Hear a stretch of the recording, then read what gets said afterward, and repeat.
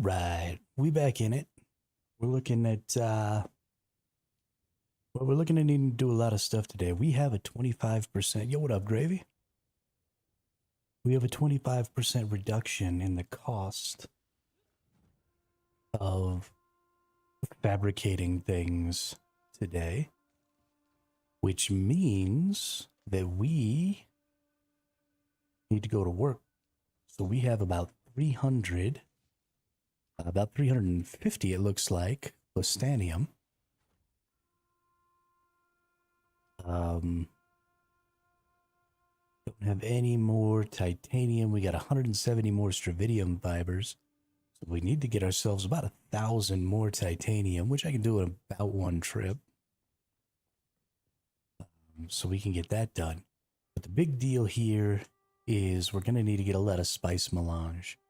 The guild needs to start working towards having some tier 6 scout ornithopters, which means a lot of melange. We're going to need a couple hundred melange per scout horny, I think. Let's see, that one's 42, and 42 is 84, and 41 is 125, and 41 is 166, and 42 is 208, and 44 looks like 252. Yeah, so 252 spice melange per one of these. Somebody's already rocking the carrier action. Fantastic. I'm going to the deep desert all day today. Probably going to the deep desert all day for the remainder of my life. I'm going butt ass naked. Because I'm tired of losing my stuff. Because I got killed yesterday. And lost everything. So we're going to put away all of my gear that I don't need.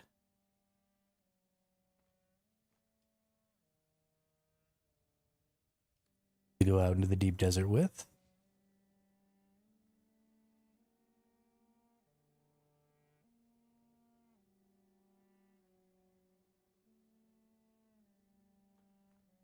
We're just going out like this. Because I don't have missiles on my stuff.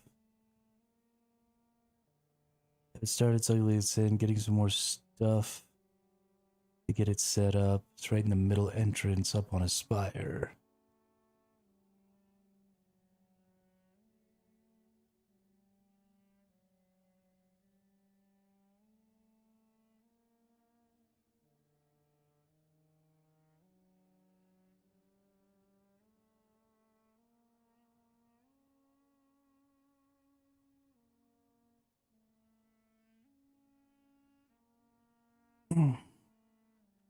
All right, so it looks like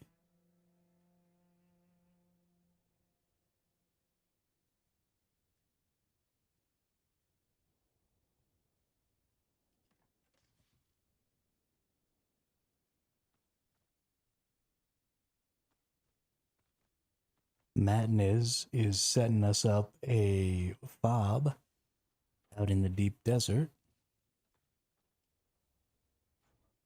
Oh, I made a new scout, Gravy.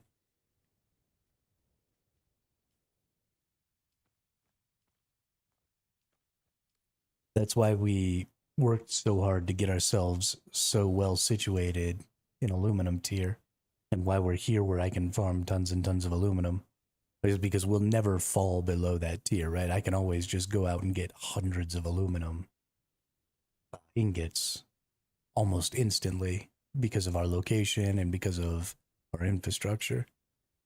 So we're never going to fall behind that point at this point. More fuel cells for now, and whatever you think you need. I have enough for 2 medium ore refineries with a few aluminum storage containers set up. Okay. Yeah, I think ore refineries are all we really need out there, and maybe a chem bench. So the great thing about building out there is that it doesn't matter what we build in the deep desert because we can destroy it and bring it back. But also, building things in the deep desert require half as many resources. So something we can actually do here.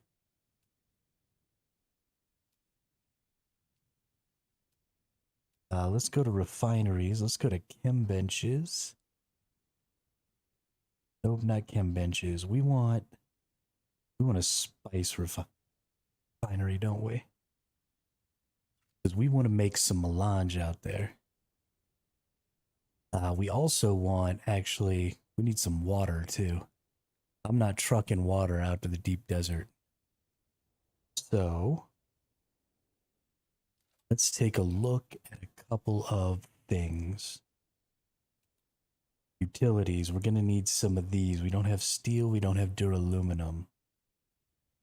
Unfortunately, we don't have plastanium. So right now he's just using the salvaged metal ones, which is fine. We can deal with that. We don't have any empty fuel cells here, but I can get some more with the buggy. But we're gonna need some death stills. I don't have...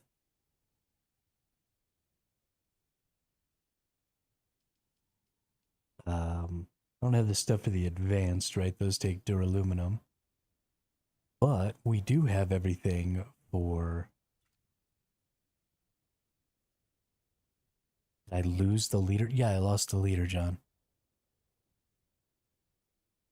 Does losing the leader, John, matter? Why am I getting interrogated right now?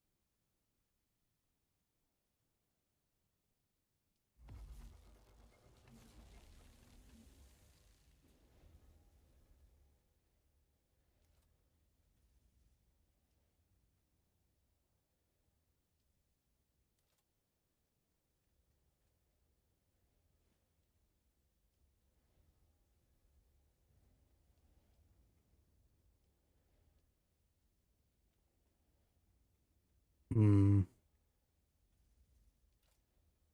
I wish there was an aluminum tier water solution.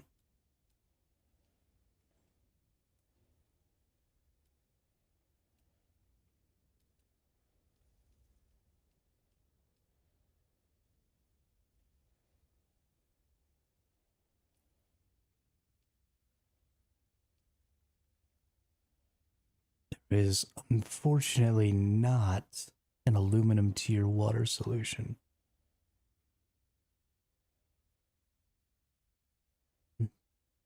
They did that on purpose. Those cheeky bastards.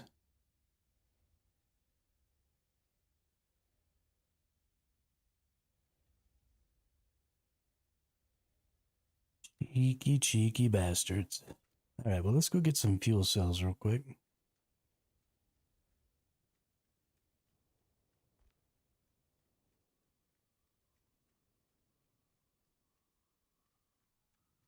Cheeky bastard.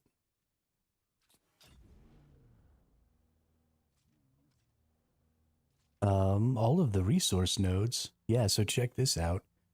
I used to have basically every resource node in this area was on my map. The resource nodes have reset, so my map is reset. And I can no longer see where the resource nodes used to be. This is super cool. The fact that the resource nodes also move here in the deep desert, very interesting. And I like it. It seems to me like they just kind of change.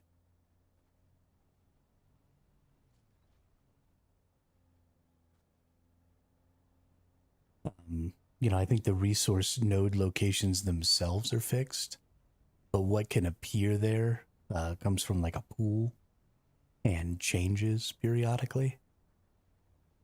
And I'm sure it's probably weighted based on the area that you're in and stuff like that. But a very interesting mechanic. It just means that, I mean, this is all stuff that makes botting in this game extremely difficult, right? The worm makes botting difficult. The fact that the resource nodes move makes botting difficult.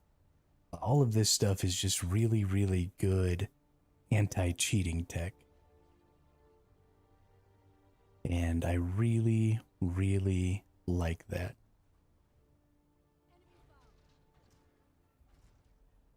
Because they're not trying to make the game more difficult for players, right? They're using systems that make the game more fun for people who are playing to try and circumvent or try and stop people from cheating.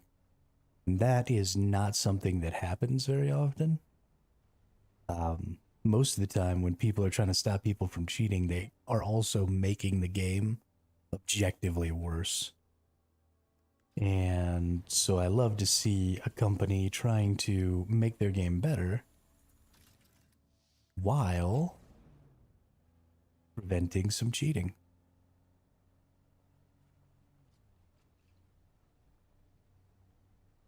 Oh, you know what? I think I have steel in the water base. There might be enough steel there that we can make a couple of death stills. Because, like I said, I'm not trucking water out there. And if we're going to be refining and stuff, we're going to need like a legit water setup.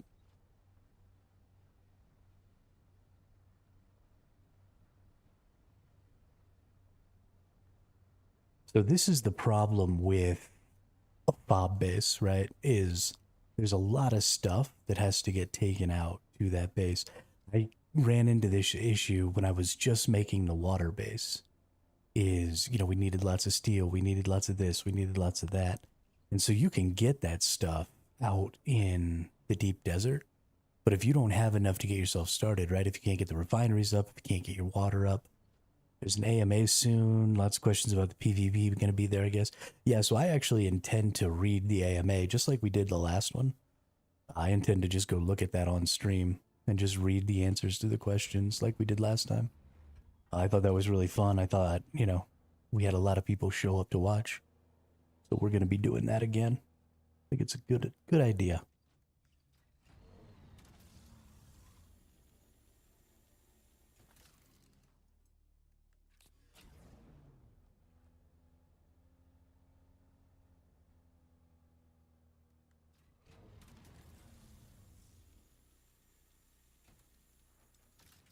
All right. About 1,500 fuel cells. That ought to be enough to keep us going for the week. If we need to, we can always go get some more.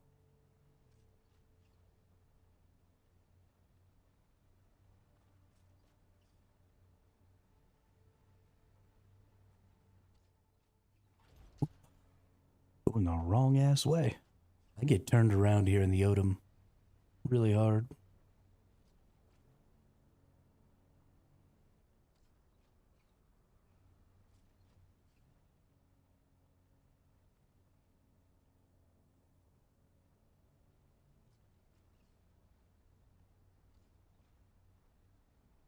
Just getting back to the base here. We're gonna bring... Oh, something I actually want to check right now. This might be interesting. So... Oh, unfortunately you can't.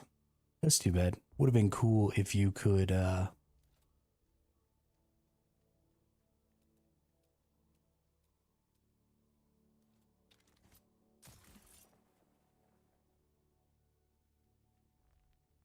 just move materials between vehicles while they were in your base.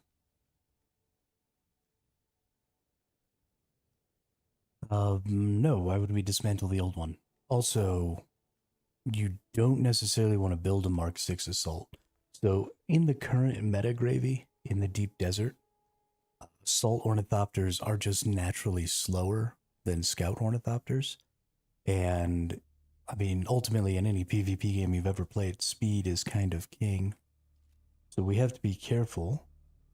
Using an assault ornithopter will probably just get you killed.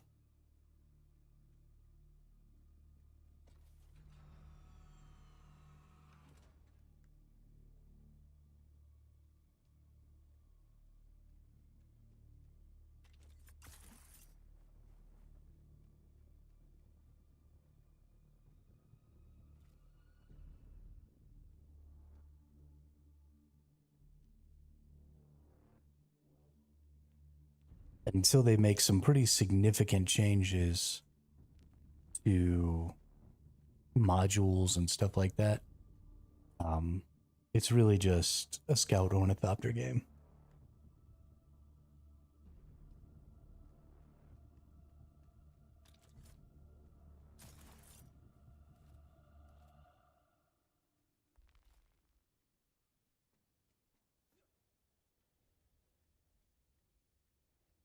No. Well, so maybe we need some rocket launchers. Did somebody just destroy something in here? No, the thing turned off because it finished crafting. Um, but if you bring the rockets on the scout, right, you can't bring the storage.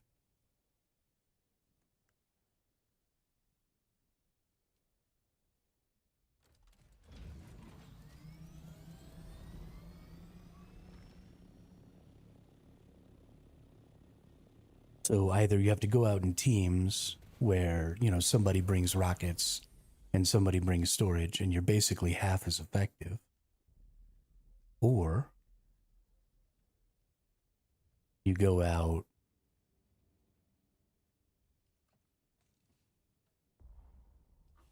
there we go.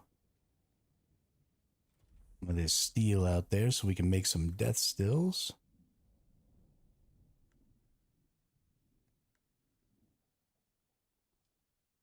What else do we need to make death stills?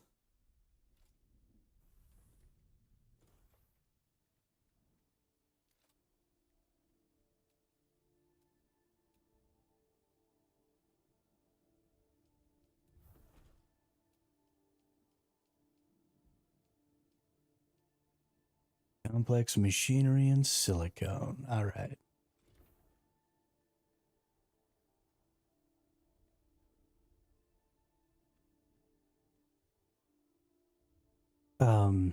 Yeah, so I mean again, it's about how effective or how efficient you want to be. So let's look at it this way. If you're going to go out, let's say two people are going to go out for 5 trips. Right? So two people going to go out for 5 trips. One brings rockets to defend, one brings the storage. If you go out 5 times and you're set up that way, you only get to bring back 5 storages worth. However, if you go out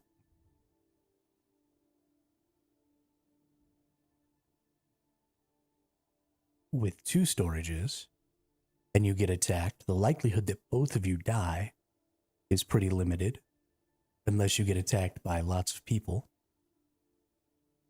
And so you could end up bringing back 10 storages worth of resources instead of 5 storages in the same amount of time.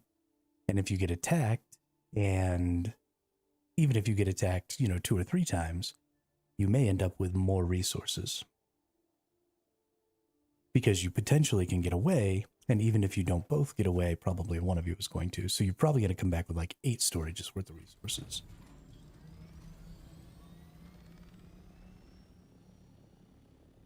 So I don't know. I don't know what the best option is. It depends on, the time of day you're going out. It depends on the ability of the pilots. It depends on a number of things.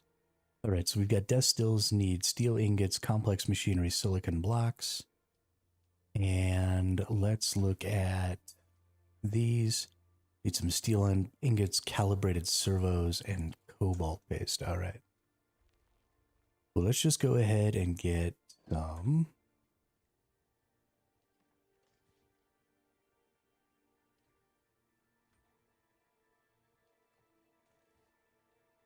silicon, and some of these. And some of these.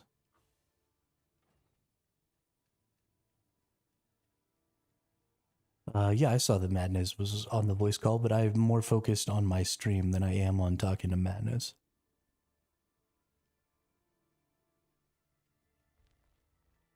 Just want to do my stream.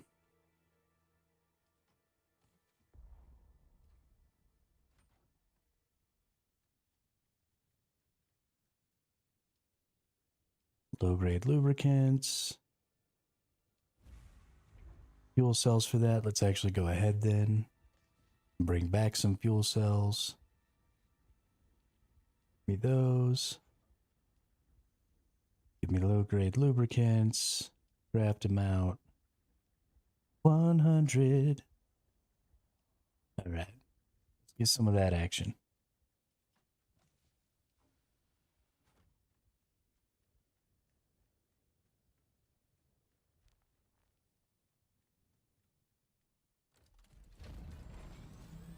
Let's go get some power and some death stills up and running here.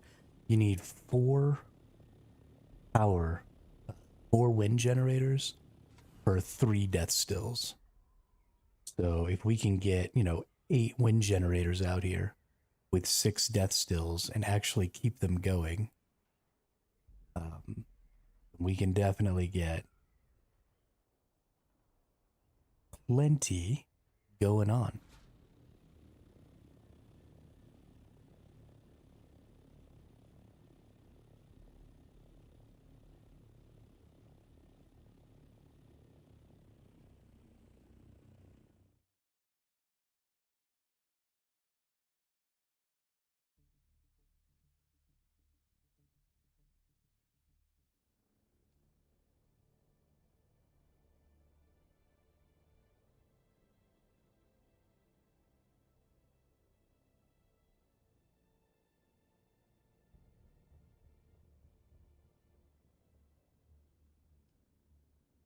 It'll be nice to have a staging area out here. It'll also be nice not to have to come back. We probably need to get a buggy out here. Maybe make a new buggy or dismantle the old one or something. And drag out the parts and put them out here so that people can buggy around.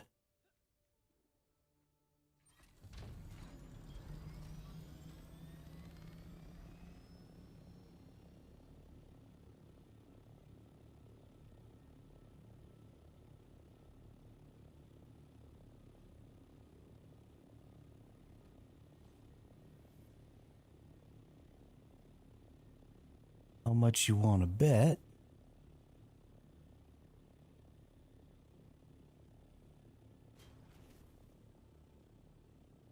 Oop, I don't think this is ours.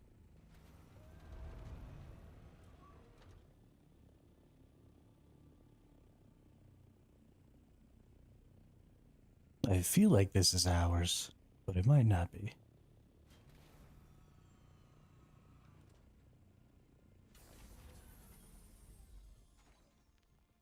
It is ours. Nice. Good job, Madness.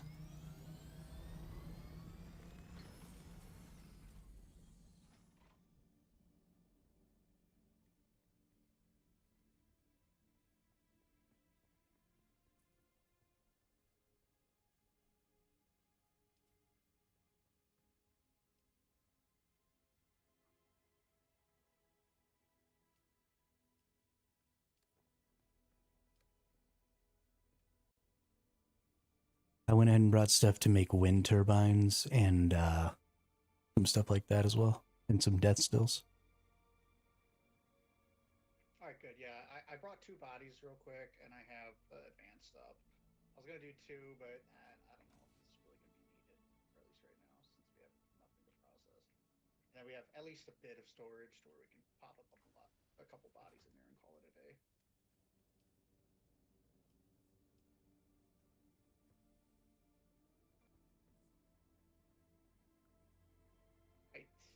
think you guys will need access to the generators. I don't really want to go through every single one of those because I did the console, so I think you can just fill it through there.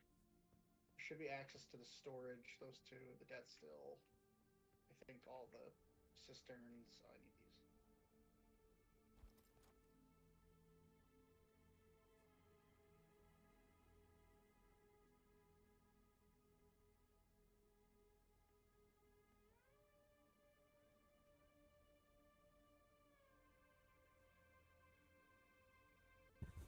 All right, I'm gonna go run out for resources.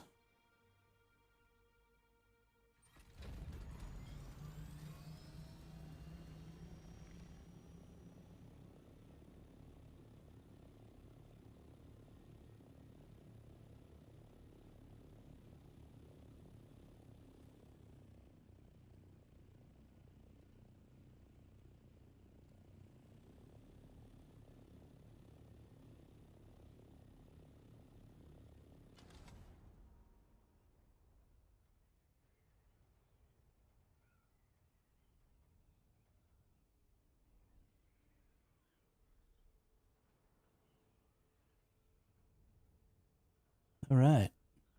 So this is how you do infinite flight right here. When you get at this point, when your dot is right in the middle of this horizon line, then you maintain your speed and you slowly lose altitude. Anytime you get that dot above the horizon line, you'll start to lose speed, but you'll gain altitude. And you can actually, at any point between about right here and where that altitude line hits your vehicle, you actually have the ability to gain back your speed faster than you lose your altitude when you do those little dips. So it's a question of how consistent you want to be, right? This is less altitude gain, but slower speed loss. And then you just do your little dip and you get your speed back and you don't lose any altitude. Or you can go up here where you get more altitude gain, but faster speed loss. And actually, the closer you get to this point right here, overall, the more altitude you'll gain, where you'll actually be increasing your overall altitude as you go. So this is like stay at the same altitude. This is like gain altitude as you go. So really, really simple. There's some more advanced stuff you could do where, because we know that, gotta go see about this. Oh, I don't have my cutter on me, never mind. Because we know that we can actually gain altitude faster than we lose speed, we know that we can do dips and stuff like that and actually gain speed as we go without losing altitude. So you could technically, if you wanted to, just be like constantly dipping and elevating, and that would actually keep you moving faster, I think, than just doing it this way. But the infinite glide is pretty nice. It works pretty well. Keeps you way up here, way up high, right? You can hold right click, look around. But all we're doing right now is we're just going to go out. We're going to look for a little spice melange because we are poor when it comes to spice melange.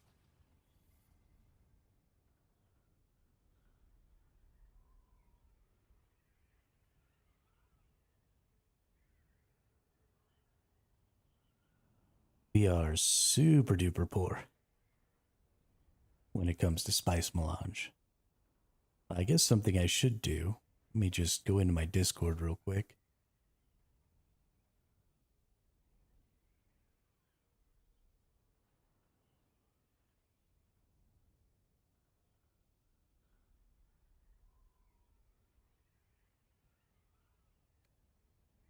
Just need to make sure that we've got some new members coming in here, which is awesome. Zero Gravy has been doing a great job recruiting, which is great because I don't like talking to people. Which I know is really, really weird for a person who's streaming, but it's a totally different conversation dynamic to be streaming and talking to you all than it is to be like trying to recruit people, the guild. I don't know. I don't like it. Hey, Jacob Fink just followed over on Twitch. Welcome to the chat. Welcome to the channel. You just made me realize that while I was recording a video last night, I turned off my alerts. There we go. Now the alerts are back on. Sorry about that, Jacob. There he goes. Fantastic. Welcome to the chat. Welcome to the channel. You playing some Dune? You having some fun with it? Gotta tell you, I've been having a freaking great time. This game is so much fun. There's a couple of little tweaks that I think need to get made. And then the game, I think, will be in a pretty outrageously good state. But until those tweaks get made, the deep desert especially is a little meh. And I feel mostly like I'm just running around getting my ass handed to me out here. Let's, since we're out here, right, we're all the way out in F6 right now. So let's go take a peek-see here. At some of these rock formations, see if we can't find a decent spot to harvest some titanium and some stravidium so that we can really start going here. We've got, looks like a desert storm coming. Okay, this is just aluminum here. Probably going to end up just being aluminum over here as well. Where's that storm going? Okay, it's probably going to move across me, but I probably need to start going kind of that way. I don't think I'm quite in its path right here. If I get too much more north in a straight line here, I will be.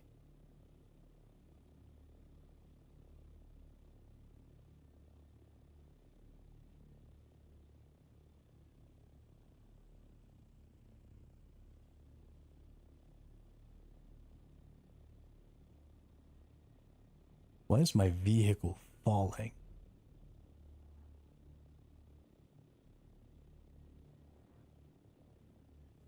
Hang on, something's off with my settings.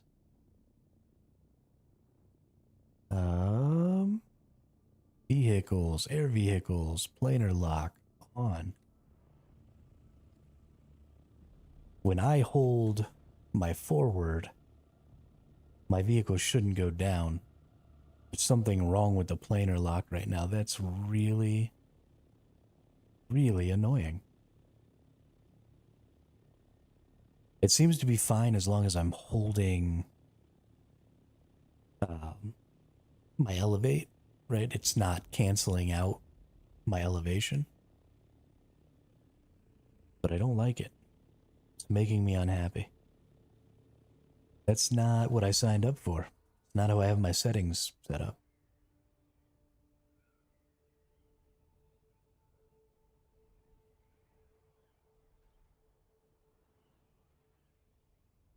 Alright, just looking for a spice blow here. Getting some messages over on the Discord. Let's go back into the map. Let's see what we got. Oh, hey, awesome. What's up, Bimby?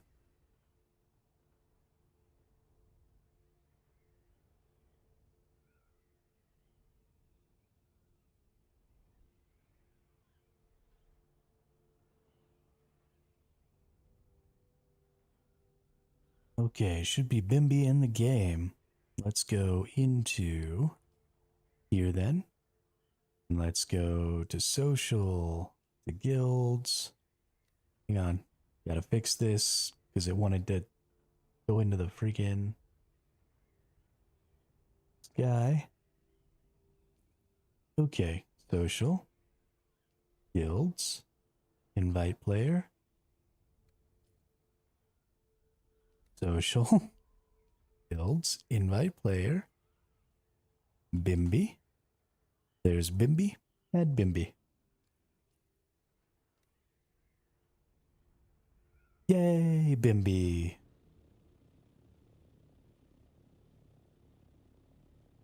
Alright, looks like we got... Are we still in... No, we're in Sector G6 now. I see some titanium here. Oh, I'm actually out here for spice melange, though. I don't even have my cutter ray on me. But we are going to investigate. We got a little stravidium. We got a little titanium. I'd like to see some more. Yeah, not very much here. Maybe over here. I don't know. I don't have a ton of fuel. I didn't bring any extra fuel cells with me because I'm a dumb shit.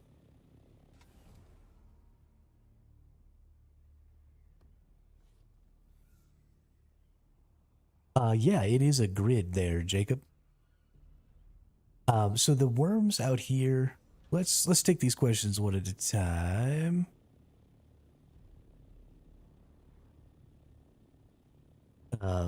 So the deep desert isn't a grid system. Ooh, somebody else already built a base out here. This seems like kind of a weird place to be. Oh no, here's why. Yeah, so if you look at it, it's a grid. It goes from A on the bottom and 1 on the left. So sector A1 is right here at the bottom left corner. And it goes all the way up to sector I9 in the top right. So it's a 9 by 9 grid, 81 total spaces. Each one of those spaces has to be individually probed. But it looks like G6 or H6 is a good spot for a lot of titanium ore. There's not a ton of stravidium here. We'll have to find somewhere else for some stravidium. But H6 is titanium. There's a base out here already. So we are going to have to be a little bit careful. But H6 is the place.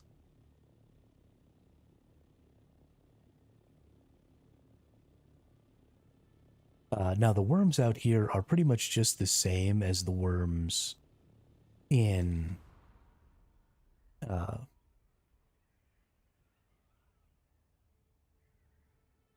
Haga Basin. They're not necessarily more dangerous. They do the same thing, right? They come up out of the ground, they yell at you and say that they're angry. And then you just hover for a little while, and as long as you wait for the blinking red indicator that says that there's a worm around to go away, then you should be just fine. They're not terribly dangerous. The big deal is that when you go to the really, really big yeah, no, I'm actually naked out here, Jacob, because people will find you and hunt you down. And if you lose your ornithopter, you're dead, right? Like there's nothing you can do. And so if you're out over open desert when your ornithopter gets killed, then you're gonna get eaten by a worm. There's not really anything you can do about that.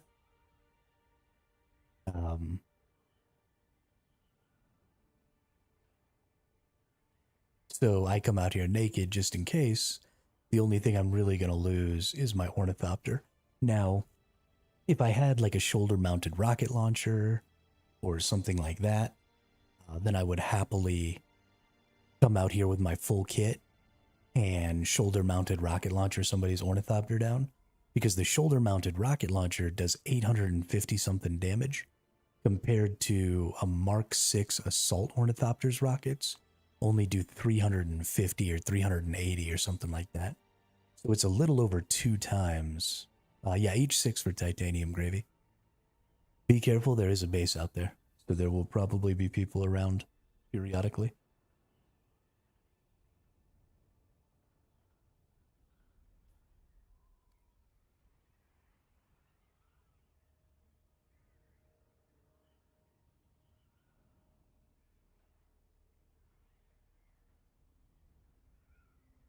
Just looking for that good spice melange, though. Not seeing any spice blows out here. Kind of upsetting. I just want a medium one. I don't necessarily need a big one. If I can get a medium one, though, I can get 3,000 or 4,000 spice melange all in one go. Thankfully, because I can just glide, I don't actually need very much fuel to get back and forth out here, because when you're in the glider mode, you're not using fuel. So I can glide pretty much all day. And I'm pretty good at it, so I should be able to get like all the way back, even on low fuel. Hey, there's a little spice melange. I don't want a little one, but I can actually get down to the little one. And I can get this whole thing pretty much in one go. It's only going to give me about 400 or 500 spice, but it's better than nothing. So let's get down here. Boom, we get landed. We're going to get our little duder out. Oh no, this is a medium size. Yeah, this is definitely not a little one. We're going to get plenty of spice here. Fantastic. So usually the way I do this is I do 6 shots at a time. Because that gives me pretty much everything I want. So we do 1, 2, 3, 4, 5, 6. By the time we're done with the 6th shot, the first one is ready to be taken. It's all condensed. I'm only using a Mark IV condenser right now. The tier of your condenser is only really going to affect how much spice you get per little grab. You get 60 with the Mark IV. You get 80 with the Mark VI. And this right here should be it. And we actually get some time, right? The worm's going to come before I finish grabbing all these. At least usually it does. There you go. You see the red. And I'm going to go ahead and I'm just going to pick these last 2 up, right? The worm's over here somewhere. We can't even see it. But we get a few seconds while it's coming up out of the sand. Right? It's still coming up out of the sand, so it's not even coming after me yet. So it's not terribly dangerous. If you go carefully, right? If you're paying attention. So I can get 900. I'm going to have to do this about 4 times. But you can see how much spice melange I was able to get right there.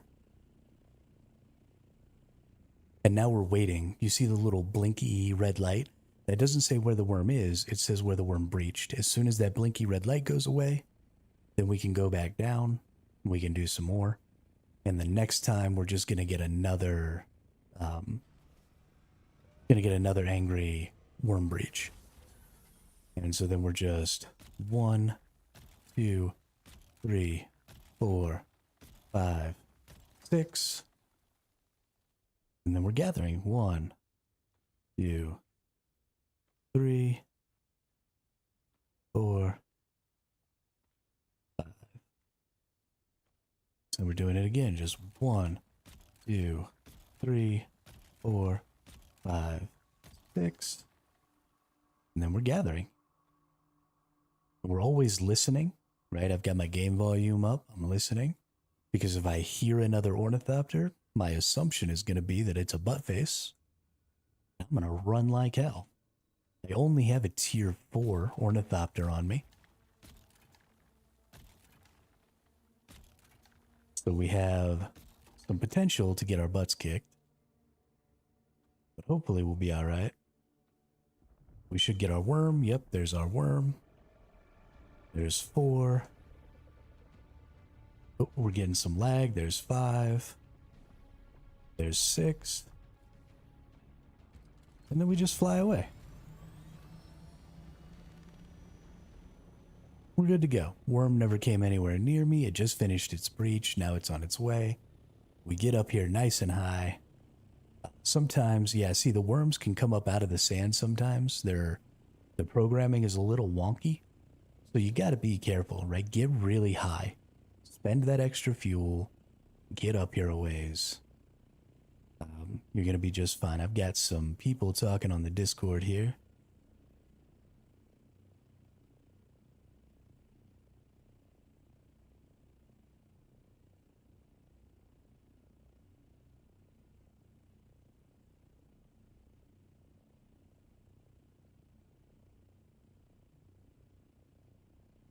All right, we got an ally in here. Let's go in here. Let's go to social. Let's go to guild. Invite player. Can I paste this? Yes, I can. Search. No player found.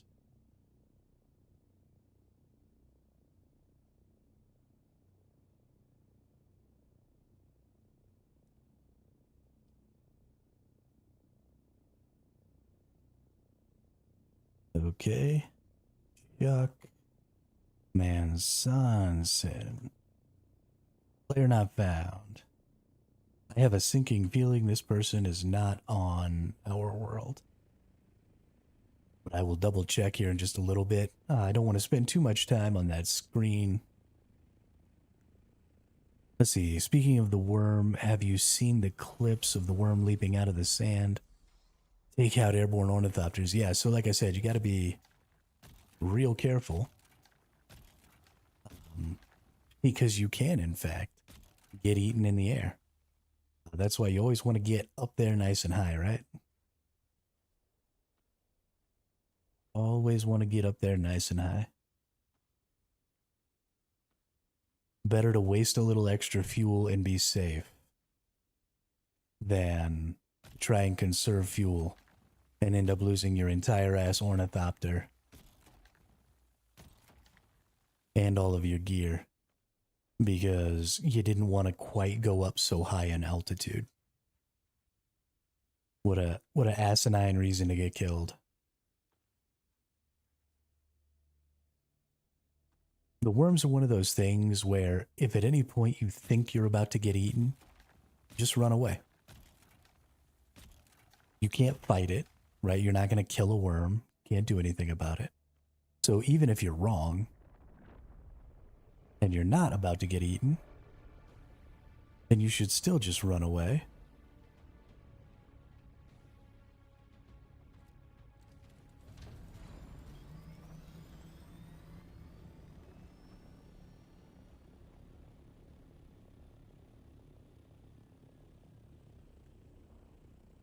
Okay, we're almost all full here. We got one more trip. We're going to go back down. We're going to get one more trip of spice here. Then we're going to fly our way back to the base.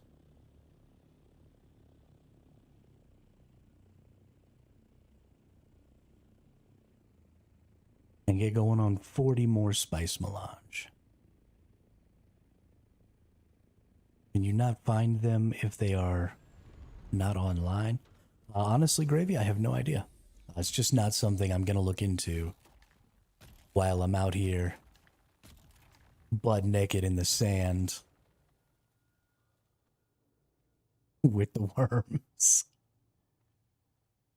Sounds like a good way to get eaten, personally.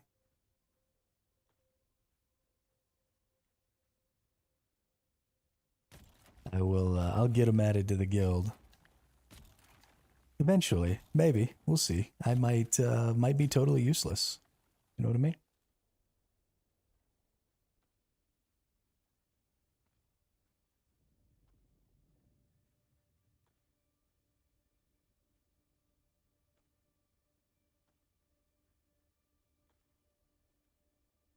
I mean, the Siegen world system is extremely complicated. So it just wouldn't shock me if somebody thought they were on one world and they actually ended up being on a different world. That is something that we're gonna run into at some point. Alright, we got another angry wormy here. I've got pretty much all of my... Wow, I actually can get a lot more spice. We're gonna go again. I don't want to go back with less than absolutely full. That's one of those things. So one of the big things in the deep desert that hinders your ability to gain resources is the flight time. Right? I can gather spice fairly quickly out here, but every time I come out here, I have to fly all the way back to the shield wall and all the way out. And so that flight time is drastically reducing the efficiency of my gather time. And so it is very important that if you're going to come out into the deep desert, unless for some reason you're running away, you get attacked by another ornithopter or something like that. If you're out here, don't just get what you need for whatever thing you're trying to build. Fill up your inventory, fill up your scout, get everything you could possibly need out of it. Or everything in the future as well. Or get everything you possibly can out of it. Because if you quit early, you're just spending extra time flying back and forth. And that's extremely, extremely inefficient. And I don't necessarily think that everybody in the world needs to be playing at maximum efficiency all the time. But this is one of those situations where not playing efficiently is just going to make you want to quit. Because you're going to be flying out here more often, which this isn't necessarily fun, right? I'm just flying. This isn't entertaining.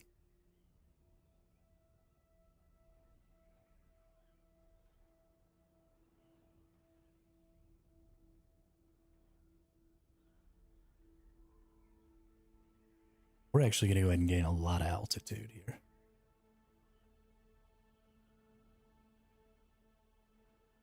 Want to get up nice and high so that if anybody's flying low over any of these rocks or anything, they'll see me way up above them and they'll say, okay, well, I'm not going to chase that person. They're way up there. Because I don't want to get chased. I don't like getting chased. It's not fun to get chased. I got chased twice yesterday. Both times I got chased yesterday were during prime time, and I mostly haven't really seen anybody out here at any time other than prime time. So, you know, just during prime time, I'll probably worry about doing stuff in the Haga Basin, right? Complete some quests, some stuff like that. I'm not out here to PvP right now. And I'm honestly not interested in coming into the deep desert with the sole purpose of PvPing. If I'm going to PvP in the deep desert, I want it to be because I'm out here doing stuff and PvP happens, right? I want to come out here, find a big spice blow, find another guild out here already getting the spice blow, and then I want to fight them for it. That sounds like fun. But what I don't want is I don't want to come out here, you know, with 6 people, all with ornithopters with missiles on them, and then just fly around looking for people to fight. Because you're not going to get very much from killing people, right? The most you can get is some of the resources in their inventory. But Joe Williams, hot dog, subscribed. I love hot dogs.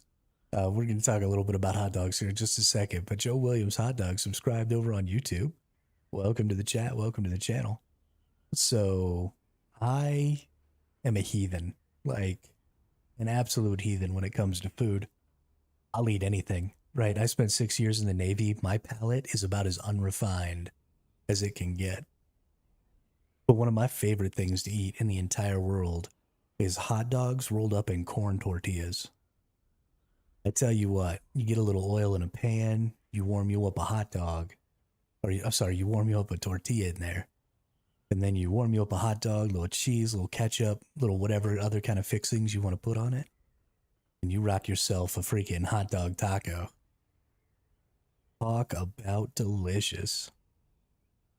Because it's all about the ratio, right? When you usually when you usually use a hot dog bun, there's too much bun and not enough hot dog, not enough fixins. But if you roll that bad boy up in a tortilla, you know, it's sort of like eating your hot dog wrapped up inside of a chip. Because a corn tortilla is what you use to make corn chips, right?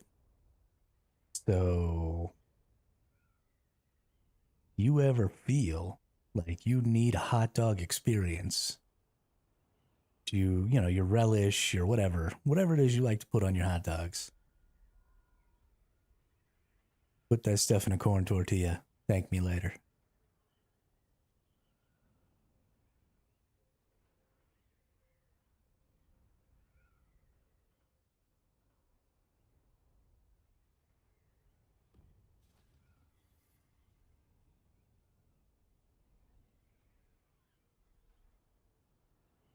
Hey, we're gonna make it here. I think I'm actually not gonna die. Even if I got attacked right now, I got a couple of busted ass wings, so things might get a little crazy. But even if I got attacked right now, I think I'd probably make it back to the base. I got attacked way out in like G sector one time. I managed to run and make it all the way back. They blew up my rear hull section, but the rear hull section doesn't really have any effect on your flight capabilities. So I was able to just keep going and get away. It's when they start busting your wings that you have a problem. So it's pretty important. Um, there's two kind of different ways you can look at trying to escape. You can get low and you could try and use the dunes, but from up here you can see that's not really effective. The dunes don't really block a whole lot of trajectory from up high. So if they're way up above you, then you're probably just going to get shot. Um, or you can get way up high and force them to shoot, directly at the rear of your vehicle. Or possibly, where am I at? Am I in Sector 8? I'm in Sector 8. Where the hell did I go? Holy crap.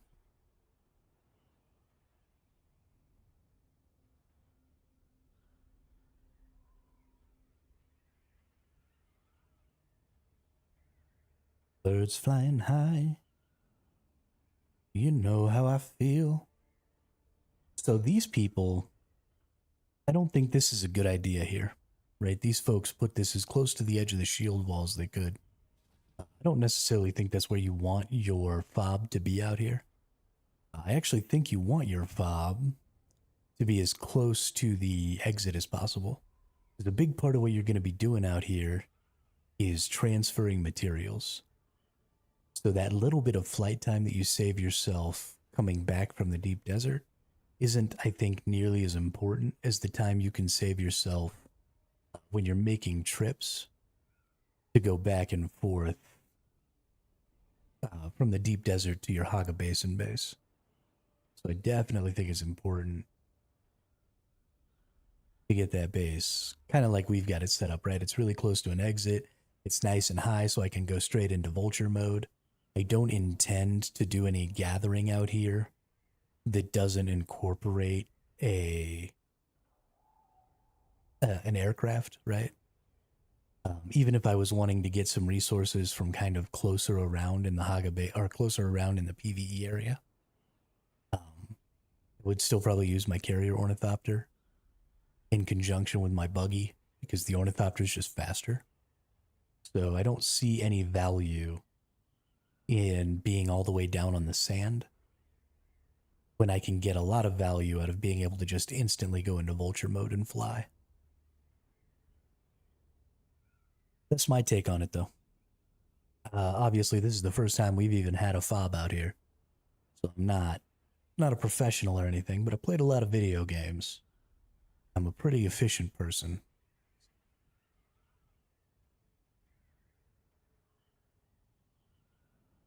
Think we're good. And these forward operating bases, they don't need to have any fabricators or anything like that, right? It's all about refineries out here. It's all about just getting the most resources you possibly can.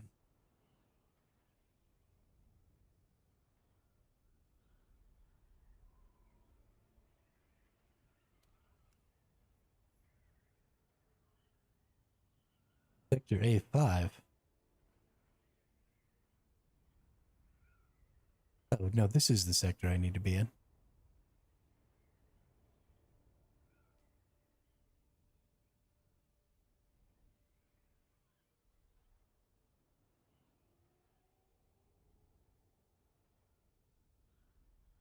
Nope.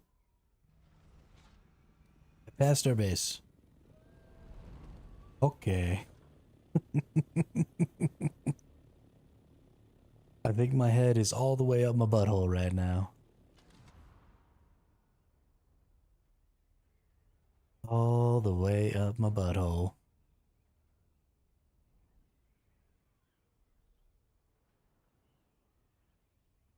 I think we might just spend like all day out in the deep desert today.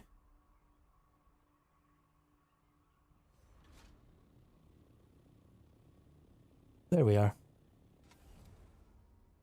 I knew we'd find it eventually. It's right on the inside of A6. right between. I mean, this is a perfect spot. Just fantastic job, Mantis. Or Madness. Fantastic job.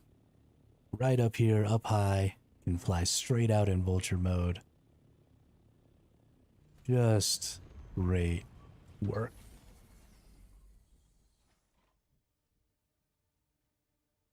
Let's go in here. Let's go to my permissions. Oh, I haven't allowed anybody access to my...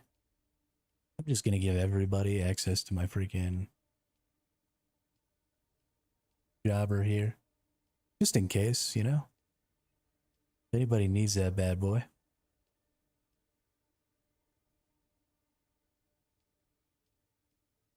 Okay, dude. Can I please click the people? Thank you.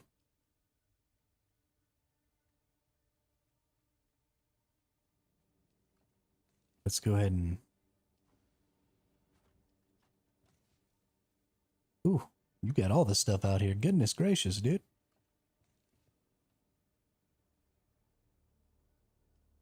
Let's get some spice melange going on.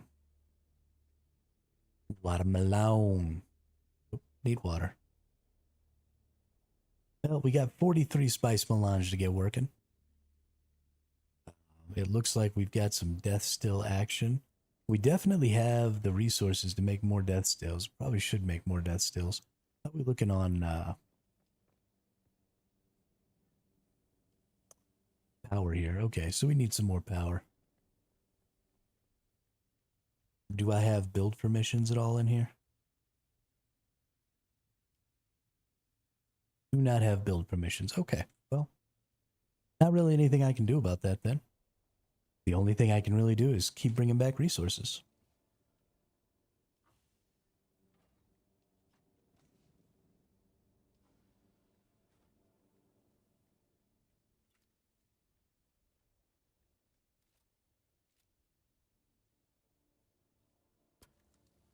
Which is exactly what I'm going to do.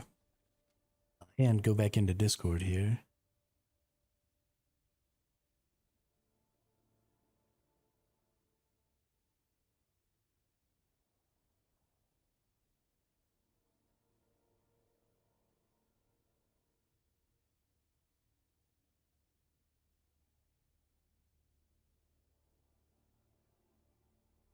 Okay. So we found Bimby, we got Madness. So we don't have Shinigami, I don't think. Maybe we do. Let's go, let's look in the guild and see who we have and who we don't have. We do have Shinigami. Shinigami is Jaskus. We got Bimby. We've got Madness.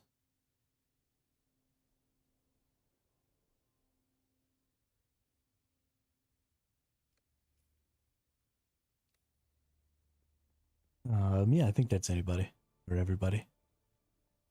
I like this Ornithopter. He's got the other type of Ornithopter, right? I think this is the... These are the Atreides types, I think.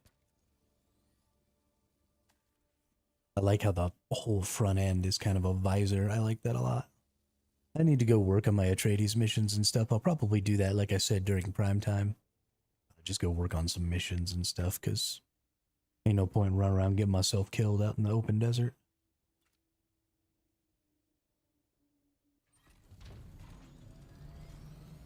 Time to go get some more spice melange. How is my... Okay, so we should get at least one more go here before we need to repair that.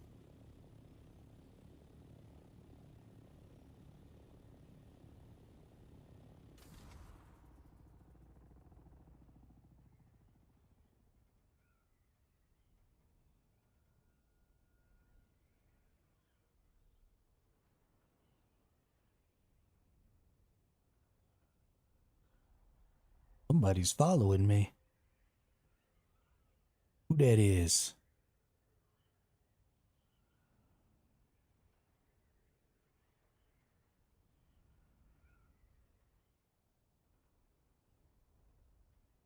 Pretty sure that's my ally. It also looks like they have a Mark 5 or a Mark 6. Because they are faster than I am in the glide. Not by a lot, but by a little.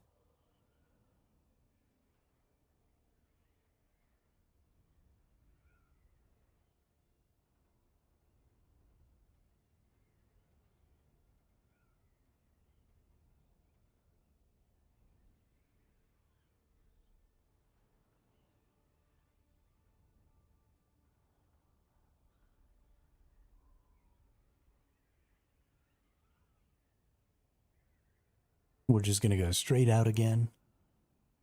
We're not going to go back to the same... Well, maybe I should go back to the same spice blow. Yeah, let's go back to the same spice blow. Let's head a little northeast instead. I know where that one is. I know it's still got some spice. I can surely fill up my entire ornithopter again. So we'll just head out there. I think that probably what... Oh, is there a spice blow over there? It's probably a little one. I don't want to go that far off of my route here to get what's probably not a lot of spice. We'll watch it. So the way you can kind of identify how big the spice bloom is if you watch, the explosions last longer. The larger the spice bloom is, you see that one's already disappearing. So that one is definitely a small one. So if you see a spice bloom and you want to know what type it is, the size of it and how long it lasts is your indicator.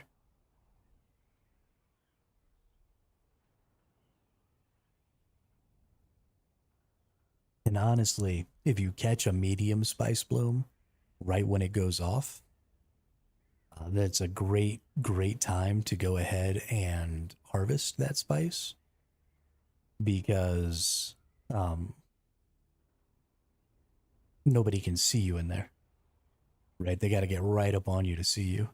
And so you can definitely use it to kind of hide and play around with somebody who's trying to kill you, because you can't see shit inside of the spice.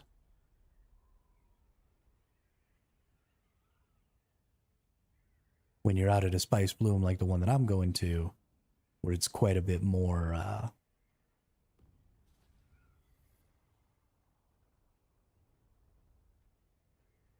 whoops. Let myself get slow. I'm not paying really close attention. I'm talking too much, looking around too much. Being out in the deep desert kind of freaks me out, especially since I got attacked a couple of times yesterday. So I'm just very, very weary. Very wary. Not weary. Very wary of what's going on around me. Constantly looking around, trying to find people. Just stress the hell out, because, you know, what?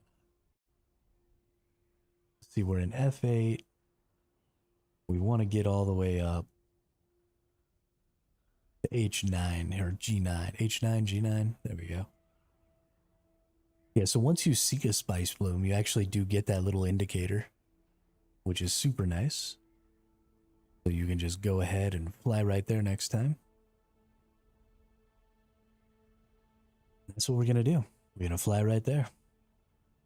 I'm going to hit the brakes and you'll fly right by. Plenty of... Let's go check this place out too. So, possibility of some Stravidium here maybe.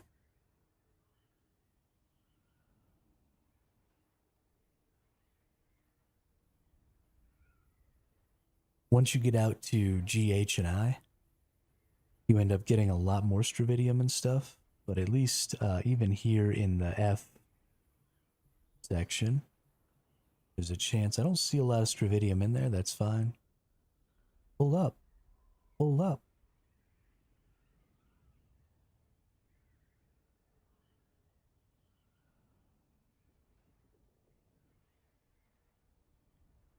All right, let's see if we can regain our altitude here without actually having to go into Thopter mode. we should be good. We're on a nice level plane. We're gaining altitude. We're losing a little bit. But as long as we don't lose enough that we skim the top of that, nice. So this is another thing that you can try and do to lose enemies out here, is force them to do maneuvers that put them in a position where they have to be good at flying to maintain glide mode. So glide mode is your fastest mode, right? And so if you're maintaining glide mode and your enemy is maintaining glide mode, then you're going to stay approximately right. All skill levels being equal, staying in the glide mode is really, really easy. Going super fast in glide mode is really, really easy. So if you're just going straight in the glide mode, and this is how I got killed yesterday, right? I didn't maneuver. If you're just going straight in the glide mode, you're going to get worked. Because they can just do the same thing, and then they hold down their right click, and they point right wherever their center of their cursor is. That's where their missiles go. So if you're above them, they can still shoot you. If you're below them, they can still shoot you. They don't have to line their ornithopter up to shoot their missiles, right? They just have to line their cursor up so they can just use the free look and the missiles go wherever they want, which I honestly think is kind of a bad thing. But because we don't have any yaw control over the ornithopters, that's kind of necessary in order to have decent dogfights. So what you need to do then is you need to drive your opponent into making maneuvers to stick with you by flipping 180s or all kinds of stuff. Because even just turning can put you in a bad spot. Here's my spice bloom. Should maybe have enough spice left for me to fill up again. Now that I'm looking at it, honestly, I got a lot of spice out of this last time. We might not have enough to totally fill up again, but maybe. We're going to come right on down here. We want to get a little bit closer to where I'm going to be. There we go. And let's just get this spice.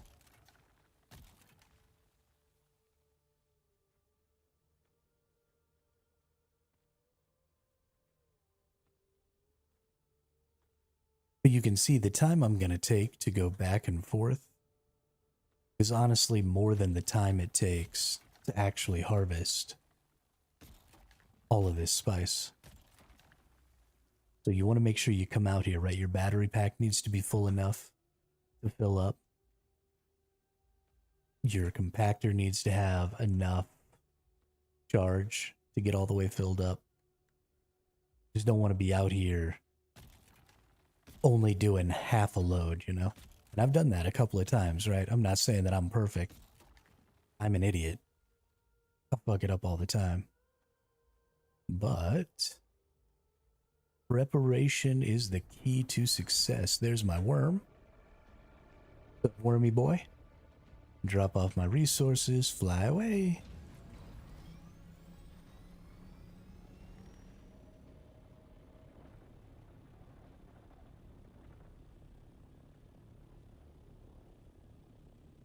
We still got the full thing.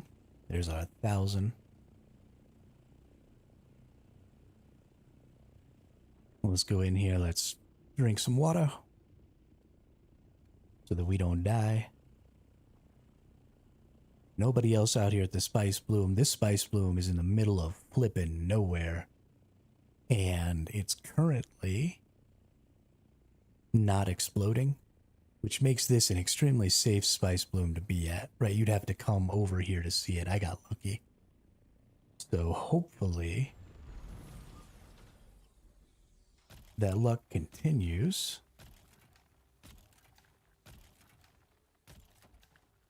And we don't have to worry.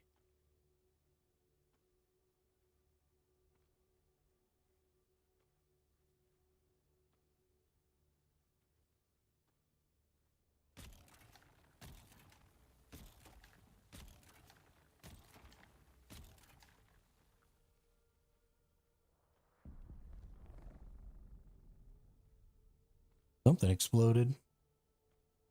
Either another spice bloom over here near me or a vehicle crashed. I don't see the spice. We'll see here in just a second when we get up high enough, but since I'm kind of far away from my thopter, I'm actually only going to do 5 right here. Just want to make sure that I have plenty of time after the worm comes here in a sec. Yeah, if I had to get a whole nother grab of spice, I would have not felt quite as safe. Ooh, it's a spice bloom. That might actually be a big one. That's got a whole mushroom cloud thing going on. I think that's a big one. That's concerning. That's going to bring some people out this way, maybe. And it might be close enough that they'll see my worms trigger. So I am mildly concerned here. Not enough that I'm going to stop.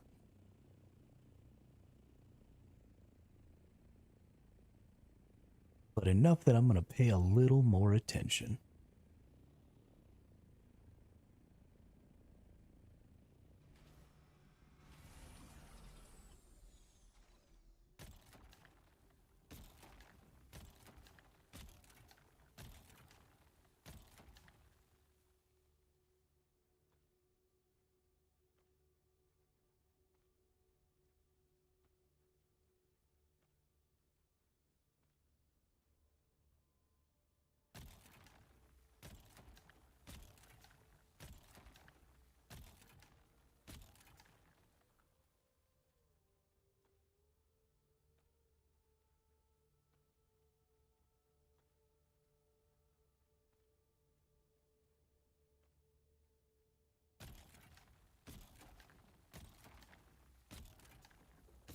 This is perfect. Get this right up here next to my vehicle. So that way, right after I grab the last of this spice, I can just boop, get right on my vehicle.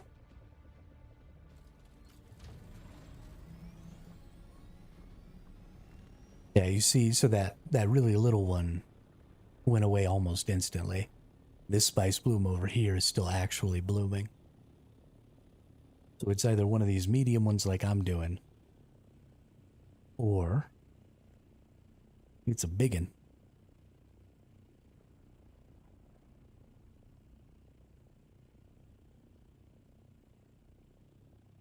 Let's go ahead and fuel up there. I brought one fuel cell with me.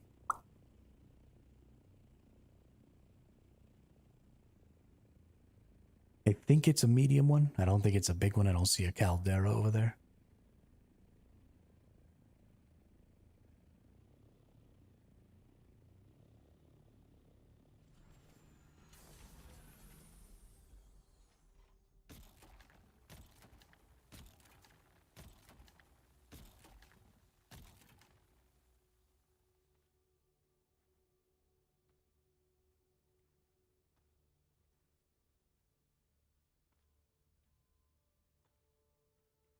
Honestly, I'm so excited to get a sand crawler because I feel pretty good about how much spice I can get per time.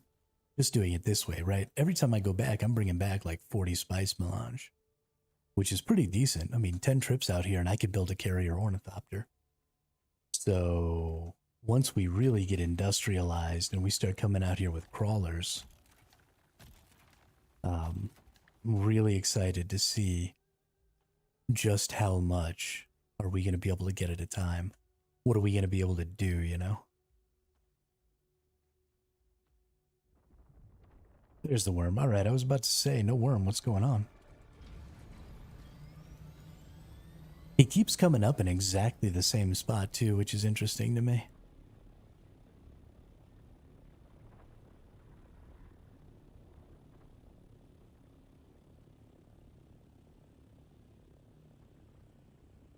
Okay, I should be...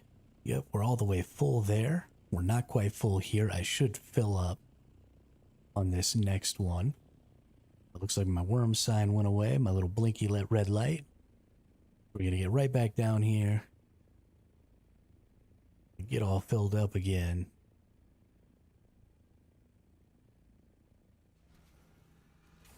We're sort of on an edge here, so this is kind of dangerous. These hills have a tendency to sometimes brick your ornithopter and not let it take off. Thankfully, I think we'll fill up before the worm comes back. Maybe not.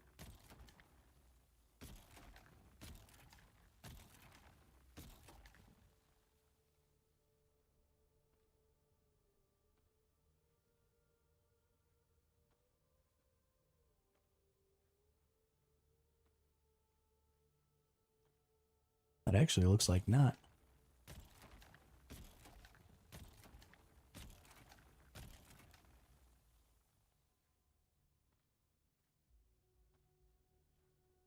Come on, fill up. Nice.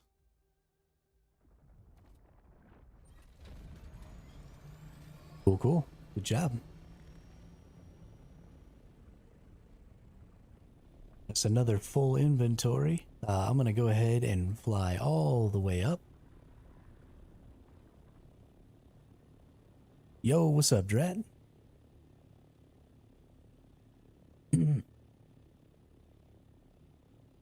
We out here doing this deep desert thing.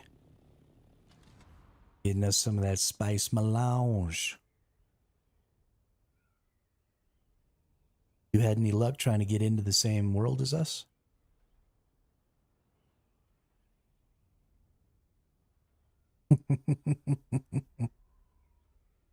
You know, I like that. That a lot. I'm down to look like Bruce Banner.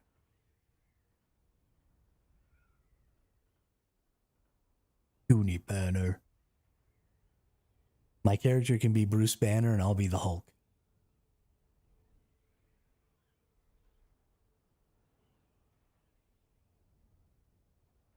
Actually got in late last night just to create the character. Nice, nice. What's your in-game name so I can get you added to the guild? And what siege did you end up getting on? Did you end up getting on our same siege or did you have to go to a different siege?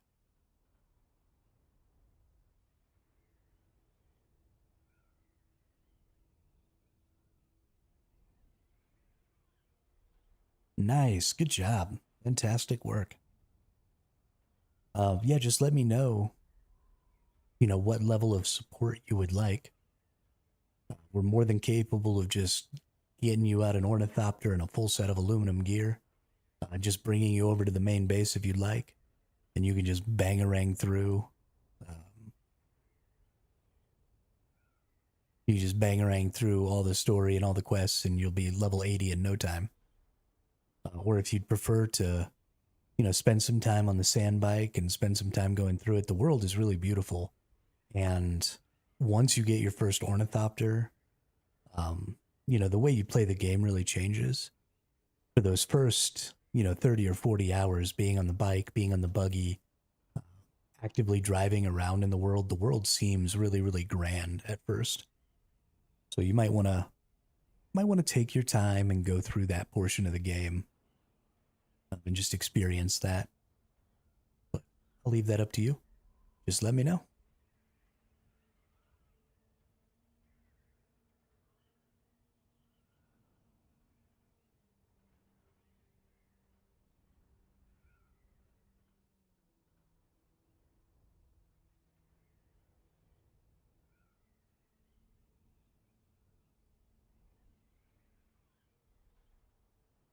Exciting.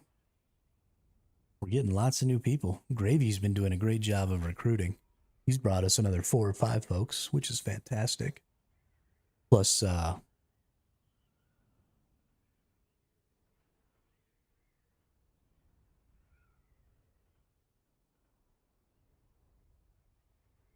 we've got you and maybe Ames and Crazy getting in.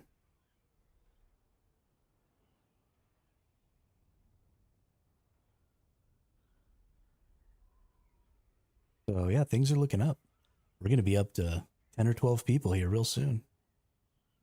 which will be phenomenal.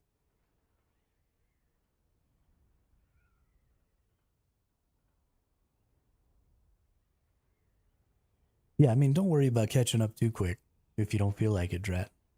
We've got a number of people. You know, Damien is still working his way towards the end game, and Majeral's still working their way towards the end game, and we got a couple of new folks who I think aren't quite caught up yet, so nobody's in any hurry. Those of us who are in end game are farming pretty hard and making pretty good progress, and once you get here, you can, you know, jump on a buggy, jump in a carrier ornithopter, do whatever you got to do, and farm out some mats, but take your time. It's more about enjoying the game than anything else. Except I need you to come make my base not suck.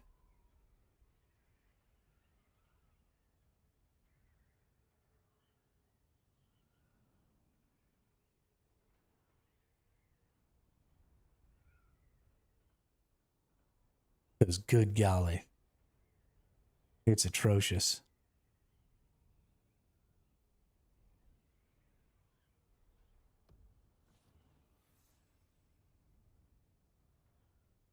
It is absolutely atrocious.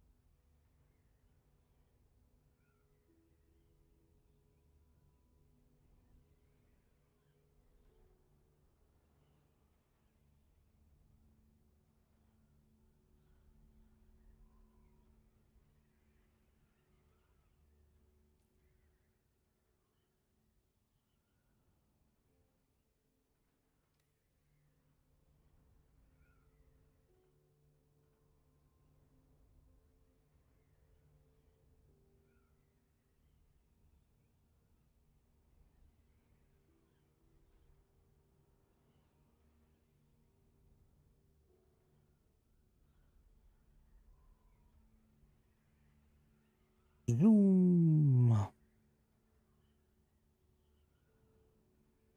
So peaceful. You're out here in the deep desert, you're just cruising along.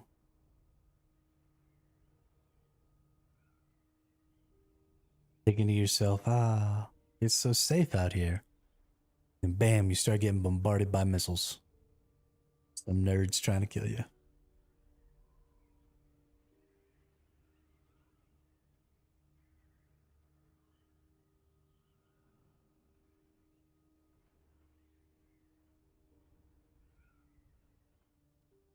Something I really want to learn to do, so I'll show you all when we get back up over the PvE area. But you can jump out of your ornithopter while you're in the sky and ghost ride your whip.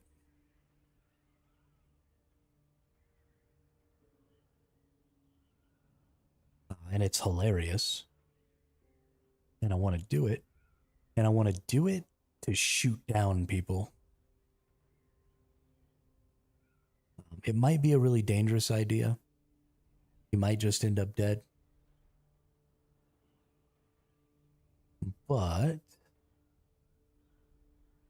it seems potentially interesting.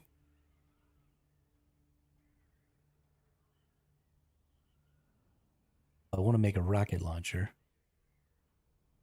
because your handheld rocket launchers, your shoulder fires, do significantly more damage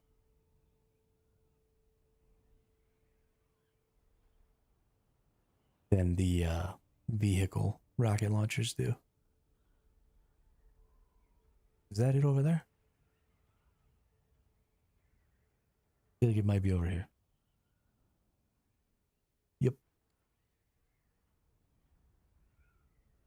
So anyway, we'll get ourselves leveled off here as we're flying towards our base. But I can just jump off and ride this, right? And it continues to glide without any input from me. Now, I can't get back in it. So once you do this, like this is where you're at. But if somebody was chasing me, I feel like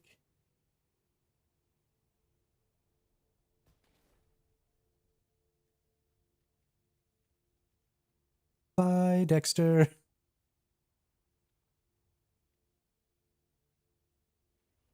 But if somebody was chasing me, I feel like you could do that. And then, um, oops.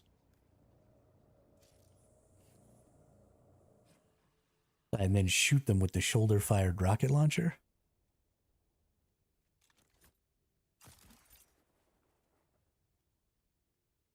And I feel like that'd be incredibly cool.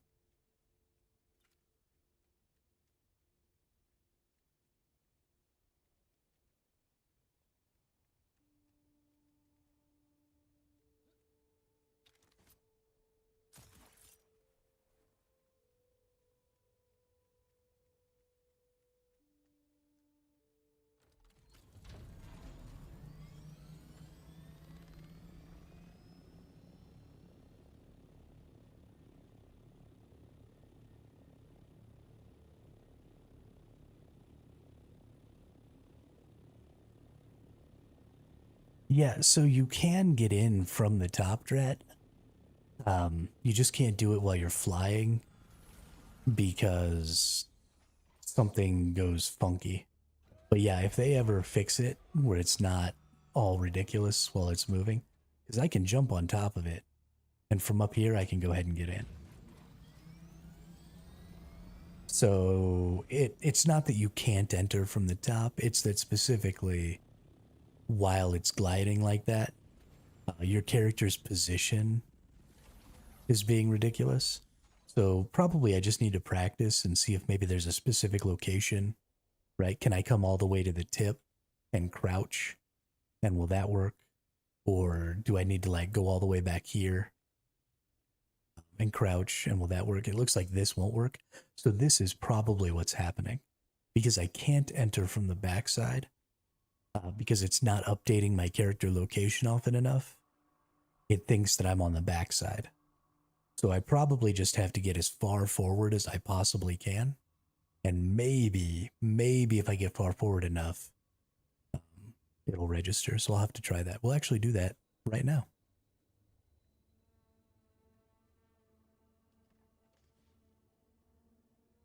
As soon as we put away our spice melange.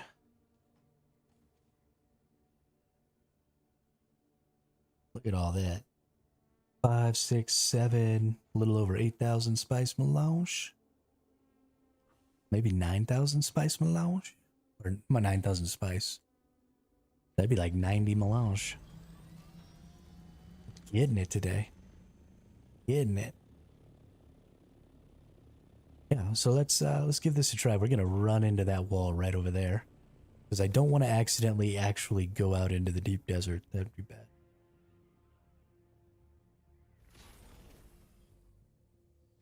What the holy shiznit?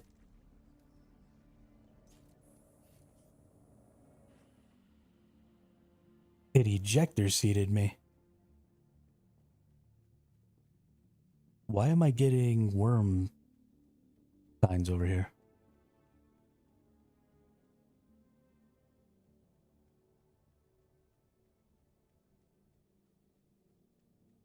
I was getting worm indicators there for a second. That's not supposed to happen up here.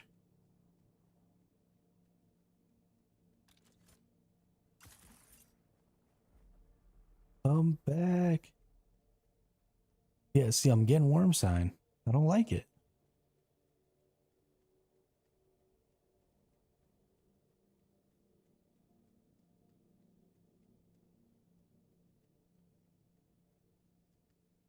Worm pops up and eats my fucking ornithopter. I'm gonna be pissed.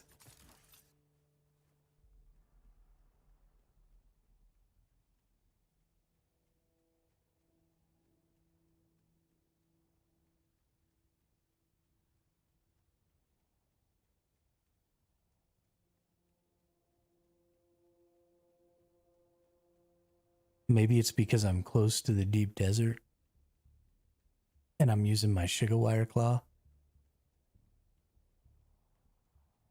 It's only a little bit, right? We're not getting crazy spikes. But I'm not happy about that. Hopefully my ornithopter's right here on the ground and not like up there somewhere. Yeah, here it is.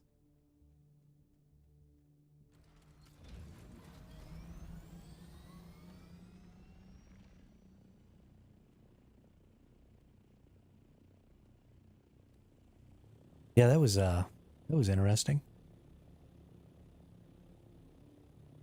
Okay, let's try this dance again. We'll try this a little closer to the ground, right? Because I don't need that much time to get my stuff going on. So we're nice and level. We jump out. Weirdness happens. We walk all the way forward. And we crouch. We just a little bit at a time here.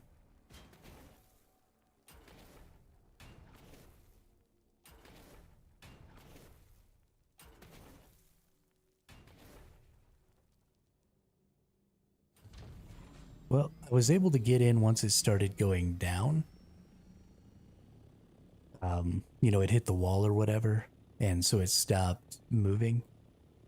And finally let me get in, but I was unable to get in before that. But I think that's just going to be a thing. I just don't think you're ever going to be able to get in there like that.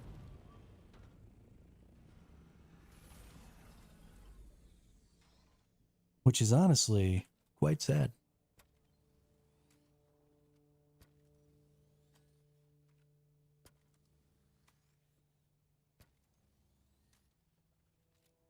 That's something we'll have to keep an eye on. I imagine there will be an update at some point. Who that is there? Is that gravy? It is gravy.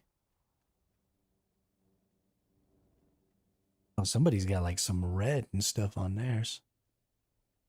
You fancy.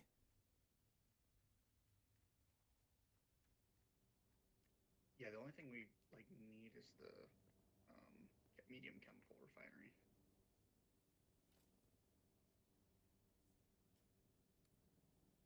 Yeah, as soon as we have some spice, we should be able to. I brought 9,000 spice sand back, so.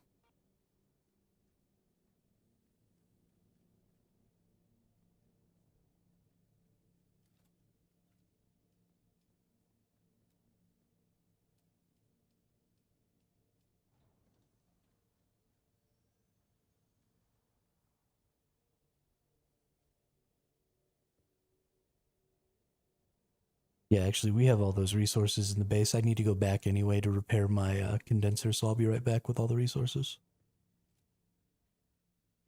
Oh, do you not have like wire? I brought wire. No, I need to repair my condenser, not my vehicle.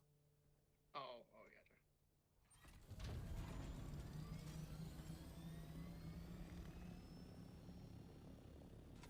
All right, away we go. So we're going to go get it with 75. Well, it's half, right? So 75 duraluminum and that other stuff. There's plenty of melange over there. So we'll just get the duraluminum, the silicon, and the other bits. Bring them all back. Get ourselves a medium chemical refinery. What do we need the medium chemical refinery for? The only thing we can do out there with a medium chemical refinery is make silicon, which is fine. There's lots of flower sand out there. That's totally a good idea, but I guess we could also make some lubricants for wind turbines.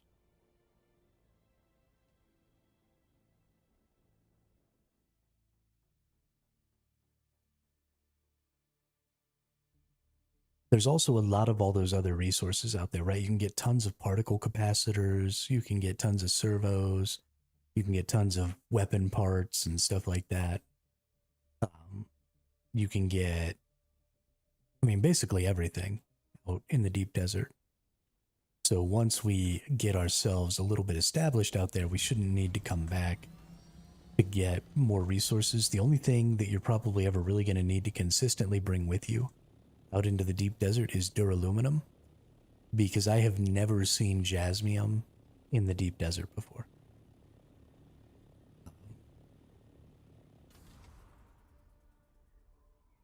I think that jasmium just only exists in the one area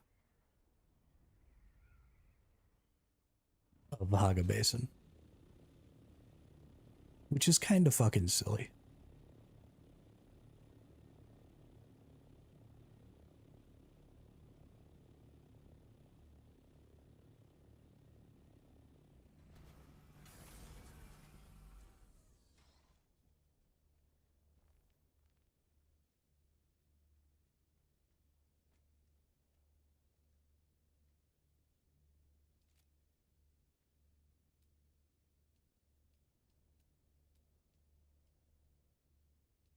Okay. 75 duraluminum, 45 silicon. The complex machinery is already out there. Yeah, specific to the rad zone. That is correct.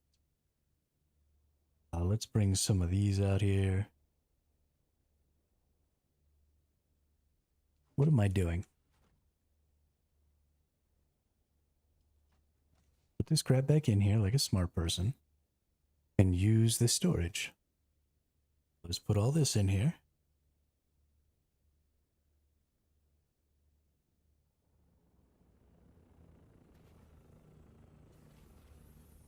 Flip that, put the duraluminum over there.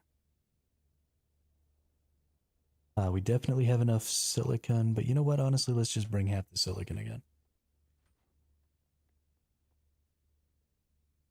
And I'm pretty sure I brought all of Not Drunk to Hell followed over on Twitch.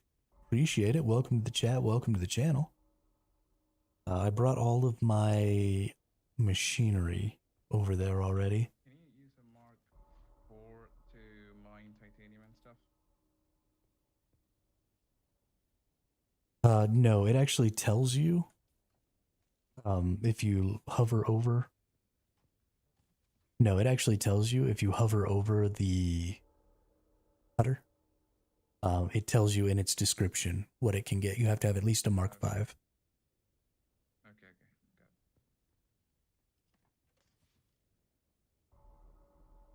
There's a Mark 5 in here.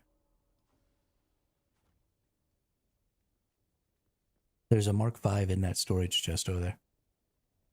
Look, I had one. I'll take that.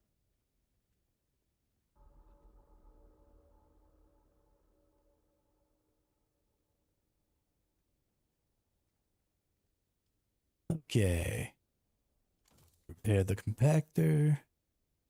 Got all of our resources we need.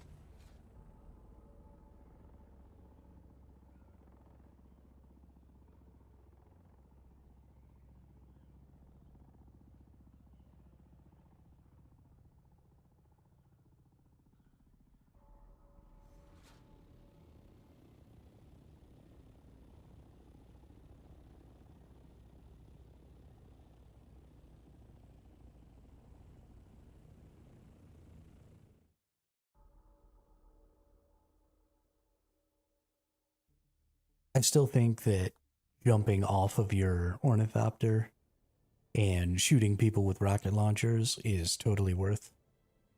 And I'm definitely going to do it just because of the damage and because you can run away whilst shooting them. I find that hilarious. Whoa. Not Drunk to Hell gifted 2 subs. Thank you so much. Really appreciate that.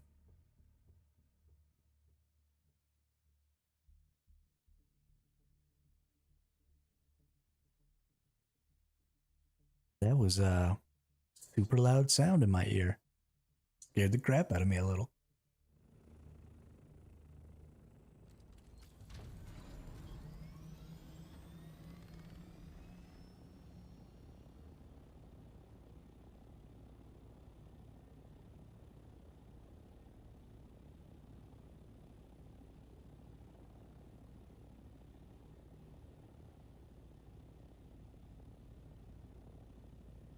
Flying in the base. Muscle arm. Sometimes an emoji just feels right.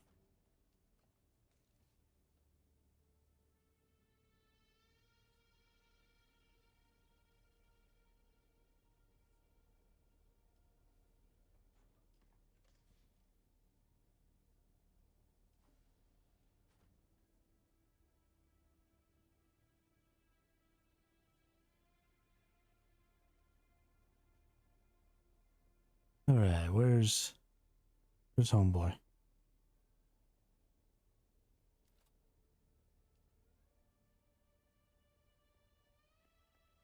wish that I could build it, but whatever.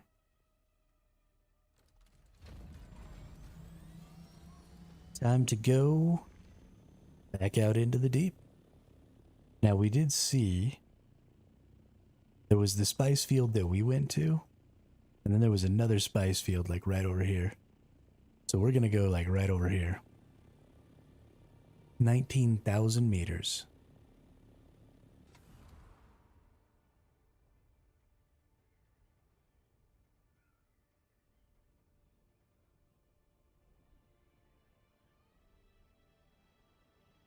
Goodness gracious, that's a long way away, but we need some more spice melange if we want the end game vehicles. If we want a carrier, if we want Mark 6 scouts, if we want a sandcrawler. I mean, that's hundreds of spice melange per vehicle. And I've only brought back 90 so far today. So we are in a single day, I figure I can personally get enough spice and enough of the other resources to make a vehicle a day. Whether it be a carrier ornithopter, whether it be a Mark 6 scout, whatever it is, I think as a single person using the compactor, I think it's reasonable to think, it would take me 6 or 7 trips probably to come out here to get all the spice for... Oh, there goes a little bloom. We're not going to go get that little bloom for the same reason we didn't do it last time. It's not enough spice to be worth landing, especially this close, right? We're super close. So there's going to be somebody, honestly, I'm kind of thinking about averting my course to not fly over near there. But I think we're flying high enough that it won't be an issue.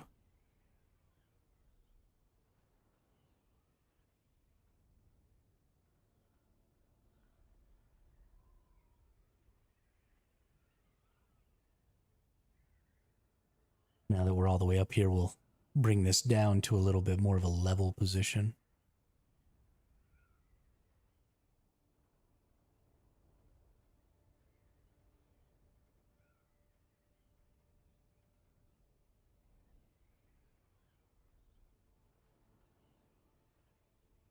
Are you enjoying some Dune there, Not Drunk to Hell, or have you been playing at all, or what's going on? Do you happen to be one of the people in my guild and I just don't recognize the name?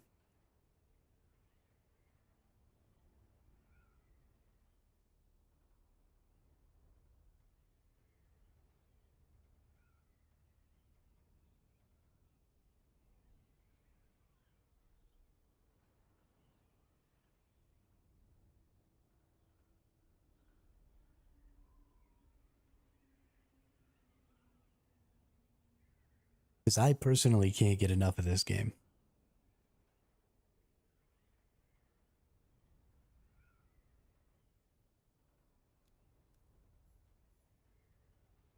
I love me some flying vehicles. I really like these ornithopters. I think they're super fun.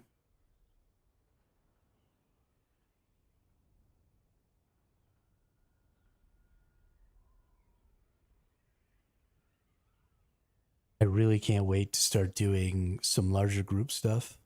There's not a ton of point in it right now, right? Until we have a carrier, until we have a reason to want to... Oh, goodness. Don't even get me started on Ark. Game makes me want to punch myself in the face.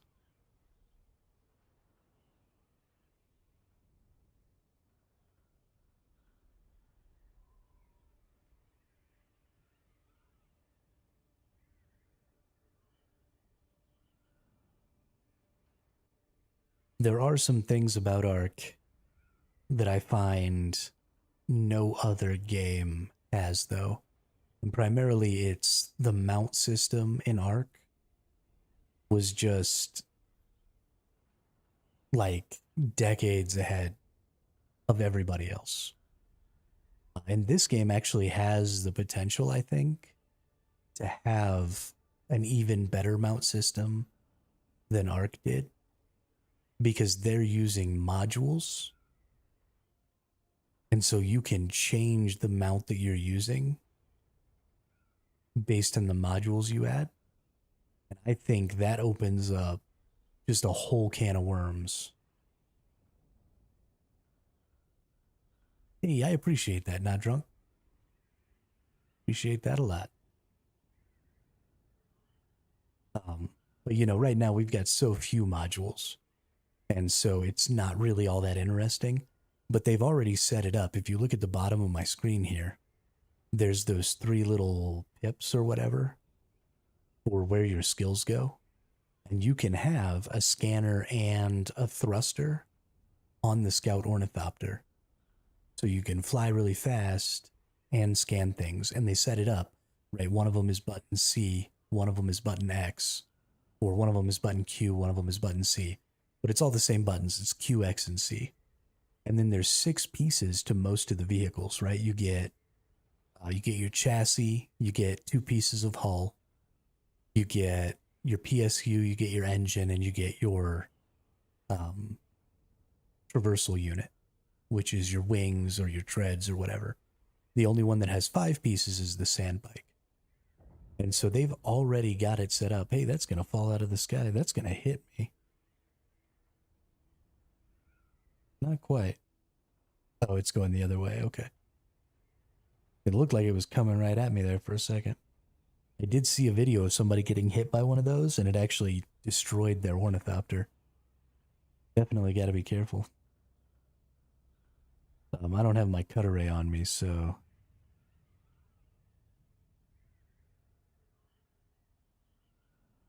Yeah, I'm with you, not drunk. It's all about the potential thing. But because you have 6 pieces of 6 pieces that get attached together to make all of this, you basically have a character, right? So I'm gonna kind of balance this out here real quick, and then we're gonna go into our character here. And when you look at your skills, right, you get 3 techniques, which are big passives, and you get 3 active abilities. And so we have literally the same setup on our vehicles because we have 6 large pieces that could each have a module attached to them.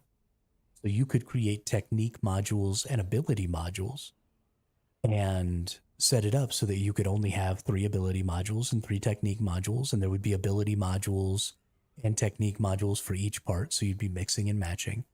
And if they put a lot of good modules in the game, we could end up with a really, really interesting build system. Okay, that's the one I was at. That's the other one over there.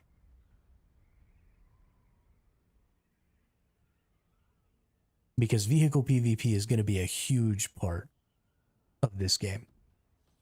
Like a huge part. So you have to have interesting vehicle systems. You set it up, right? The open world is huge. Oops, somebody was gathering over here. I wonder if they're still gathering. If they're gathering and they've gathered this much, then it's likely that they have a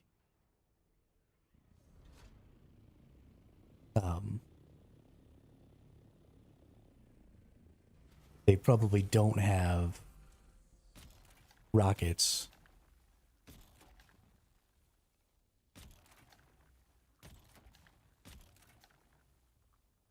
Oh, and they left me a little present.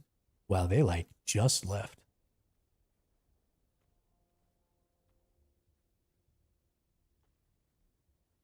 That's fantastic. Tanks are going to be so cool. I'm a little concerned about the idea of tanks.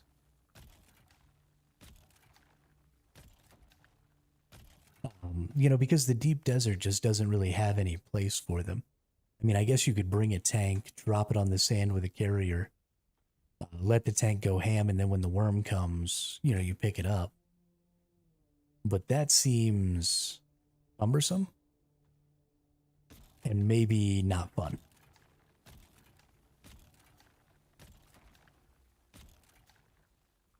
So I'm not really sure what the implementation is going to be like.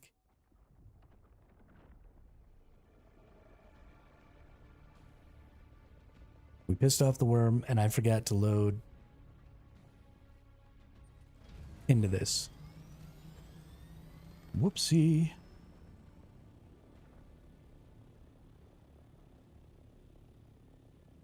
Yeah. So, and I mean, that could be really cool. You know, the tank could be exceptionally strong, do an exceptional amount of damage, but have this cumbersome gameplay. And I'd be totally down with that, right? I think one thing they could do that could make that really cool is suspensor technology. I don't know what the actual lore says about vehicle size suspensor technology, but I would love to see some of the ground vehicles maybe get temporary liftoff capabilities. To maybe try and like jump over the worm or something like that. Just give you something where maybe there's some skill involved in not getting eaten.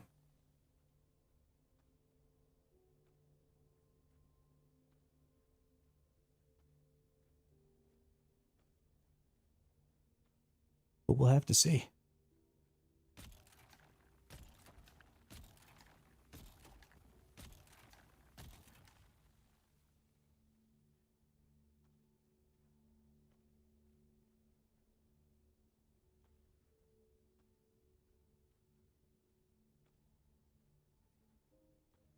A tank for entrance defense at a testing station. I like that. You know, I honestly hadn't considered that, but that's not a terrible idea. A tank would be a really good way to defend. You know, a lot of people put little bases and stuff out near, you know, really good resource locations and stuff. So bringing a tank out to something like that so you could chase off competitors would also probably have a similar value. You know, and I really love the idea of having some PvP happening on these rock outcroppings. There doesn't seem to be a whole lot of that going on right now, but hopefully in the future, you know, they do some stuff, make some changes, get some things going on that are going to make that more intriguing and kind of bring people together for some more ground and foot-based PvP, which would definitely make the tanks a more valuable option.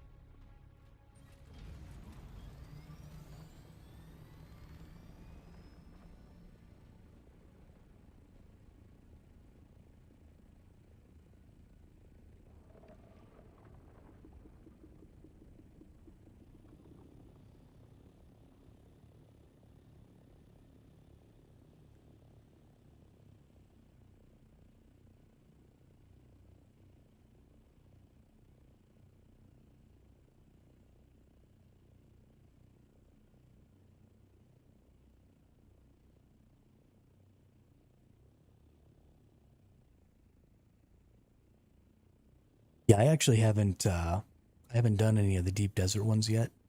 I went into one for a little while and got my butt kicked by the PvE because I was rocking full aluminum gear, and I don't exactly have a great build going on right now because I'm not really all that concerned about, combat and stuff right now because it was so easy in the Haga Basin. Um, but I could definitely see that being a problem. Either you need to have enough people you can defend yourselves while you're in there, or you need to have somebody watching out. Of course, even if you have somebody watching out, I mean, I guess having somebody out there with an ornithopter with rockets could do a pretty decent job. But yeah, there's some real possibility for some bad stuff to happen.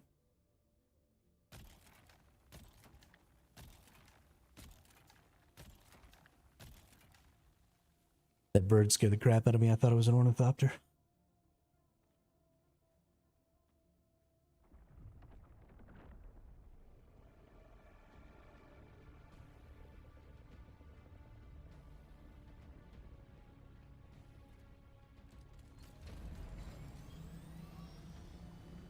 Alright, we filled up our ornithopter.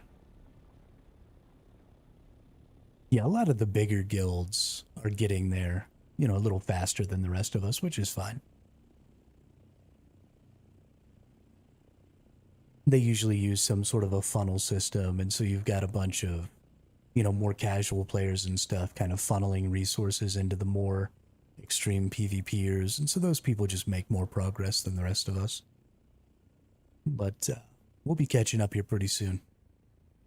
Our Landsrad decree for this week on my world is 25% reduced crafting cost in fabricators. So we should have no problem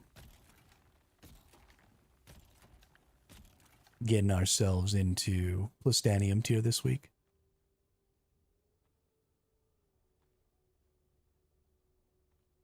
I mean, in the deep desert, you have no choice.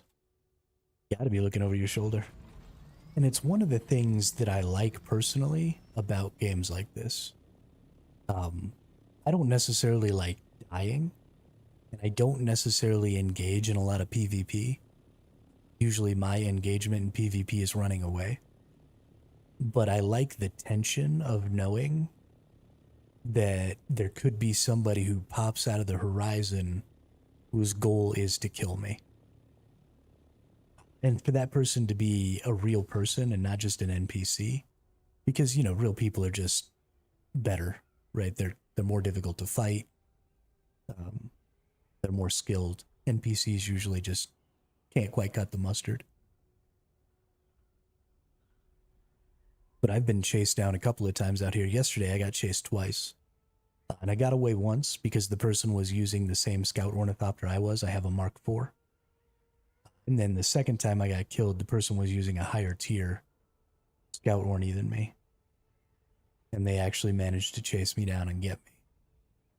I got away at first, so you can't really shoot missiles straight up.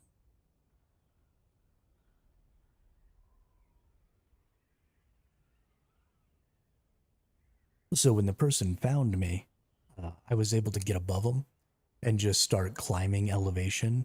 And as they tried to maneuver around to get an angle on me, I just kept my ornithopter directly above them so they couldn't kill me. And then I managed to get a good glide going because I was higher than they were in elevation. And so they started their glide to try and catch me, and I started my glide. And I don't know if they got caught on a rock or what, but I managed to kind of get away. And then I went to do a big turn because I was going to make a big U-turn and go back out into the deep desert somewhere else. And while I was in my big U-turn, they caught up to me. And then I just couldn't get away again, no matter how fast I went.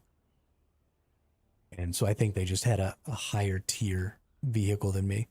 So they just had a little bit more speed. And I tried to turn back towards, I was in G sector when they first saw me. And so I tried to turn back towards the shield wall and tried to push it. Just didn't make it.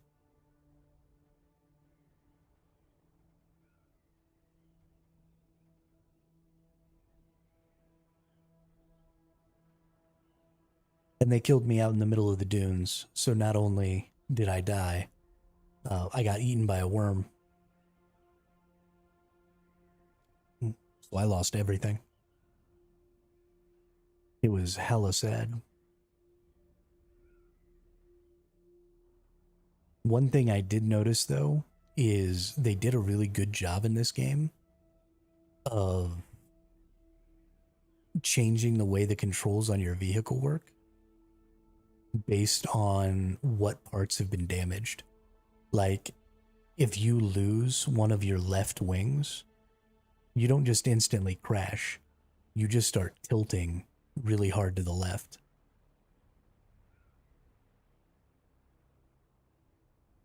And so you can still fly, right? You can still turn your glide on and you can still go, and you just constantly have to correct, because your vehicle's constantly trying to roll over. And so as long as you keep correcting that, you can keep flying. And that was hella cool. I really enjoyed that. So even though, they blew up my tailpiece and then they blew up one of my wings, and I was still trying to get away and I was still flying, and they blew up a couple more wings, and then eventually the vehicle stopped flying, but it was super fun.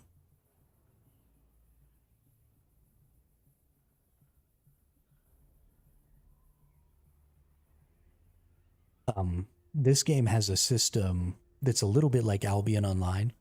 So in Albion Online, when you go out into the deep desert, or not the deep desert, but into the black zone, into the PvP zone, people are always saying, just take 4.1 gear. Well, the same thing is true here in the deep desert. If you come out into the deep desert and you just bring aluminum with you and don't bring anything better than aluminum, it doesn't actually take very long to replace everything, right? If I lose my entire vehicle, I can replace this vehicle in one aluminum trip. It takes almost nothing. And so I'm constantly gathering the other resources anyway, right? I'm constantly getting silicon. I'll have to go get some cobalt paste, and stuff like that to replace it. But you can just come out here in aluminum tier and never actually risk anything. Now, the big problem there is that the defense and damage discrepancy is pretty huge, right? The pieces of your Mark 6 vehicle have 1500 armor or 1500 health, and the pieces of your Mark 4 vehicle only have 1000. So, I mean, that's a 33% power difference just in HP. So you do put yourself at a pretty significant disadvantage coming out here like that. And if you're coming out here with the purpose of PvP, obviously you don't want to do that. But if you're coming out here to gather, coming out here in a Mark IV, I've now made 3 trips in my Mark IV. I haven't gotten killed yet. I haven't even really seen anybody. But I've been able to get all my resources and stuff. And I'm not really risking anything. I don't need spice melange to make this. So I can replace it anytime I want. If you really wanted to get hectic and you wanted to do duraluminum tier, right, do Mark V, you could do that. You would go an extra 10 miles an hour faster in the glide. But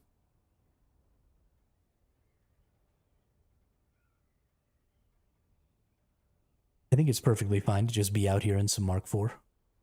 No big deal. You're not going to be able to do testing stations in Mark IV, but testing stations are group content anyway. And you can just get the downed ships, give you pretty much all the resources you would get from a testing station out here, including schematics.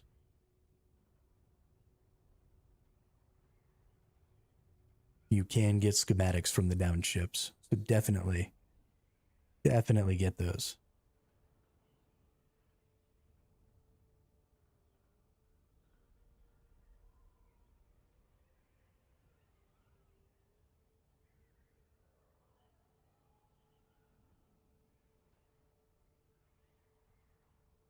Thank you, Drunk. Appreciate that.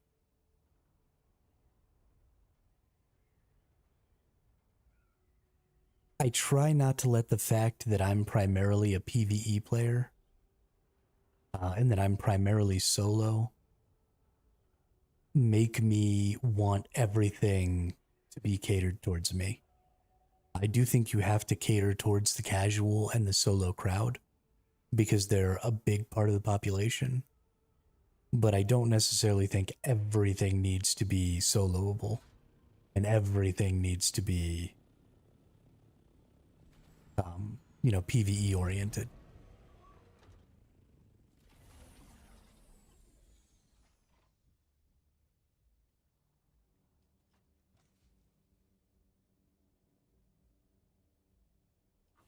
So much spice. So much spice.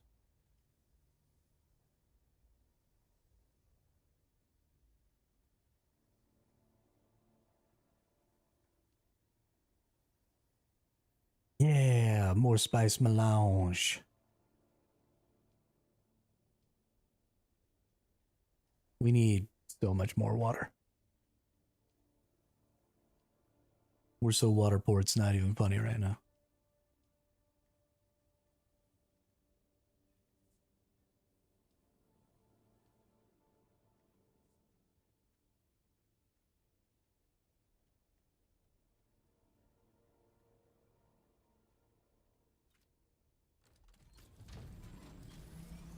Let's actually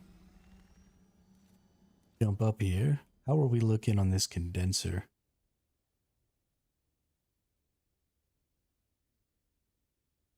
Hey, yeah, thanks a lot, Drunk. I appreciate you coming by. Make sure you stop by again. And thanks a lot again for gifting the 2 subs. I really, really appreciate that. And I'm sure the people who got them will appreciate that as well. So, yeah, have a great day and stay safe out there in Arrakis. Don't get murked or eaten by a worm.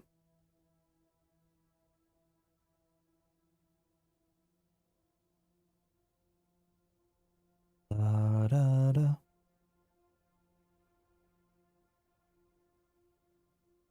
We seriously only been playing for 2 hours? My goodness. We've been getting after it.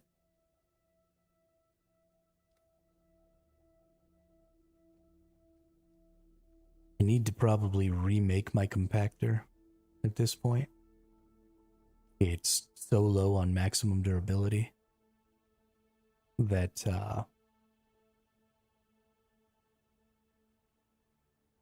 I can only really use it once before I have to go back. We'll probably head back and do that.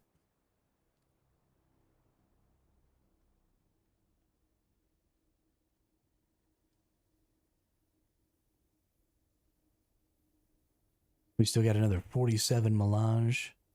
So this has got 12 and 6 is 18. And 60, so that's 77. And 47. 84. 124 spice melange. We're going to be able to make. Pretty good deal. Good.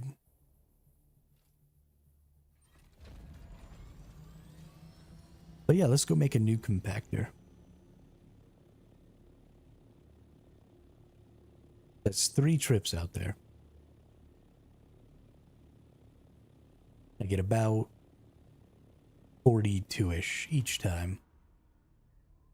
We're at about 120, 130. I think 260 is enough to make a vehicle. So we'll do 3 more big trips.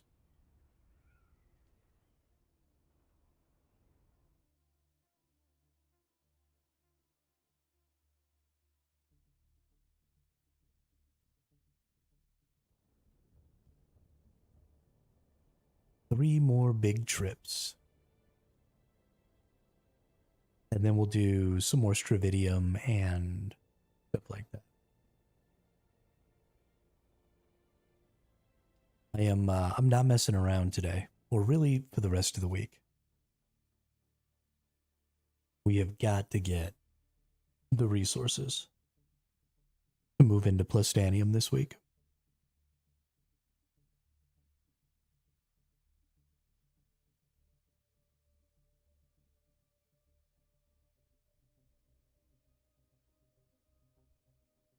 And I don't ever want to go backwards from that point, right?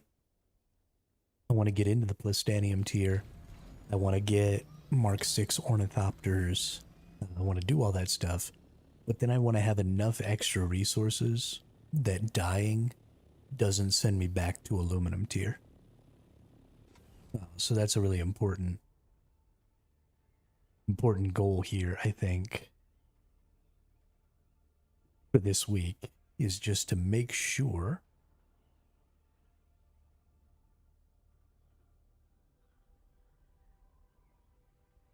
that we get enough resources going, that we have a little bit of a cushion, you know?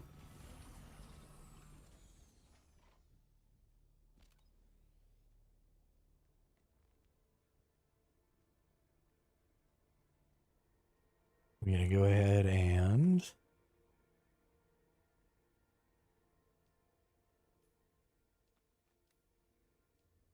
littering and recycle that bad boy, get a couple of those out.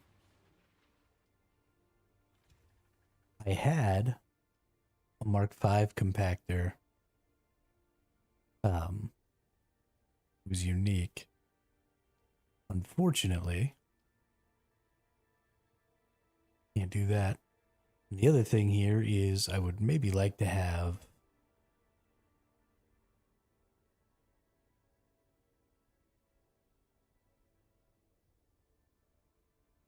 a Mark 6 compactor. That only really makes me gather a little more quickly, though. I don't know if it's worth. But yeah, let's just make us a new Mark 4 compactor. Got all the stuff we need for that easy.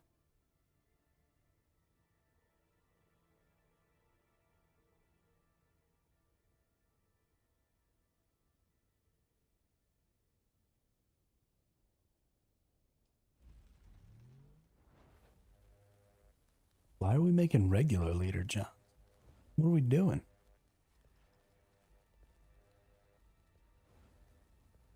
We don't need no regular leader, Johns.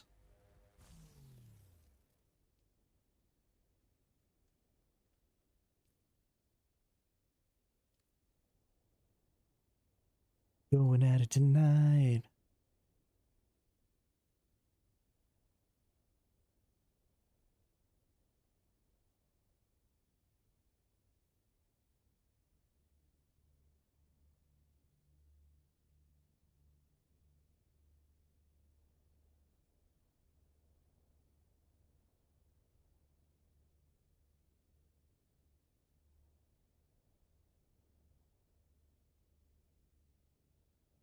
I gotta check something here real quick.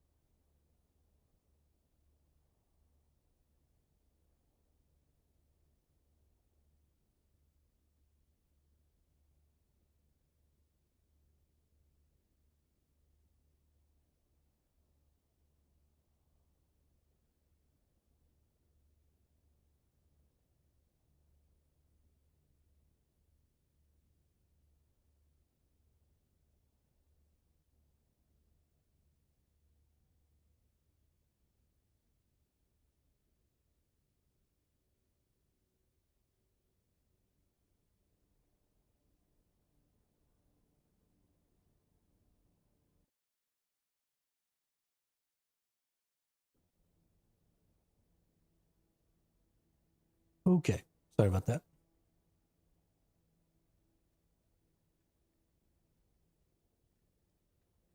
As a aspiring content creator, I feel it is my duty to argue with people on Reddit.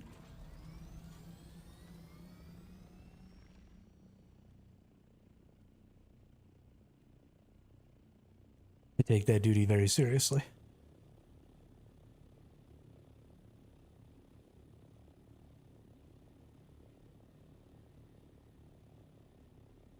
Also, because there's a lot of really bad ideas on Reddit. And I feel like Reddit is one of those places, especially in the game sphere, where bad ideas gain traction, then people start calling for those bad ideas to be made.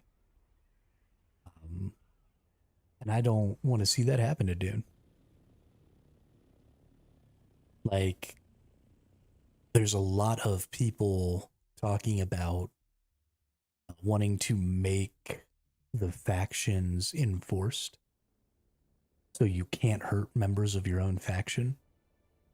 And while I don't think that that would necessarily be terrible, the reason it won't work is because we already have such a huge disparity between the two factions and the number of people in them, that would just reinforce that, and nobody would play the other faction because they'd just be losing and getting killed all the time, and that's no fun. But I think if instead you set up a punishment system or a penalty system, I don't want to call it a punishment system, but a penalty system, where killing members of your own faction incurred either reducing your voting power for the week for your guild, or making you pay spice or something like that to your faction leaders, like the tax person or something like that, would be extremely valuable in enforcing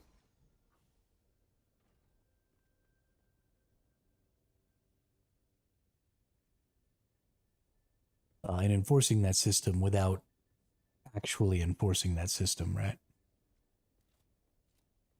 I came in here for a purpose. I just want to repair my wings here real quick.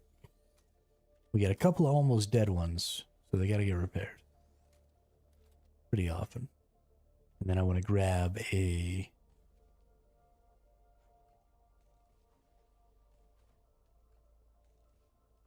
one of these. Oh, I already have one. Okay. That's fine. Now we have two. Let's go get more spice.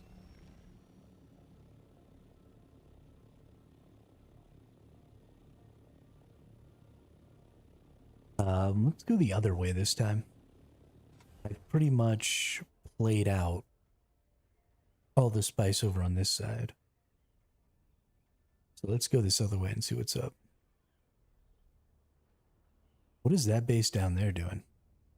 What's with that weird structure over there?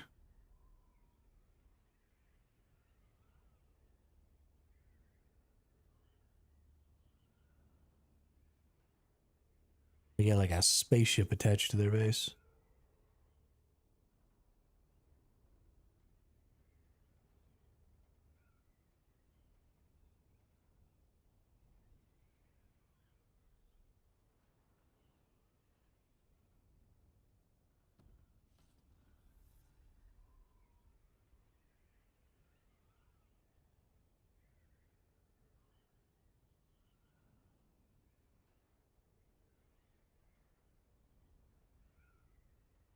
It is time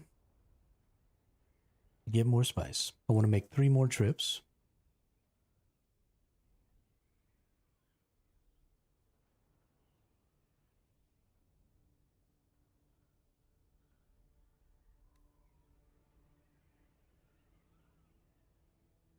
And then we'll start doing titanium and stravidium again. Yeah, I might want to make more than 3 trips. It's going to be a long day of spice farming, ladies and gentlemen.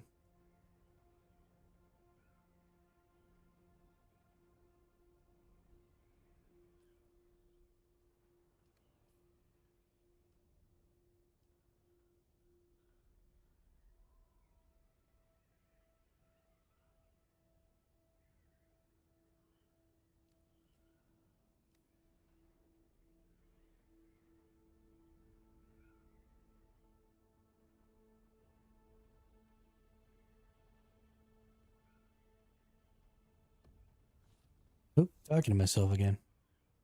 Wow, wow, wow, wow.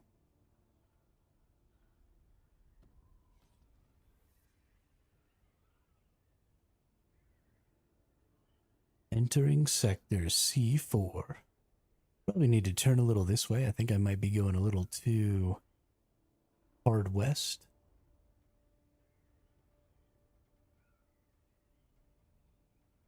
Go a little north by northwest.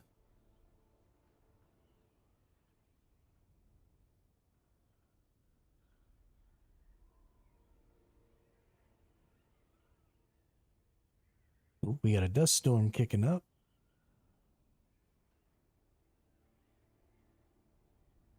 Which way is that going to be going?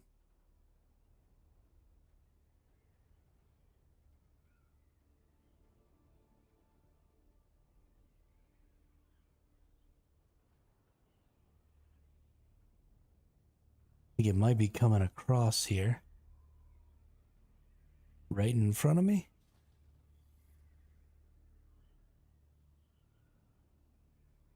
Seems like it's maybe going a little north and east. I think if I just keep going, we'll kind of miss it. If I have to, I can always pull up and just hover for a minute.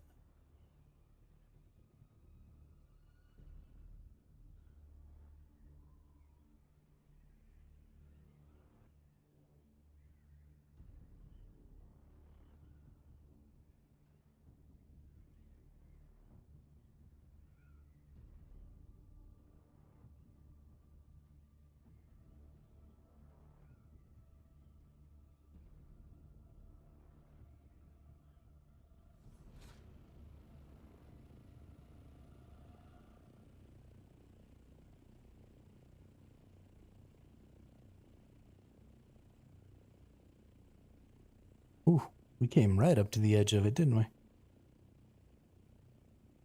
Nice.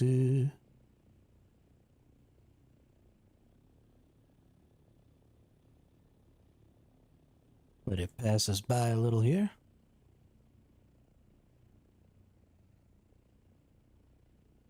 I want to go right this way.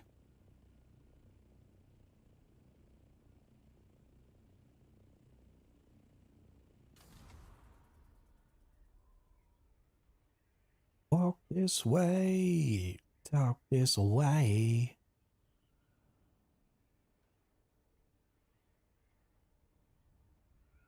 All right. Looking good. Sector E4.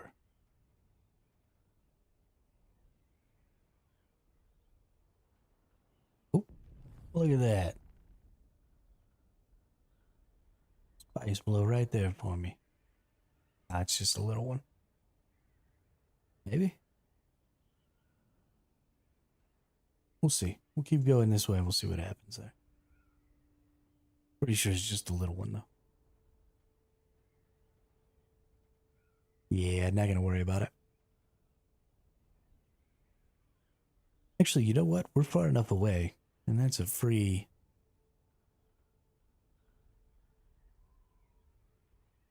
We're all the way over in E. That is pretty close to some rock outcroppings. But I don't think they are titanium or stravidium rock outcroppings. We're probably going to be safe-ish.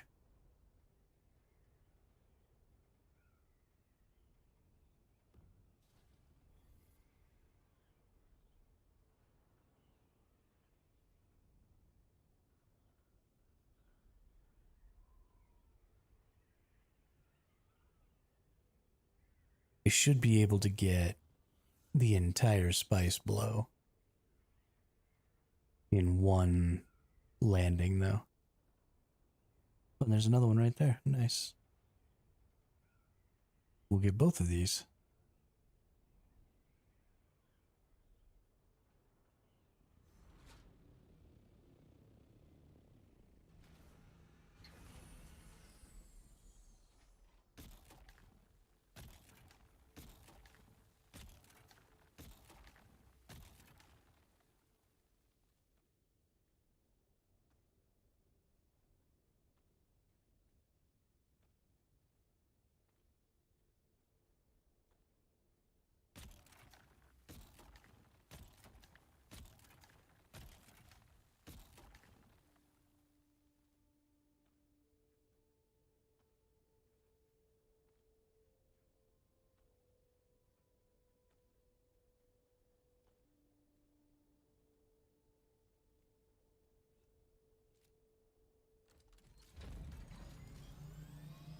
All right, not a ton.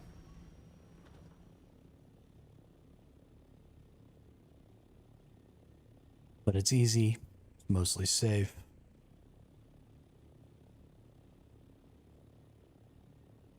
So it's kind of worth.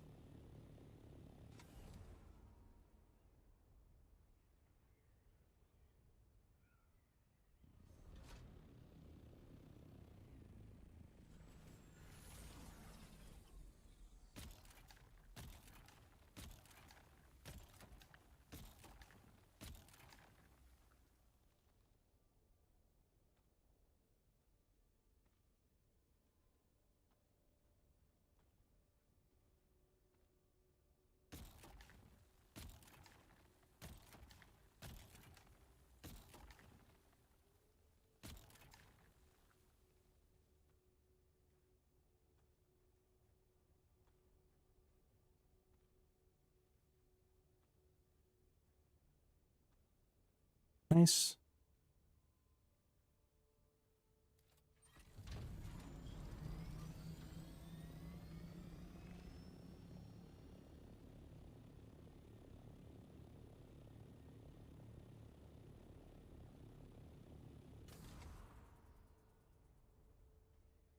I'm honestly kind of starting to get a little hungry. We might have to go get a little snack after we finish this run. Ooh, there's another little one.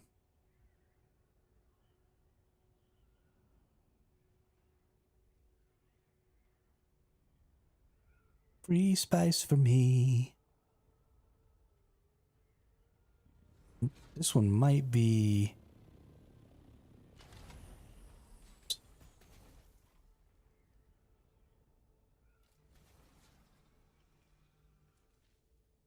Oh, I got spice.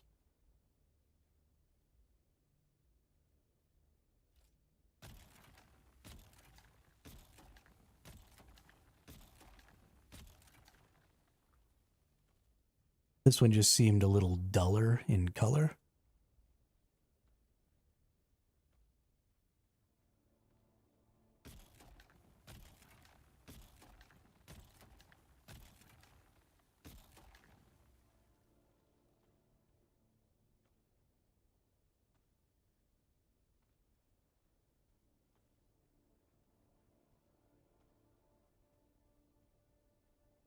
Whee!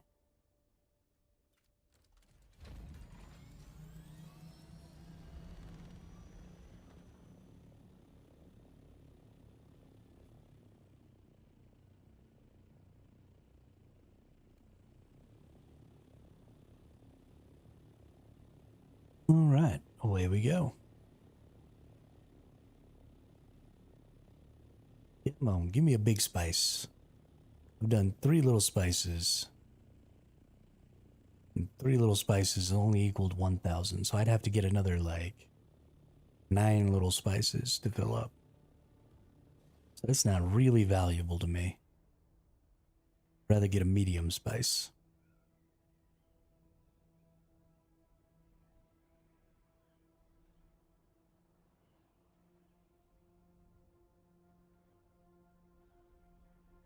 This is just what it takes, though, to move into Plastanium tier.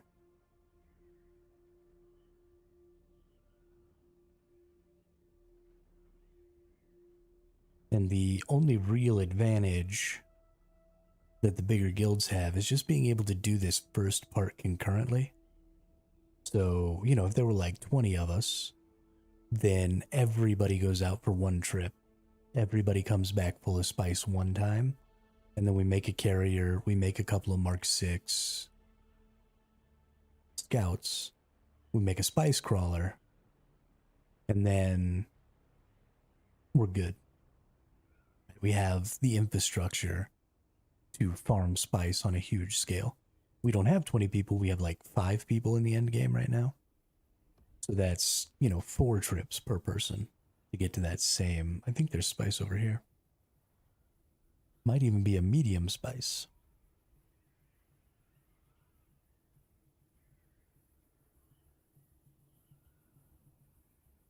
So it's just going to take time, right? Because we got to get all the stravidium, we got to get all the titanium, we got to get...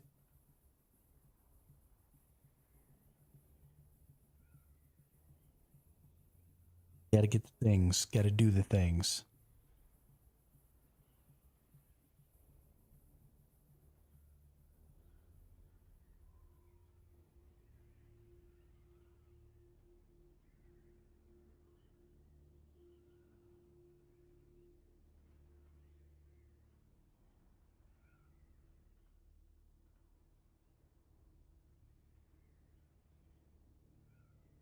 I'm going to blow past this, just in case this person's still here.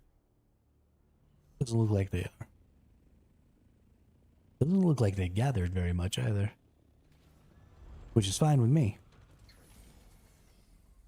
Just means more spice for me.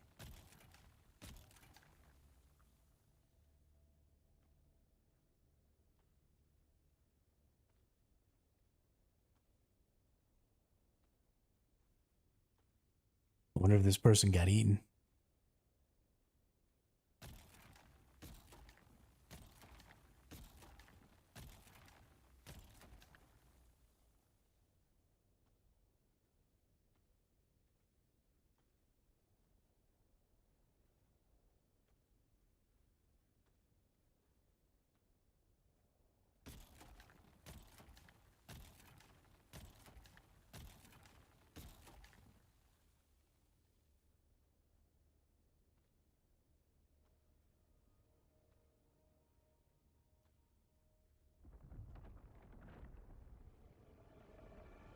Oh, look at the worm.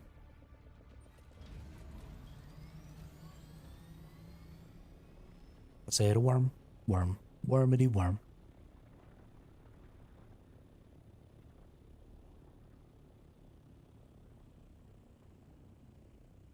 This was such a good way to add tension to this game. Because, you know, gamers, we love to optimize. Right? So while I'm out here gathering spice, I'm constantly kind of pushing the envelope of how much can I farm before the worm gets angry. You know, how low to the ground can we fly before the worm can just jump up and get us in our ornithopters? How, you know, how much can we do? What can we do? How efficient can we be before that efficiency gets us killed? No, I'm playing it pretty safe. You know, I'm only doing 6. I could probably do 7. 3 times. But I'd be getting real close to getting eaten by a worm if I did that.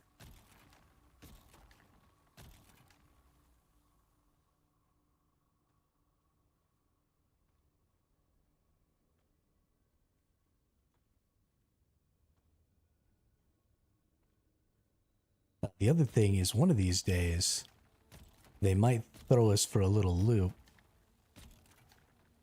and change the timing. Because right now, hey, what's up, Wandeep? Right now, that one sounded weird.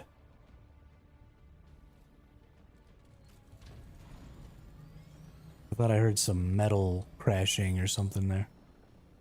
Because right now it's really consistent timing. So I pretty much always know when the worm's gonna come. But it'd be cool if maybe in the future that wasn't the case. And so you'd actually have to be paying really close attention.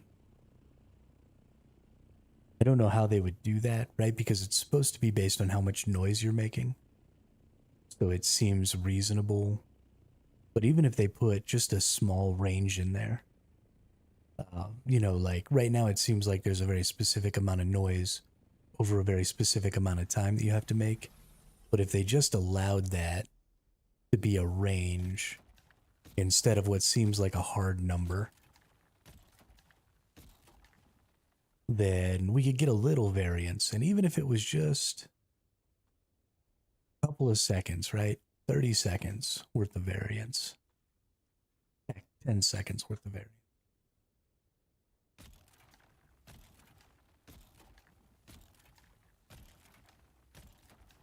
Then you wouldn't be able to math it out, you know? Like, I know exactly how much I can gather.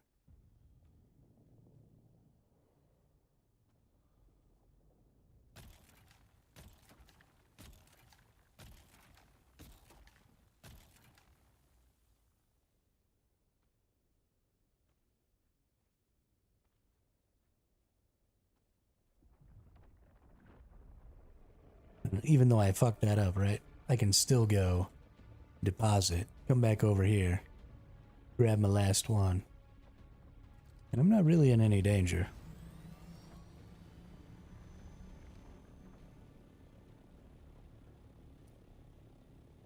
How are we looking over here? Pretty close. We're gonna get a couple more grabs here, and then we'll head home.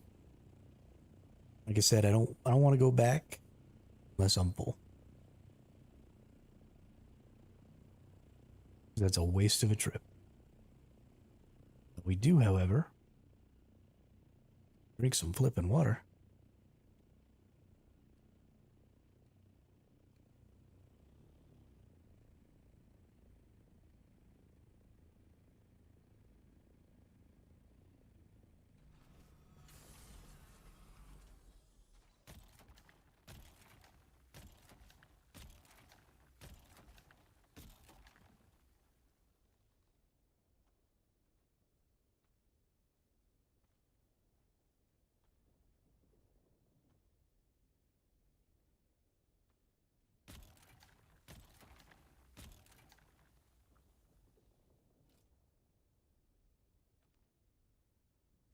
All right.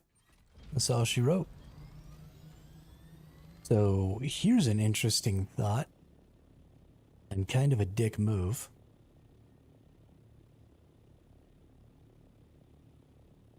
I could totally use my condenser to get the rest of that spice condensed and then let it vanish.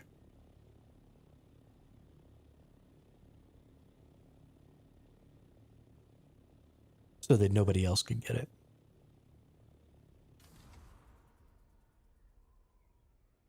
Which, I mean, either is potentially a dick move, depending on how often the spice blows. Right? Do the spice blows happen faster if all of the spice gets picked up? Because if that's the case, then that would actually improve the amount of spice available. Or are the spice blows on a timer? And if you condensed it all and just let it vanish, would that mean that there was ultimately less spice available?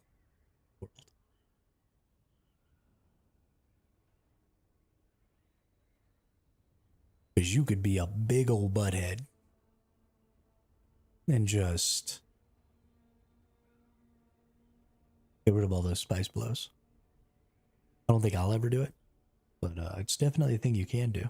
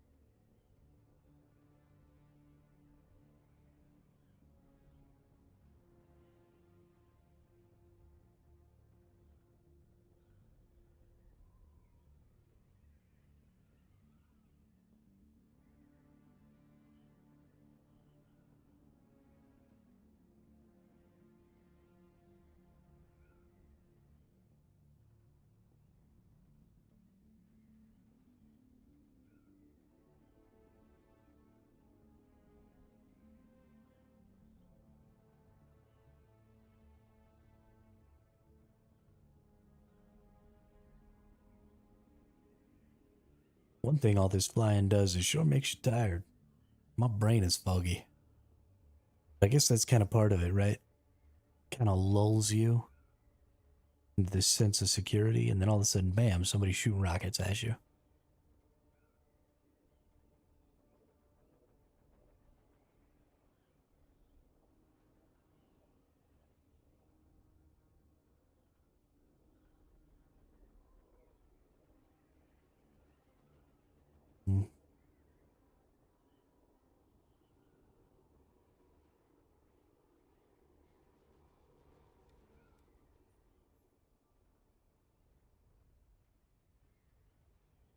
E sector.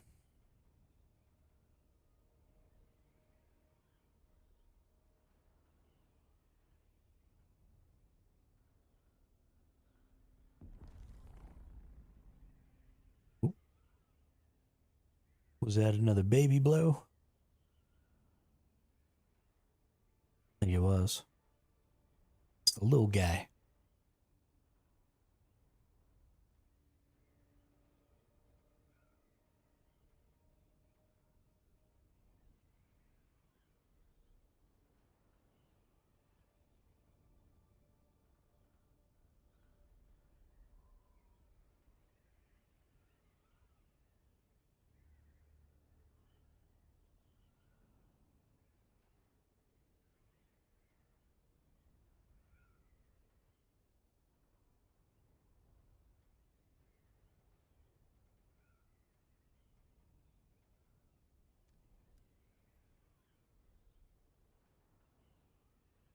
Wow, did I seriously only get through one sector already?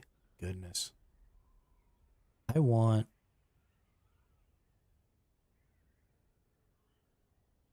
a higher tier ornithopter just for the 20+% speed boost.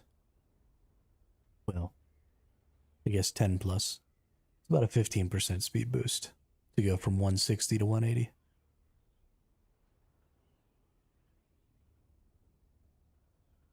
That's what I want.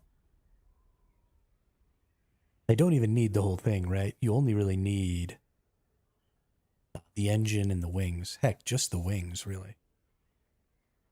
Don't even need to go, because the glider is what is controlled by the wings. You could get a tier 6 engine, and that would help you go faster while you're under power. But it's the tier 6 wings that affect your glide speed. I don't know why I didn't really think about that.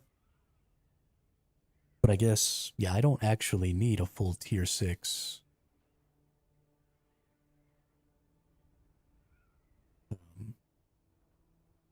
little jobber here. I really just need tier 6 wings. And then I should be able to just get away from everyone. I don't see any reason. I'm really good at doing this infinite glide thing. So if I was able to go, 180 miles an hour, kilometers per hour in the glide, I think I'd be able to just escape.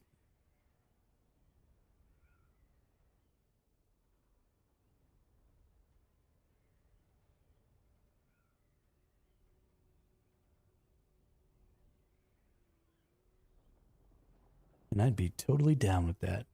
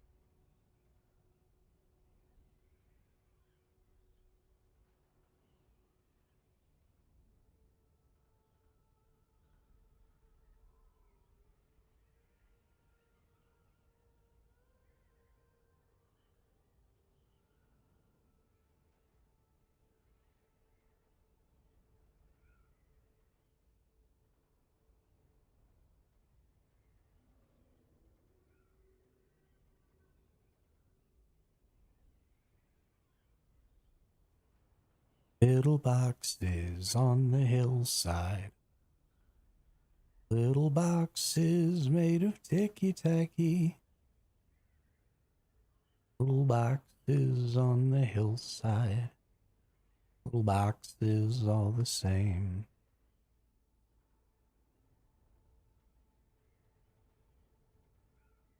There's a pink one and a green one, and a blue one and a yellow one.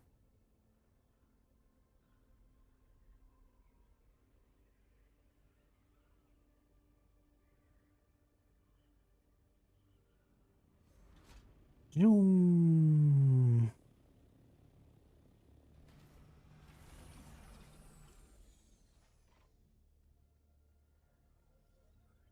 More power.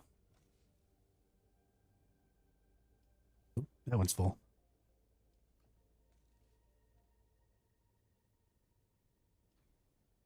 Day. Me said day, me said day, me said day. What we got in here? 5 spice melange.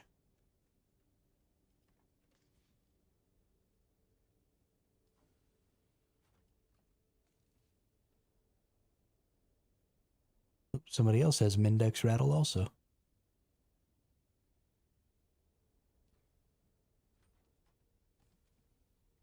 Somebody's been out there getting titanium and stuff. Good for them.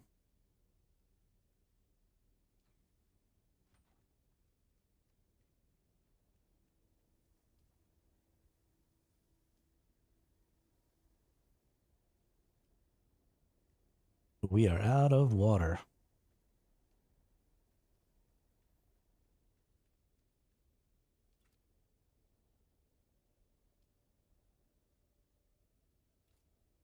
All right, it's going to take me just a second here. I got to go use the restroom real quick, and then I'll be right back. And then we are going to get back to farming spice melange because we freaking need it. So I'll be right back.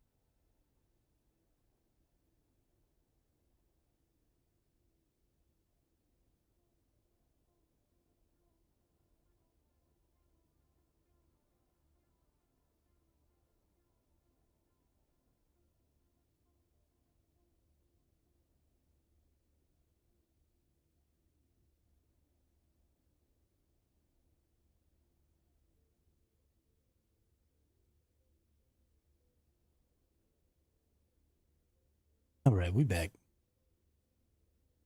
Put a little caffeinated squirty juice in our water. Oop.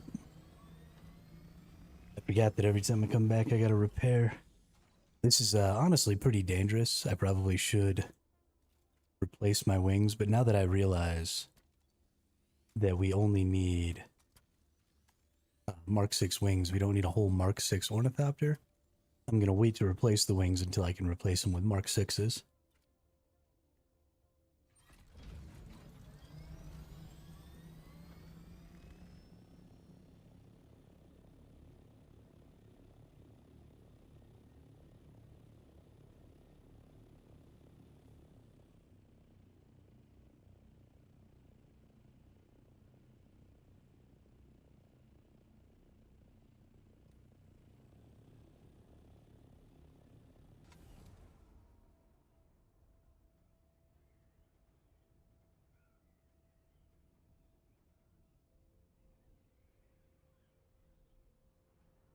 We already know where some spice is. Let's just go and get it.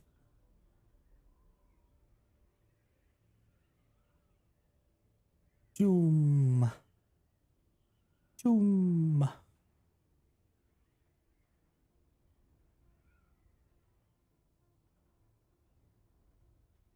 Before we get too far, actually, let's just go right up here.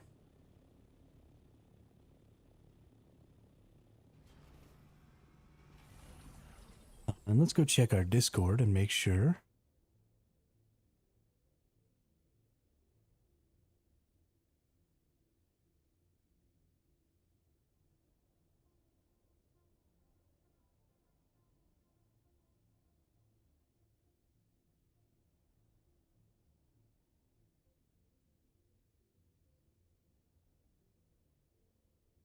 I forgot to try and find Chuck Manson's and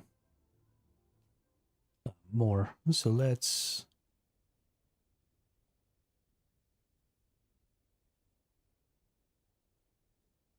Chuck Manson's son. Hey, I found him. Apparently you had to capitalize it.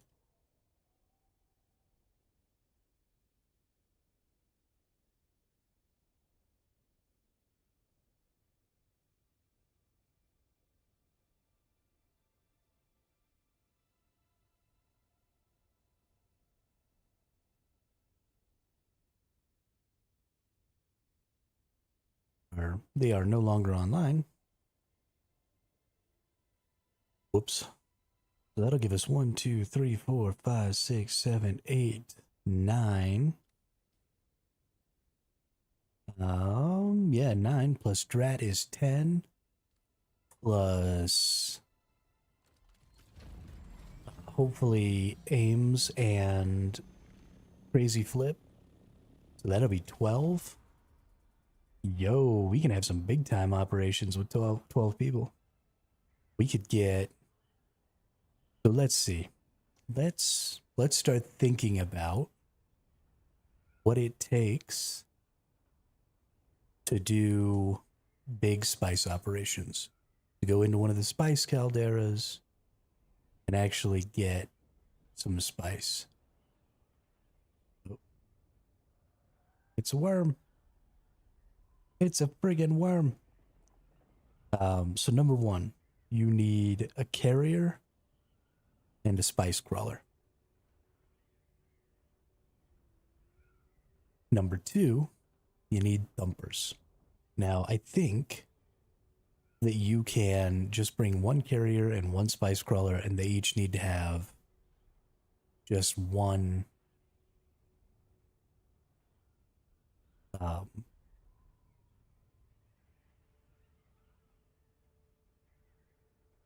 they each need to have just one pilot. So one crawler, one carrier, and then I think two people dropping thumpers and stuff. Now, I don't exactly know how the thumpers work, but I'm pretty sure you just put a thumper down and the worm eats the thumper instead of eating, people doing spice operations. So, yeah. With thumpers. And then we need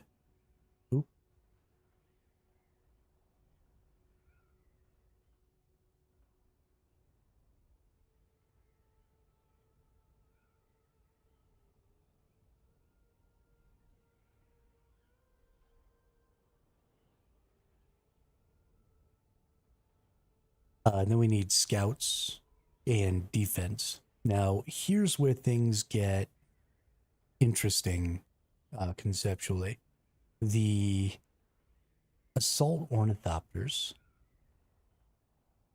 do slightly more damage than the scout ornithopters. And if you're going out there with a carrier anyway,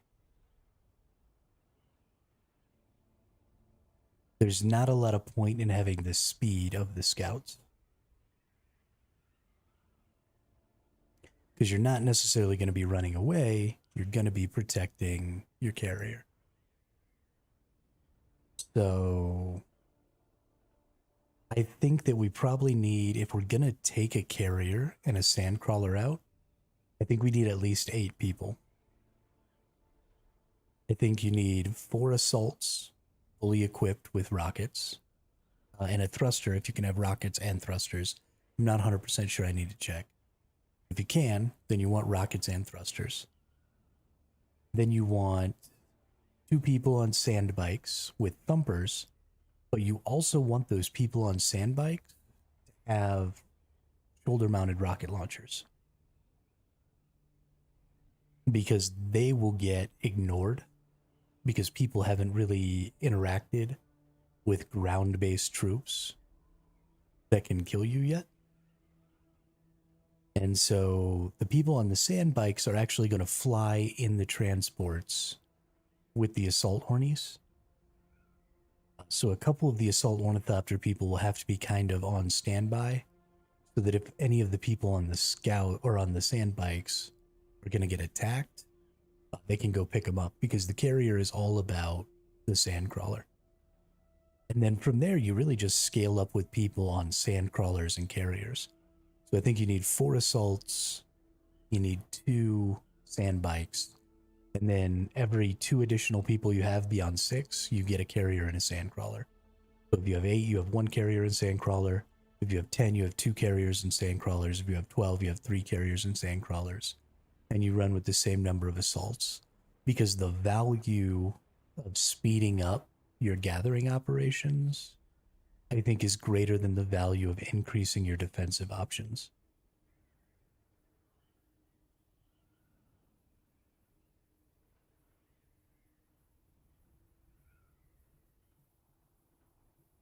And for assault ornithopters, I mean, unless somebody just knows that you're out there. Ooh. Is that going to be a medium one? I think that might be a medium one. Nah, it's going to be a little one.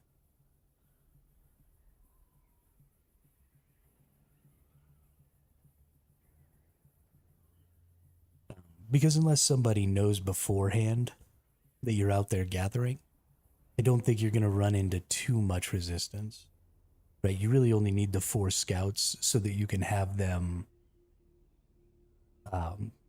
looking out in 4 different directions at a time, so that you see people coming as soon as humanly possible. Because you don't want the first shots that are fired to be fired on your carrier.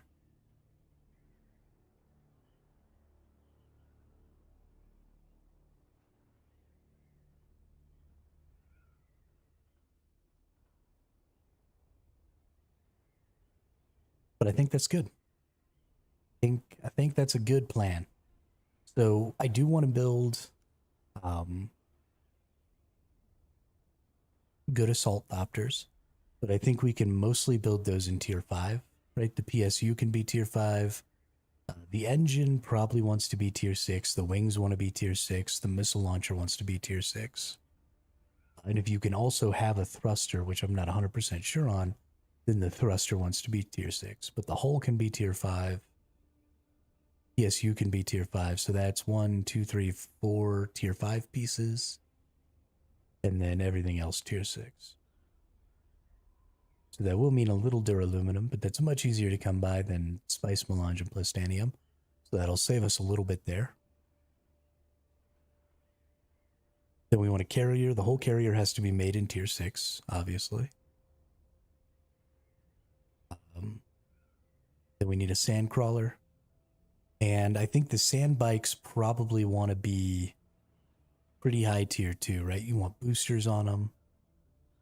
You want Tier 6 engines, maybe even. The faster those bikes can be, the faster they can respond to help, right? Because you've got ground-based rocket launchers. So if they can respond quickly to anywhere to help, that's fantastic. That will be a little dangerous because if they're not dropping more thumpers, they're not dropping more thumpers, then things may become a problem. But as soon as you start getting attacked, honestly, you want the carriers to go down and go ahead and pick up your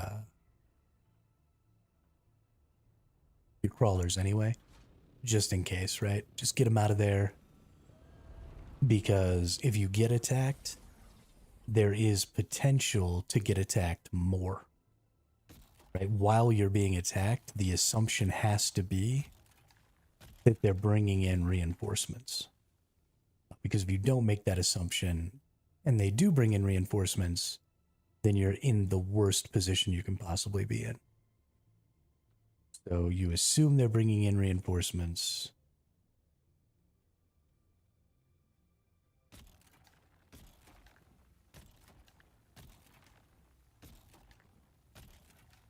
Guess you already have the info. There's a group of 4 assault Ornies in H6. I did not already have that info.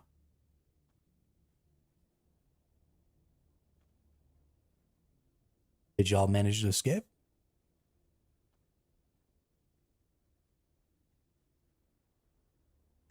Nice, good job. Good freaking job. Assault Ornies really are no match for scouts. Camping the titanium, okay.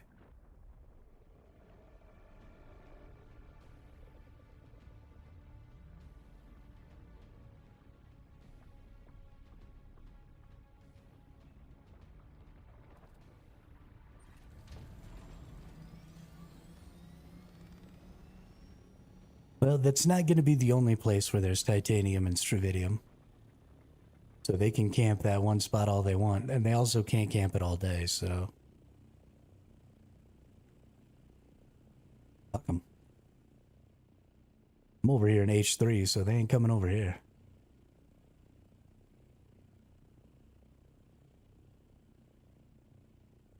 This is the problem with PvP right now, though, is those people are probably Atreides, right? That's our faction mates that are trying to bar us from gaining titanium and stravidium, trying to prevent us from being able to get plastanium, which is insane, right? We're in the same faction. But the game is set up so that it's not really a faction war, it's a guild war. And so until they find some way to make it beneficial to actually fight alongside your allies, this is not a faction war game. This is a guild war game. And that's dumb, because then why have factions?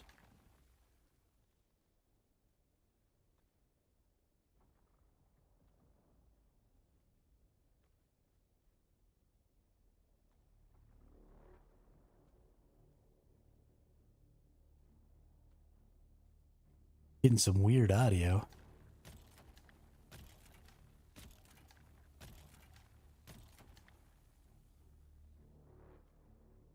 They absolutely need to make it so that if you kill members of your own faction, you incur some sort of a cost, right? Because technically, a guild is basically a minor house that is attached to one of those 2 major houses, right? Either Harkonnen or Atreides.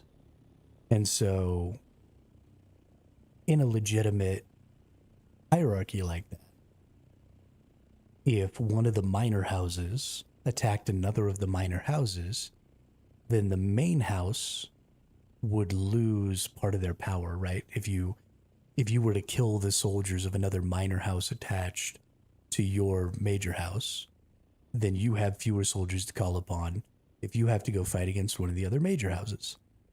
And so that's bad. And so, of course, they would want to stop that. And so the way you stop that is you make them pay reparations, right? You've harmed my potential as, my military potential. So now you have to pay into the war chest so that I could hire a mercenary to replace that person you killed, or, just whatever, right? And these are just lore things. The Atreides people wouldn't actually go hire a mercenary, but that's a reasonable point, a reasonable reason behind why you might charge reparations to a guild for killing another guild person in the same faction.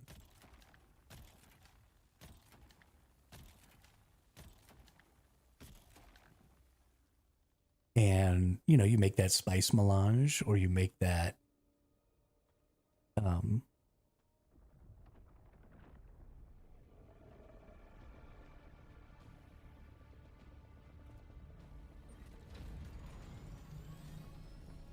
Solari, or, whatever. And then there's no more reason to fight the people in your own faction. Unless you really, really want to, right? If some guild has major beef with some other guild, then sure, maybe you fight them anyway. Pay the reparations and be happy.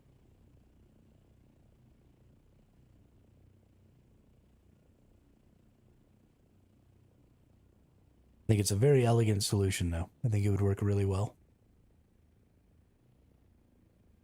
And it would be another way to punish mega guilds. Because, friendly fire is still always on. And so there would be a lot more instances of accidentally killing members of your own faction in a mega guild, which would mean that would be a natural barrier to being a mega guild. Because you might just accidentally kill people of your own guild even, and then have to pay those reparations.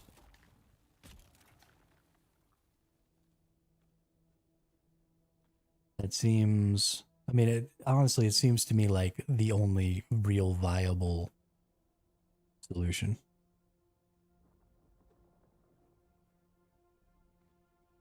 Like, that just is the answer.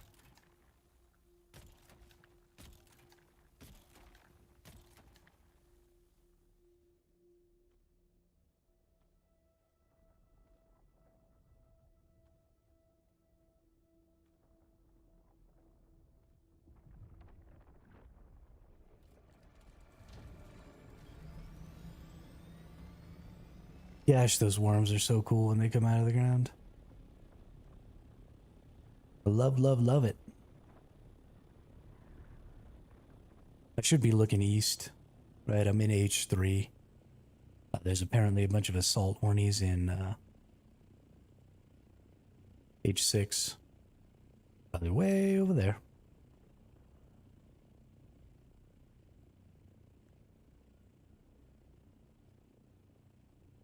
We're almost full in our ornithopter, though, so we got about 2 more trips down to the surface.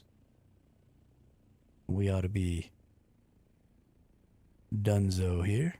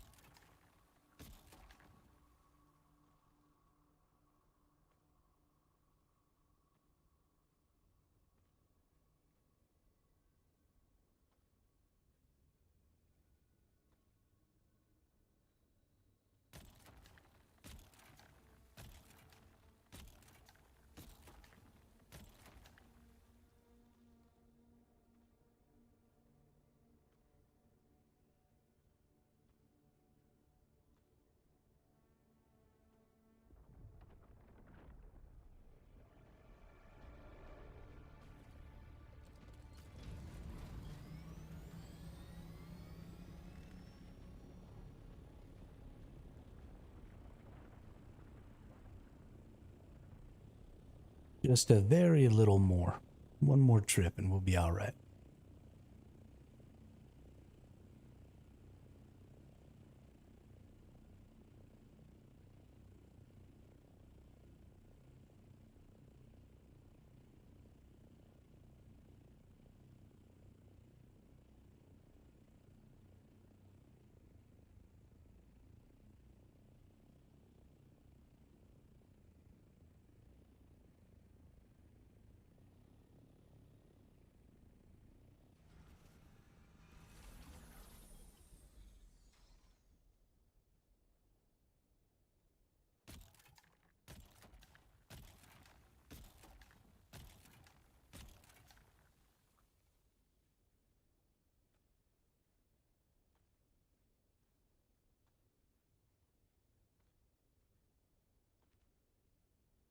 All right.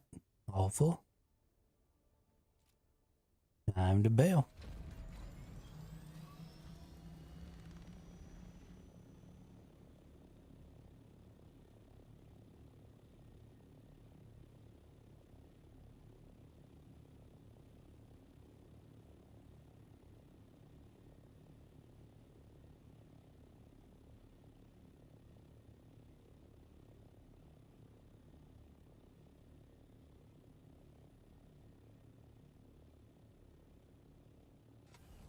Hey, what's up, Slayer? Yeah, I'm having so much fun with Dune, it's not even funny. This game is scratching all the itches. I've put in, let's see, I started with the head start. So on the 5th, now the 18th, so in 13 days, I guess today's the 13th day. So in 12 days, I've put in almost 200 hours of game time. Because I am a flippin' degenerate. Yes, absolutely better than Ark. The reason this game is better than Ark, is a personal preference, though. I don't like always being in PvP. I don't like necessarily getting set all the way back to nothing. I don't mind, the dying out in the open world. I don't mind losing my kit. I don't mind some of that. But Ark was just, all the time, base might get lost. Everything was on the line 100% of the time, so.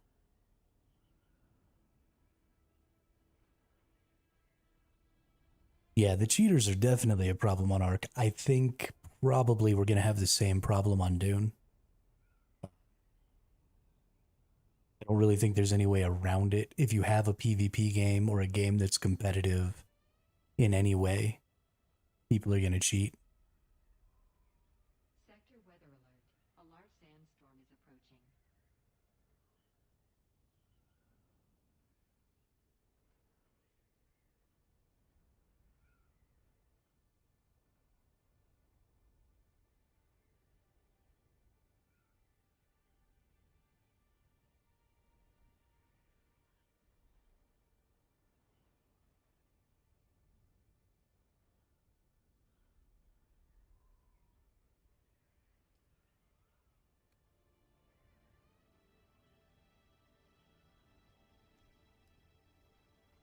Hopefully they'll be on top of it better than Ark, though. I mean, so I'm going to say probably not. It's the same people who made Conan Exiles. And apparently Conan Exiles is plagued in very much the same way when it comes to cheaters and stuff, speed hacks and all kinds of stuff like that going on. So I would imagine that that's not going to be a thing. And that cheaters will absolutely be everywhere on this game as well. But the server structure of this game,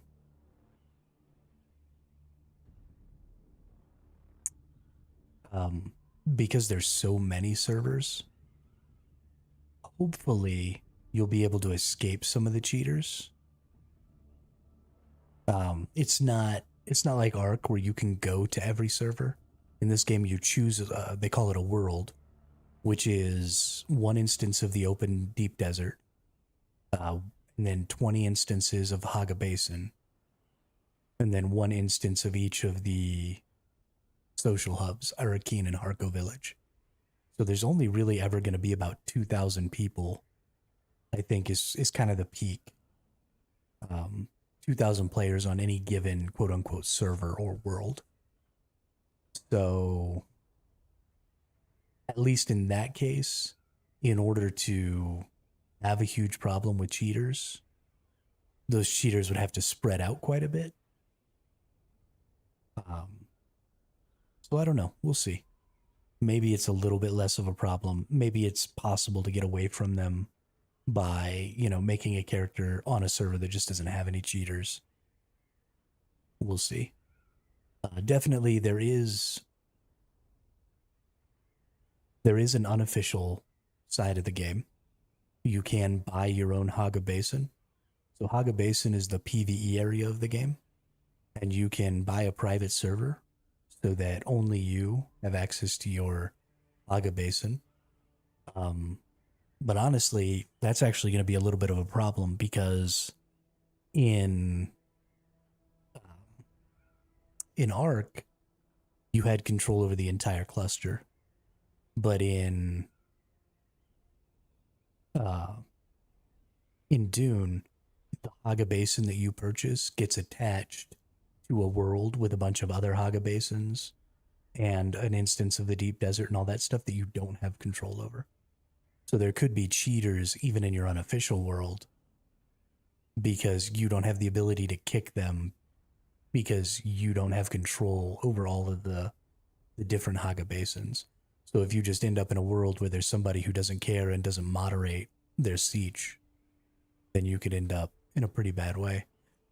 That's honestly kind of bad because one of the best things about unofficial in Arc is you get, legitimate moderation teams and stuff.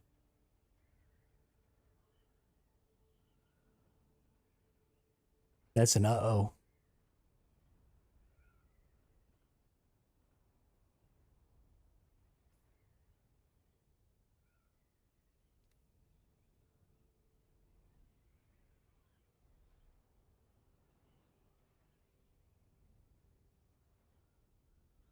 I'm on world, fuck,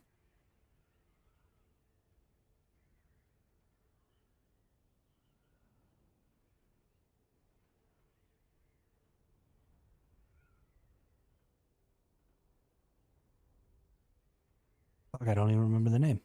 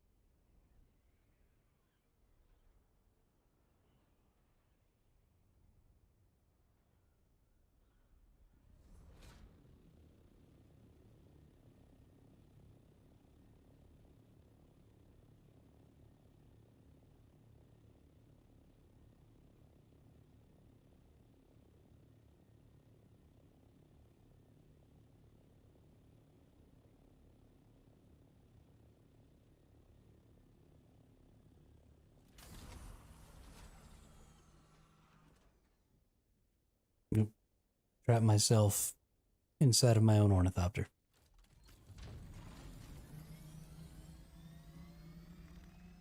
Dum dum dum dum.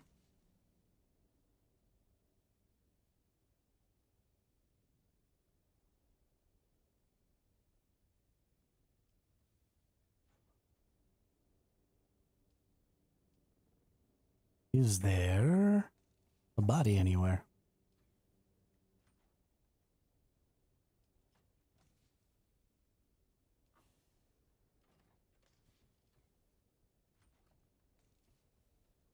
Does not look like it. I'm stealing somebody's gun.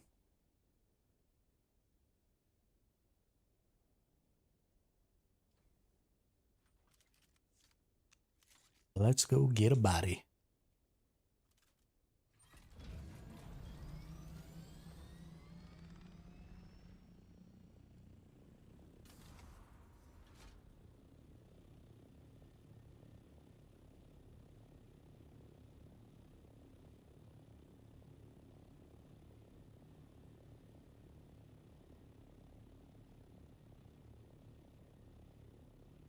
Whee!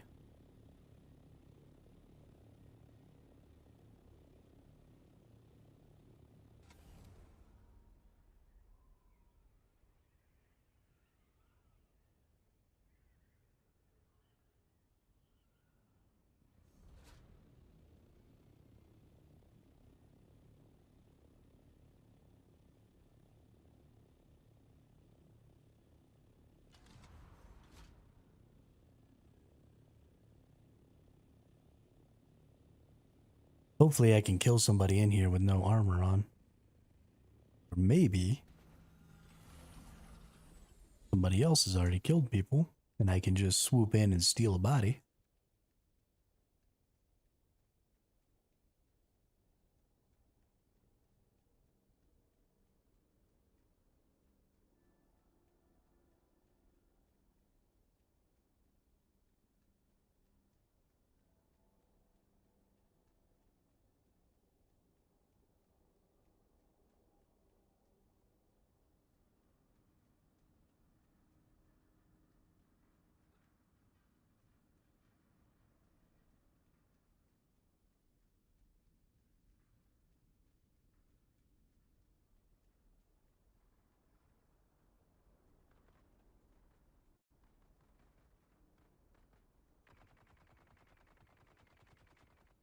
I hear some shoosting.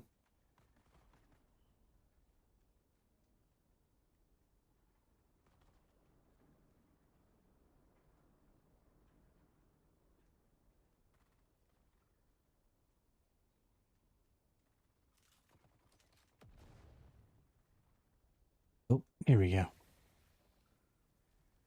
Oh no, I'm poisoned.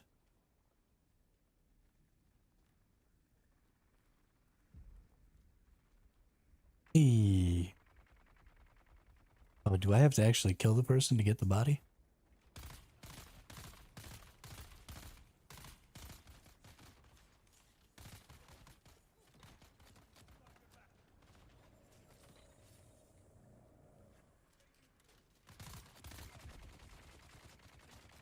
Oh no.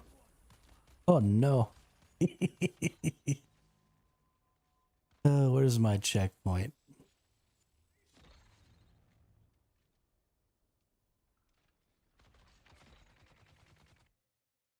That's not what I wanted.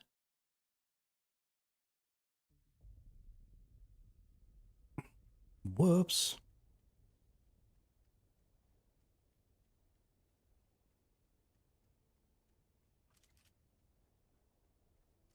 Need to just go in there and drop my freaking shooty McShooty face.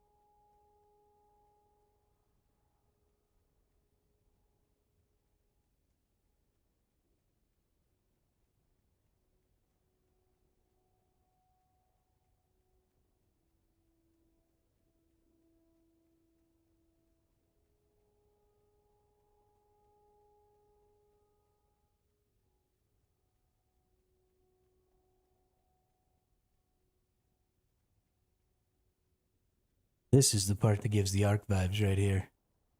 If you didn't have any clothes on, you get killed. Running back to your body naked.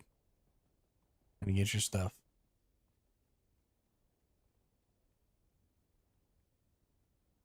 That's the arc vibes.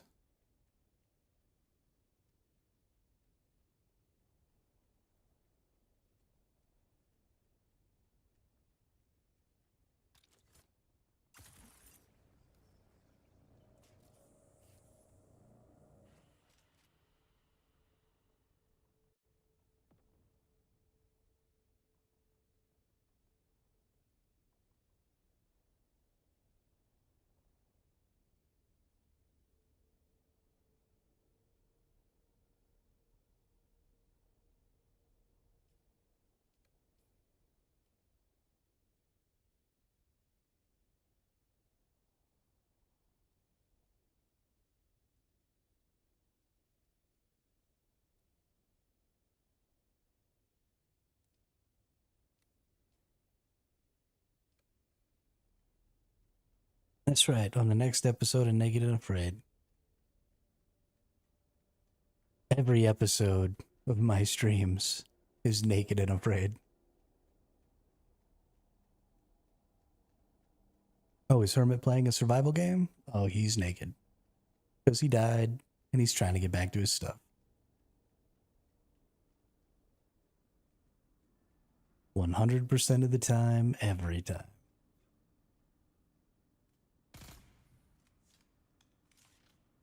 That's a player.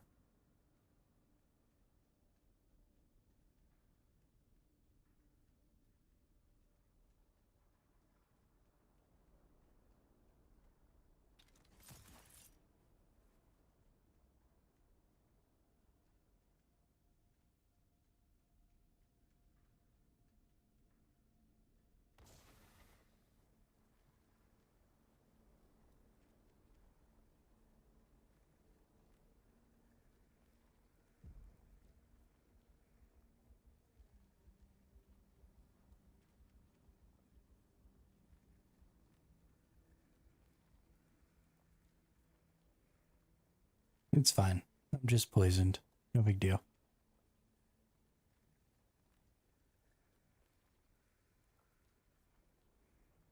This is fine.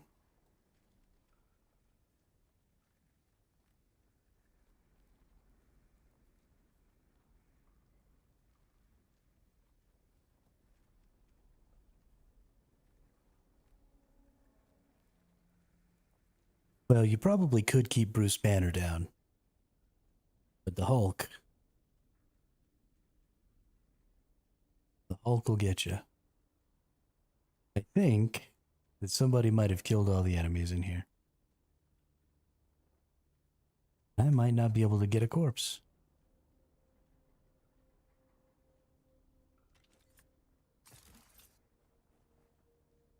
Hey, we can get the free intel points though. In this chest. Nice.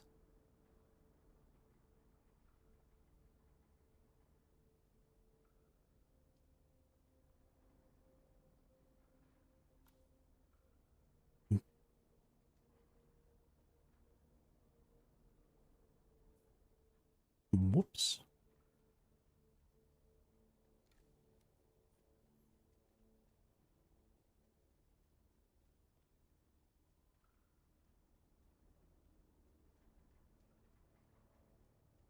Now I don't know which way I came in. I might get lost. Alright, well here's the way out.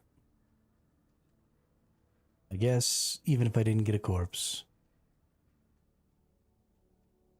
at least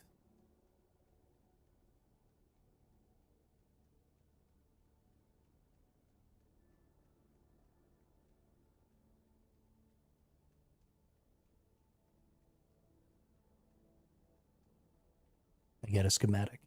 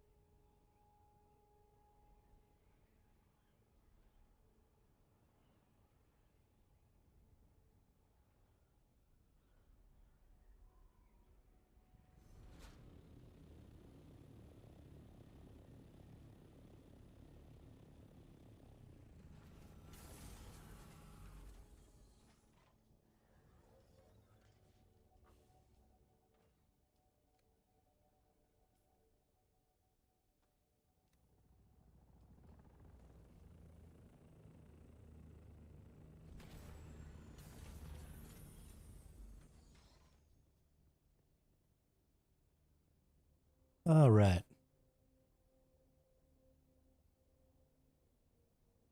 I think probably time to get some food, if I'm being perfectly honest. If y'all give me just a couple of minutes here, I'm gonna get some eats. 'Cause I'm hungry.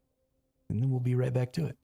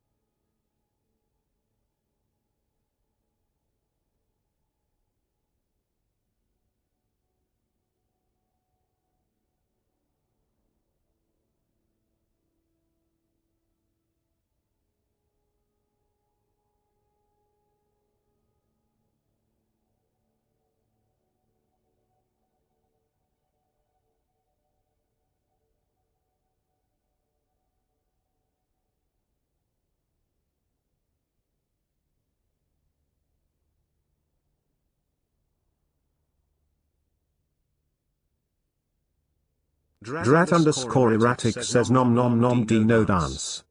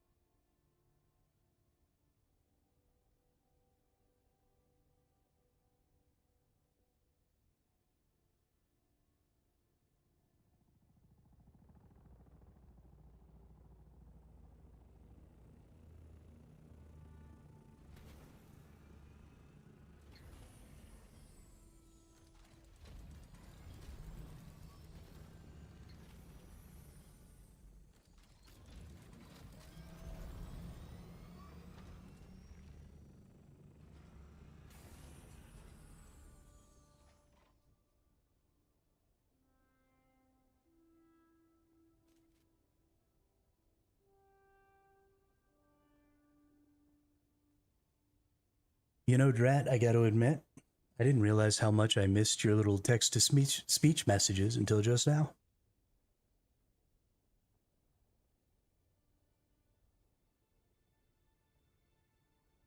So nice to be out there, fixing up my food or whatever, and then just boop, little message from Drat.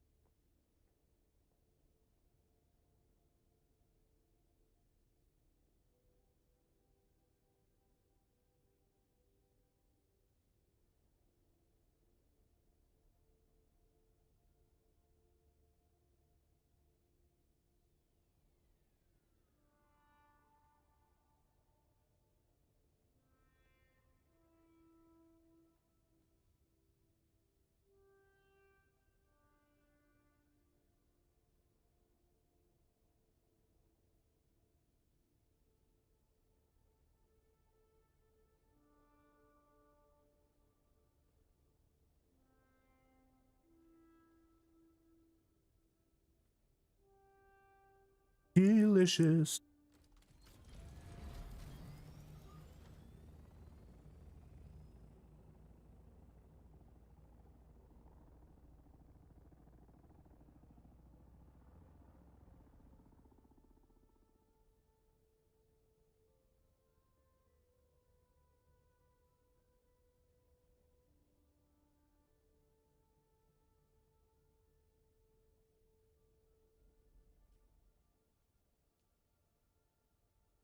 Where did I get 119 research points from? What's up, dude? Should we maybe unlock the assault ornithopter, or should we unlock the tier 6 rocket launchers?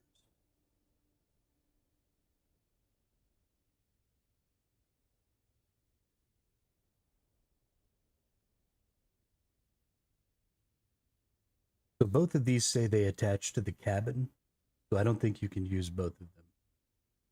I think you got to choose either or, but I think you might actually be able to use storage containers and the rocket at the same time. Because the assault, yeah, the assault ornithopter storage is attached to the body hull, and then these attached to the cabin. So I think you could actually go out there with 1,000 weight and a rocket launcher setup, and even though you're slower, be able to defend yourself.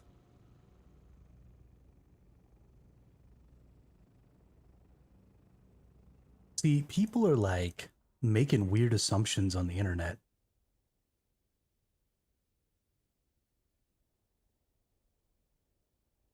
Or, I mean, you could have the thruster and the storage, but ultimately you're still slower. Because the glide, let's see, glide speed, yeah, is only 160 even on the Mark 6 assault wings. But the Mark 6 or the Mark 6 Scout Wings give a glide speed of 180. So this is really the only thing I need to change on mine. Is just those wings. But that's interesting. What's the glide speed on the regular? See, you're only going 10 miles an hour slower, or 10 kilometers an hour slower, which, admittedly, that's like 6 or 7%, but still. You get double the storage capacity. Some things to think about. Things to think about.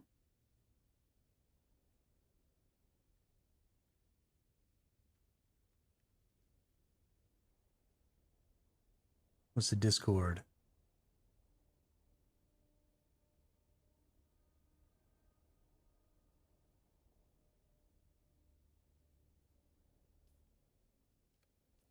Nothing appears to be going on in the Discord.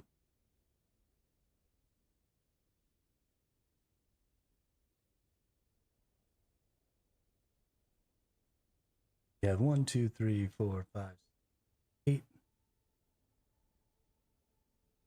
9.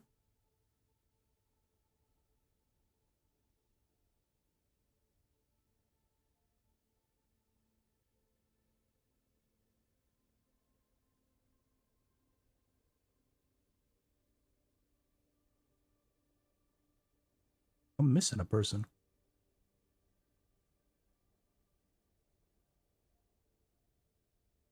What happened to Cyrus?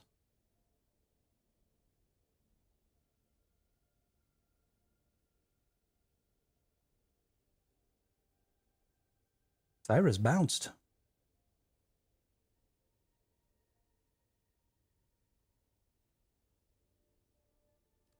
That is sad and potentially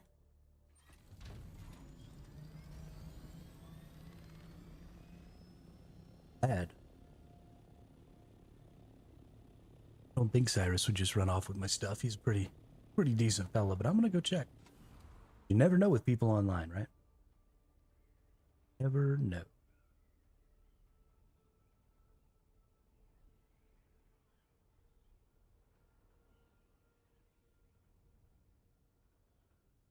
I'm a decent person. I hate to kill you. You seem a decent person. I hate to die.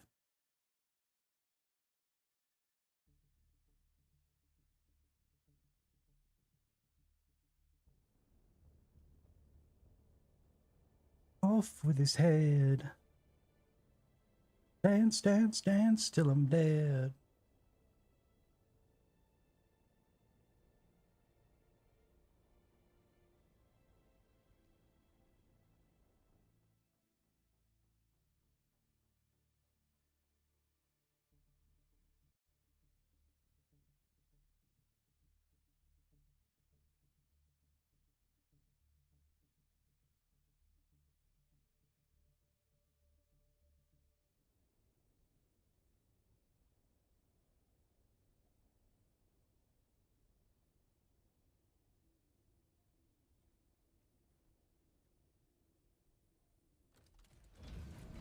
Can you hear me now?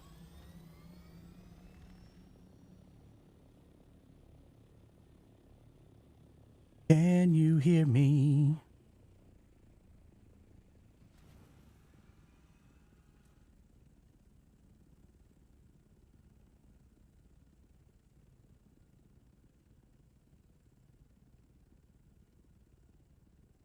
If you can't hear me right now, that's because it's you. 'Cause I'm talking to you.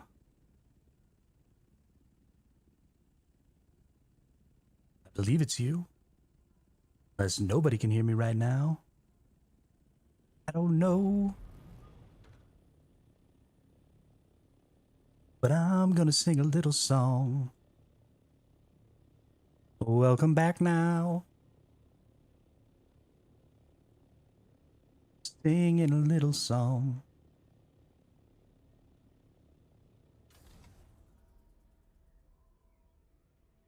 Gonna go back to the main base. Gonna go back to the main base. Gonna go back to the main base. Gonna go back to the main base. Bow now. Bow now, now, now, now, now, now, now, now, now, now. To the main base.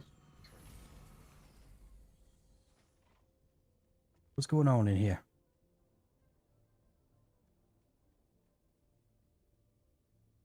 What's up, Gravy?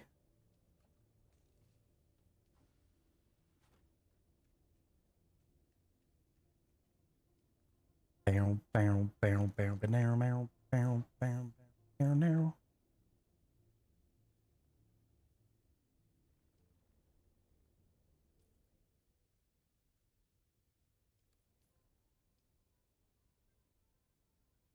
All right, we're just gonna double check before I start bouncing people out of things. But see, no Spitfire, no Cyrus.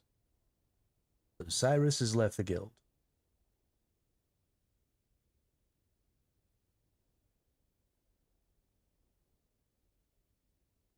I don't know why they have. So we're gonna go in here and we are going to remove Cyrus's co-owner permissions. And then we're gonna go ahead and add Damien to the co-owner permissions because I know Damien. Don't know Shinigami. Why doesn't it show? It's not showing people who aren't my friends. So I actually do need to go in here. Friend everybody in the guild. Their ability to control the permissions in this is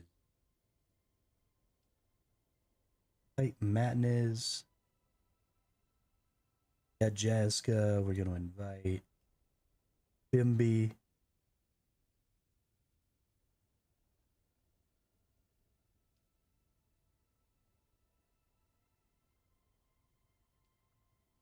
Okay, I think that means I have everybody.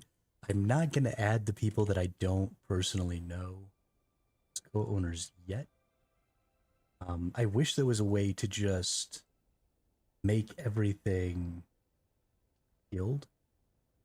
Right? I want to just let everybody be able to use everything, but I think I'm actually going to have to go in here and like open every storage container.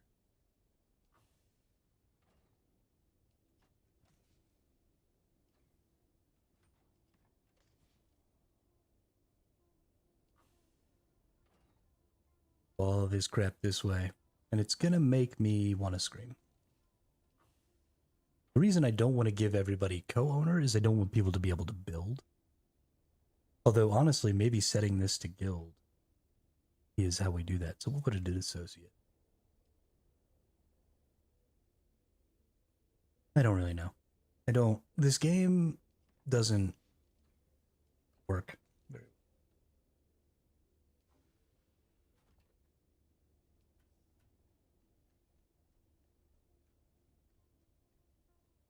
The permission system was supposed to be like this super cool, useful thing.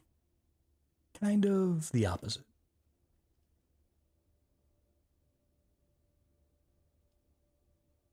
Let's actually go ahead and extract some water here. I'm almost out.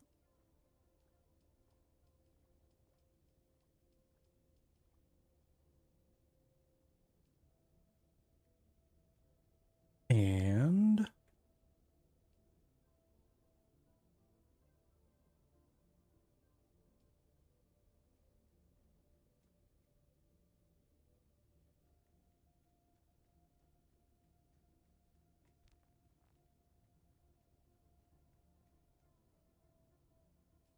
let's get back out there. Ooh, I need to repair.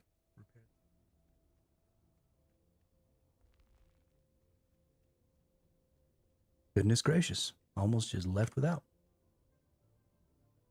I am. Repair my power pack? Yeah. And a welding torch. Don't have what it takes to repair the welding torch. 20-minute flight.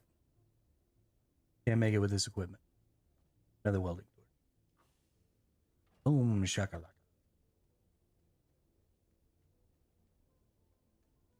All right, more spice we go. A hunting we will go. A hunting we will go. I ho the Dario. A hunting we will go.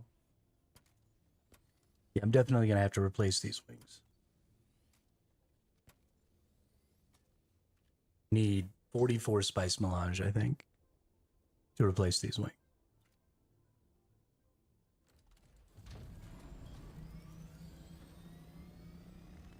Might go just do that right now. Think that's a good idea.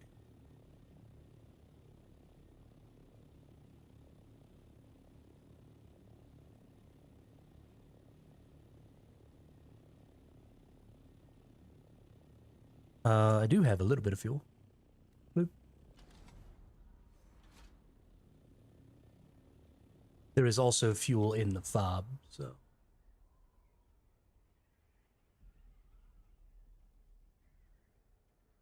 Fuel in the fob.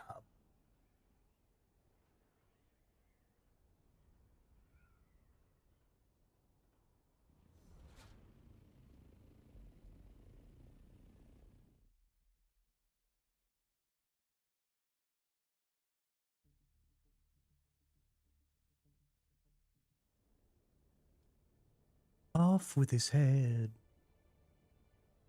Dance, dance, dance till I'm dead.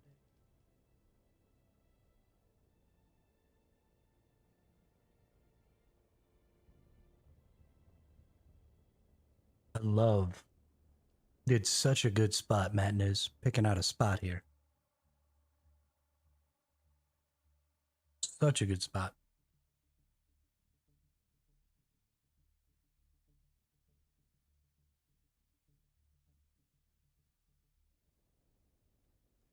Oh, I finally remember too, Slayer, if you're still around. It's Hand of Kiter is the server or the world we're on. I just remembered. We're on the Fajr. Fajr Siege.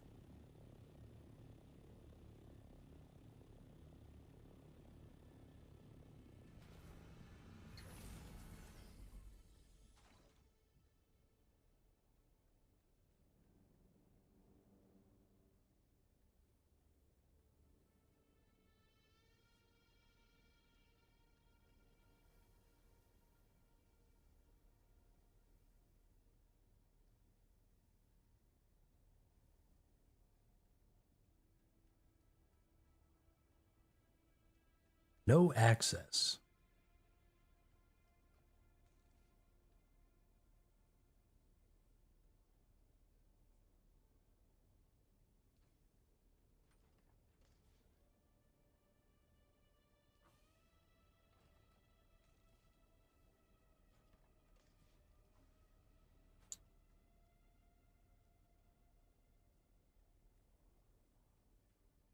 Gotta admit, don't really like being barred from bases.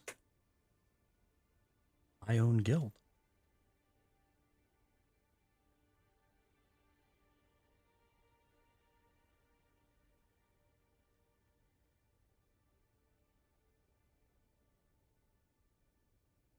This is why I don't play with people. Because you never can trust them and they never can trust you. It's just this inherent thing in online gaming.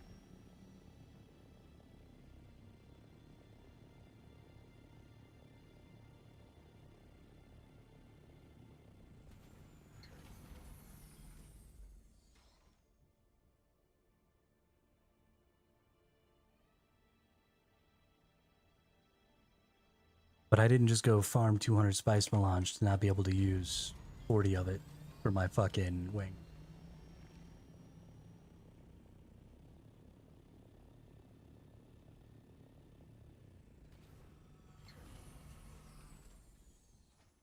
So here's how we're going to do this. I'm going to take 40 something back to my base.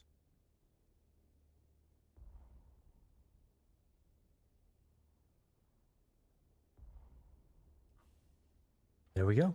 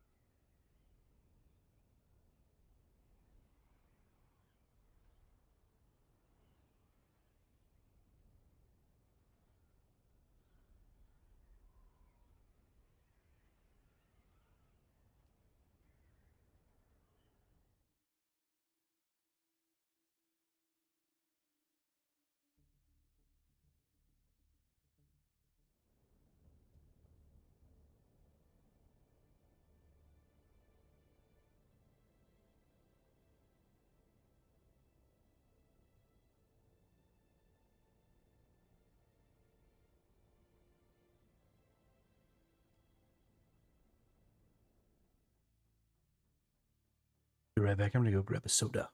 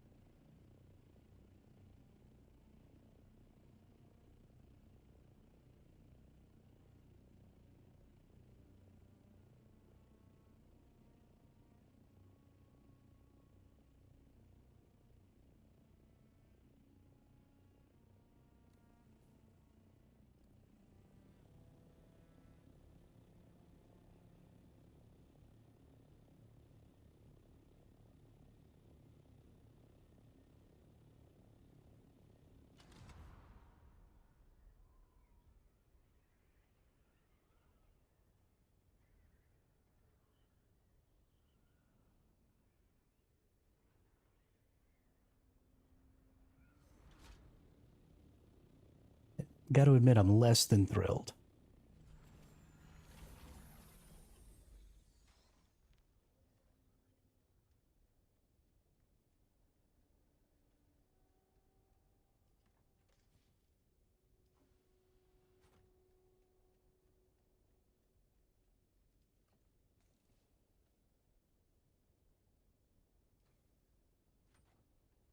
Less than thrilled.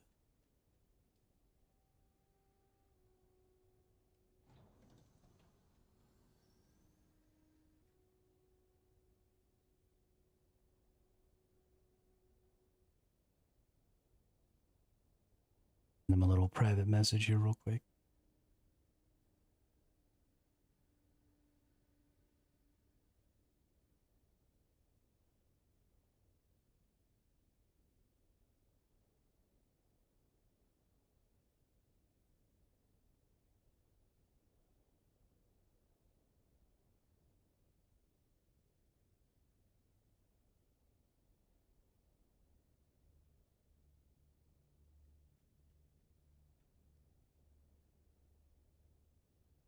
Solve that problem real quick.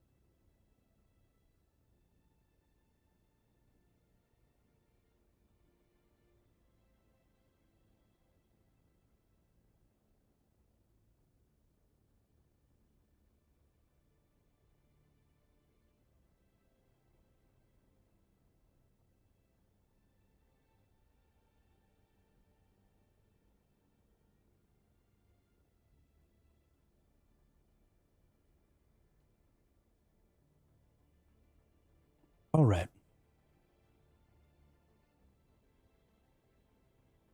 Back freaking at it.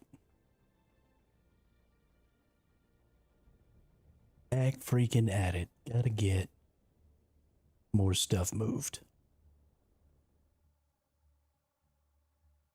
I'm basically gonna move everything. Because I can't build at this base, I can't make more water stuff. I can't do any of that. So this base is not really in a position where it can actually help me do anything right now. You know, I need to be able to make like hundreds of spice melange and titanium ingot or plastanium ingots and all of that stuff. And this base is just not equipped well enough to do that yet. But hopefully by tomorrow, we can get it set up so that we can do that.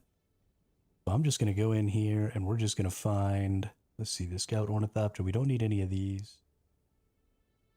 We'll leave, you know, like the complex machinery and stuff like that. We'll leave these low.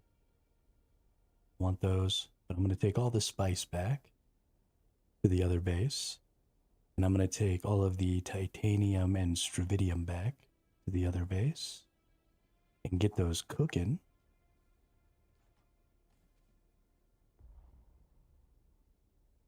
Oops.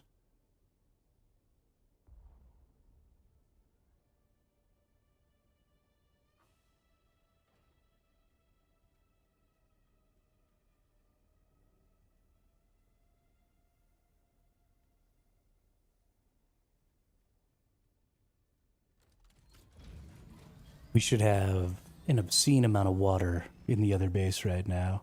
I've also come up with a little strat that allows you to double dip, or actually quadruple dip.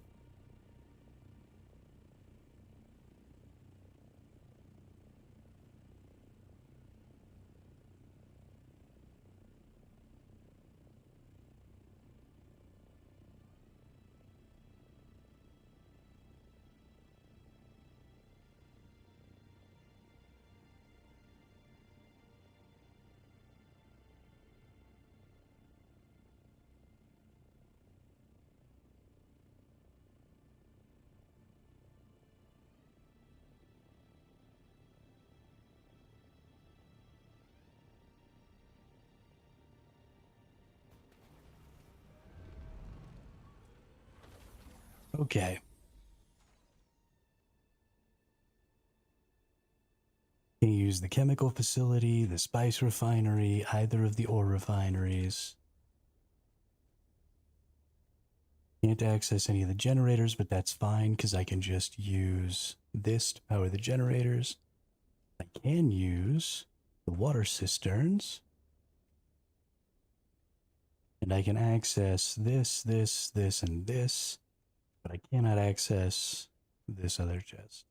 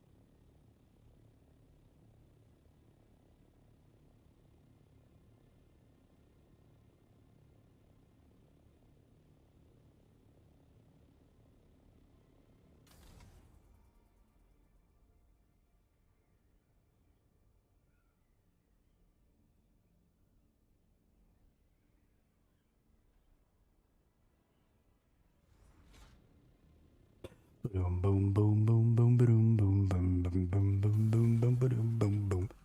Bow, bow, bow, bow, bow, bow, bow, bow.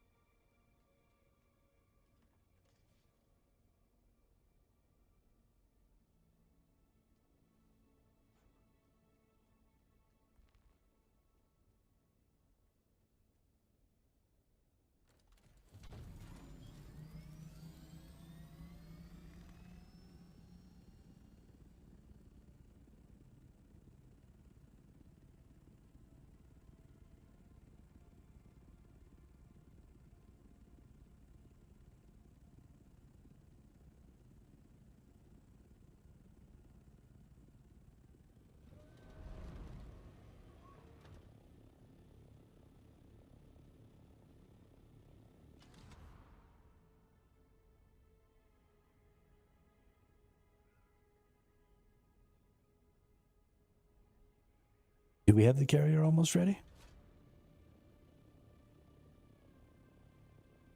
The carrier is kind of the last step of that process. I don't know why we're working on that first. I mean, I guess the carrier can be useful here in the Haga Basin. Like, we could get a lot more duraluminum and stuff if we had a carrier. But if you want to take a carrier out into the deep desert, then we need to make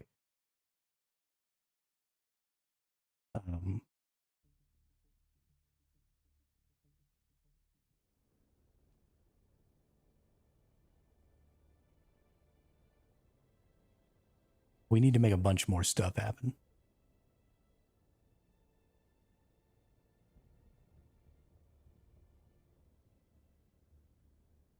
You don't worry about making a Mark V scout. Make Mark 6 wings. So the way the glide speed on your scout works is it's entirely based on your wings. So you can have a Mark 4 body and Mark 6 wings and go 180 kilometers per hour, which is the top speed. And then if you have a Mark 6 engine, then when you're under power in your Thopter mode, you'll move slightly faster as well.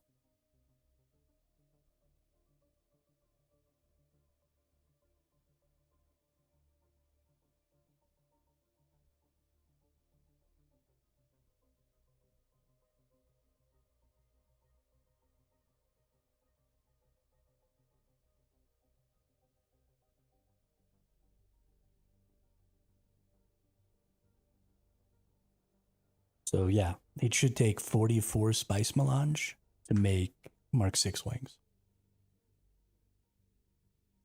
And that should give you... You have one pair of Mike Favre wings looted from Sector A. That's actually true. We probably have a couple in the base already, too. Actually, I think we have 2 Mark 5s in the base. But you'll still be slower, right? If you go up against a scout that's got Mark 6s, you're still going to be slower than them.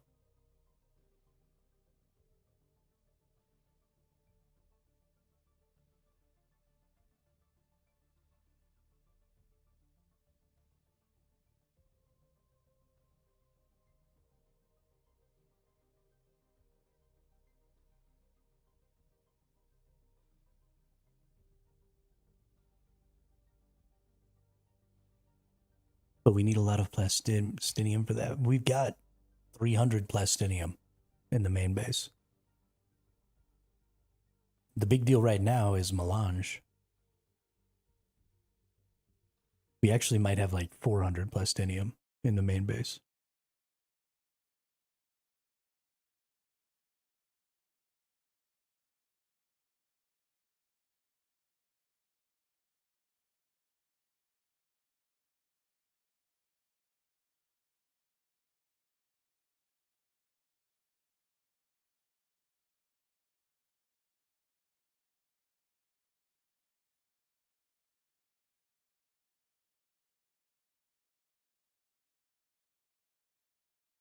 But we probably don't have the 44 melange yet, but it's cooking. There's like 100 melange cooking in the base right now. So, I mean, it'll take a while, but everything else should be there.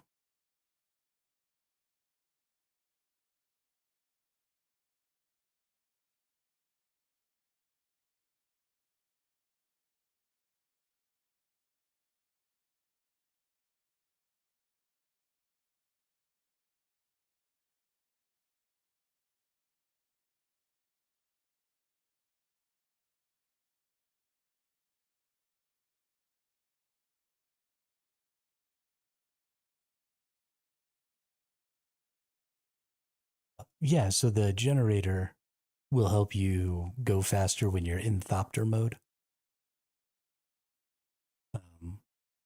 So yeah, it'll help you get height faster. It'll help you, fly straight forward when you're in Thopter mode.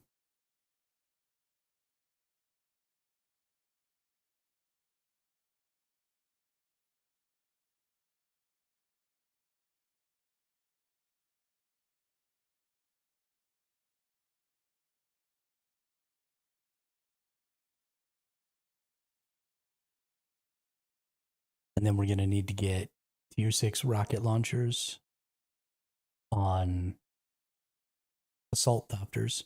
So we need to make multiple assault Thopters because assault Thopters are going to be better for transporting and protecting the carrier than scout Thopters will be.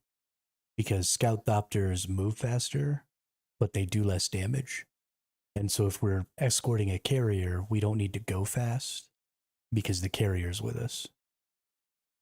So we need to go whatever that speed is. So getting the higher damage assault rockets is better for that. So we're going to need to make like 2 more assault carriers, or sorry, 2 more assault Thopters with tier 6 wings and tier 6, probably engines and tier 6 rockets. But everything else can be tier 5 for now. And then we'll get a carrier with a thruster. And then we'll get a sandcrawler. And then we'll finally be able to go out and do spice. But you can't go out there and do the spice until you've got everything else. Because if you just go out there, 2 people with a carrier and a sandcrawler, you're just dead.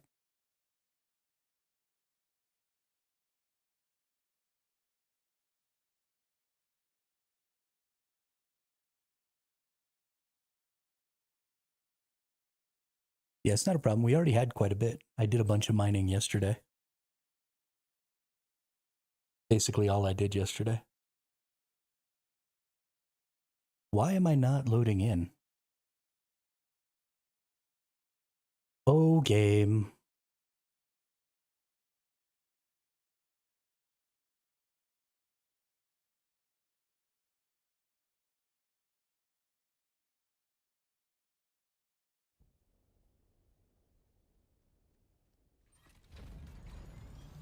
I was a little worried there for a sec.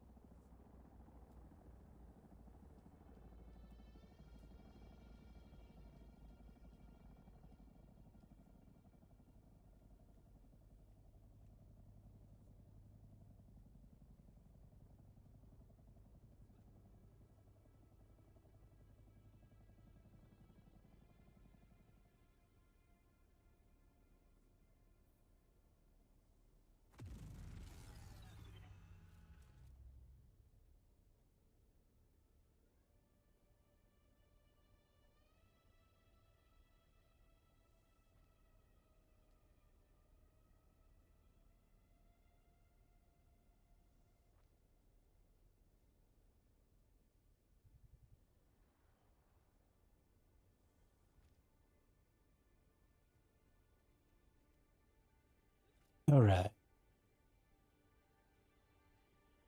So everything went powered down.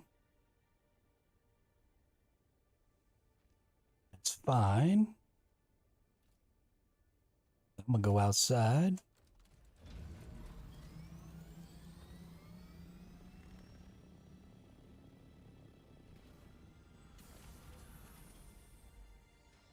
And right here on the edge,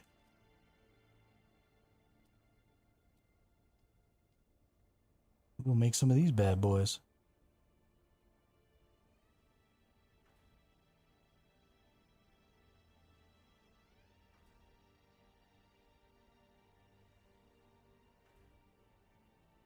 There is no sense in concerning ourselves with whether or not we're going overboard, because we get all of these resources back. Anything that you destroy in the deep desert, well, anything that you destroy in general, you get 100% of your resources back. So it does not matter, and it does not hurt.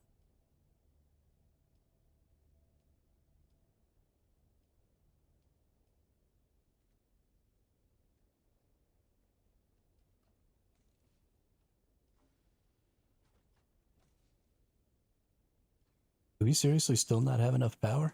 Wow. I feel shocked.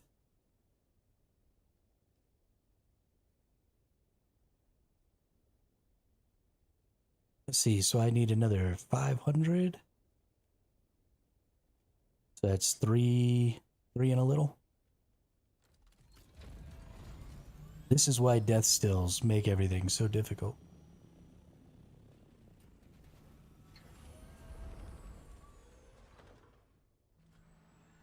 But you gotta have water, especially out here, and there's not really any other options out here.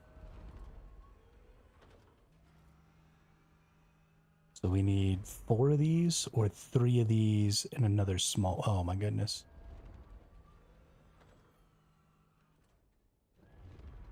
Need more cobalt paste.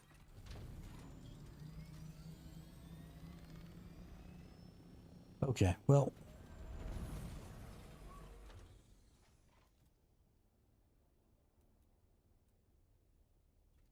For now, just power a couple of these down.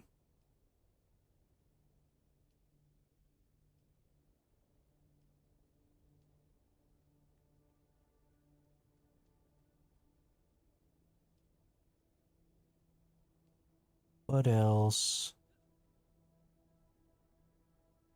We got 2 big death stills, 2 little death stills. I want to keep both of those deaths.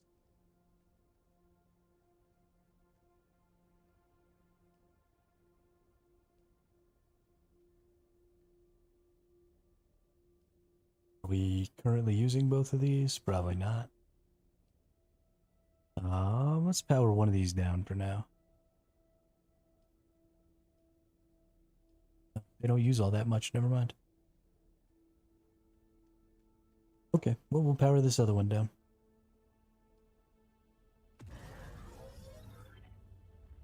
Now everything can be back up and running. Now we need some corpse action here.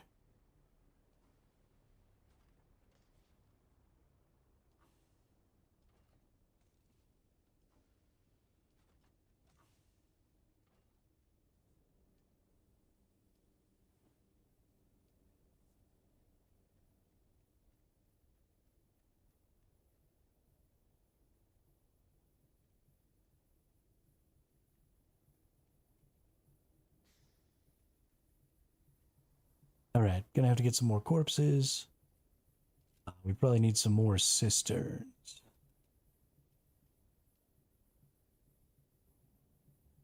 Because 200 milliliters of water isn't probably gonna cut it either.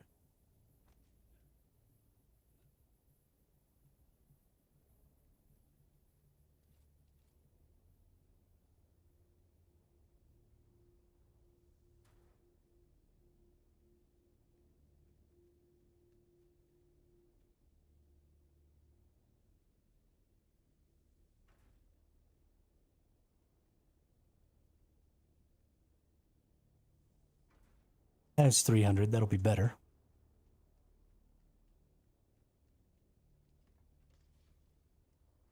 But once we get the rest of these going, not gonna work. Okay, let's get some stuff going at these refineries. Oh no, we need water before we can get things going at the refineries. Okay, let's see. What do we got? We got 39 here. We got 48 more cooking. Fantastic. Got nothing cooking here, but we can have something cooking here.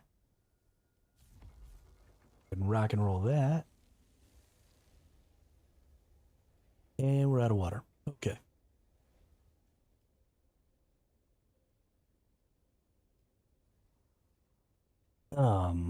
Is there still a gun over here?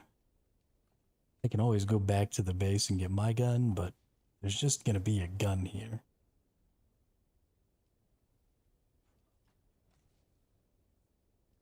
Doesn't look like there is. Looks like somebody gets mad when I use their stuff.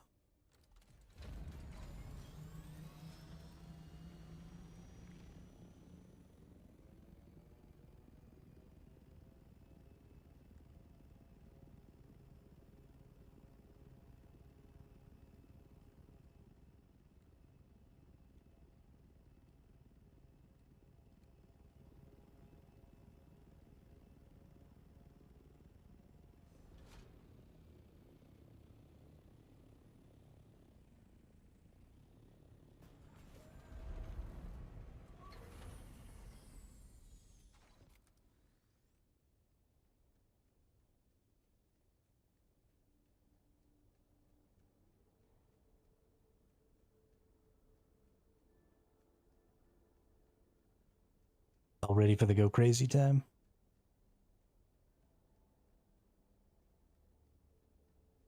Go crazy. Ah, ah, ah, ah, ah. Oh, baby. Oh, baby.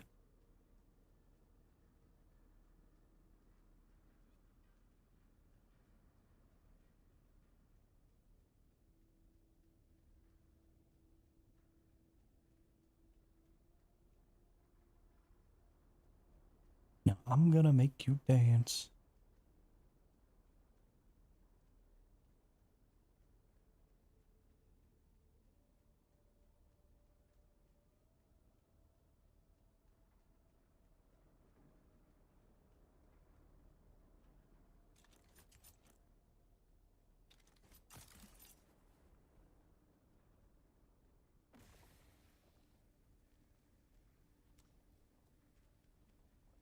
Okay, trying to come down here for bodies is terrible.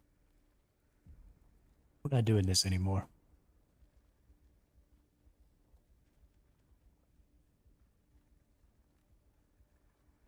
I'm gonna show y'all how to quadruple dip.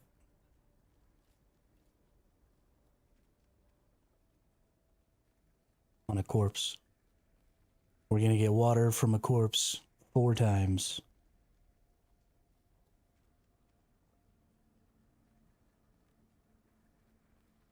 It involves 2 uniques, but I happen to have them both, so. Yeah, we don't have the spice melange for Mark 6. I need 189 melange for the 4 wings, plus 1 gen.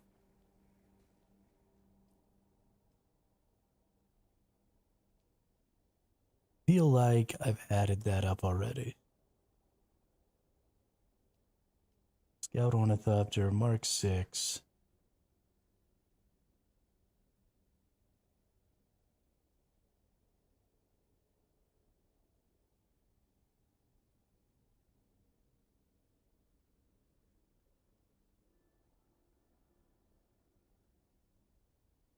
$14 times 4 plus 54 equals 110.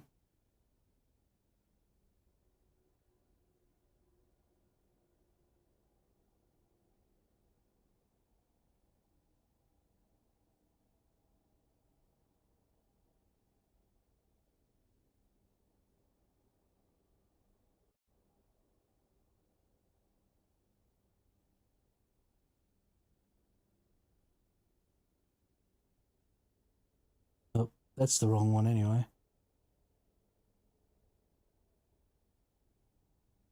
Yeah, it's the engine. Still 54 though.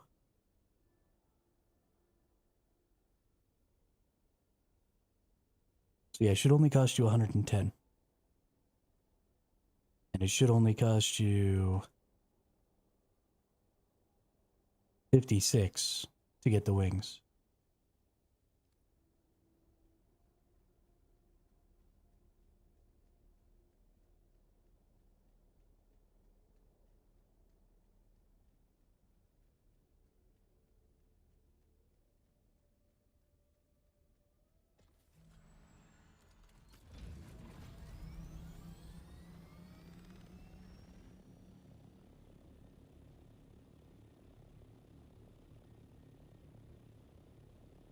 The wings are definitely the most important part.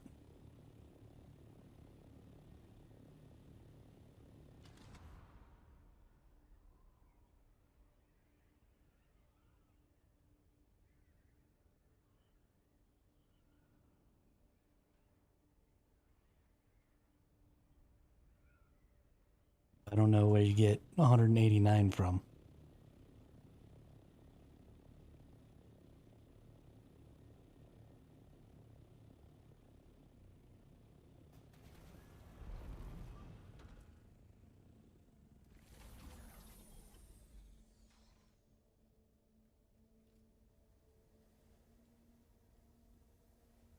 We have 41 right here.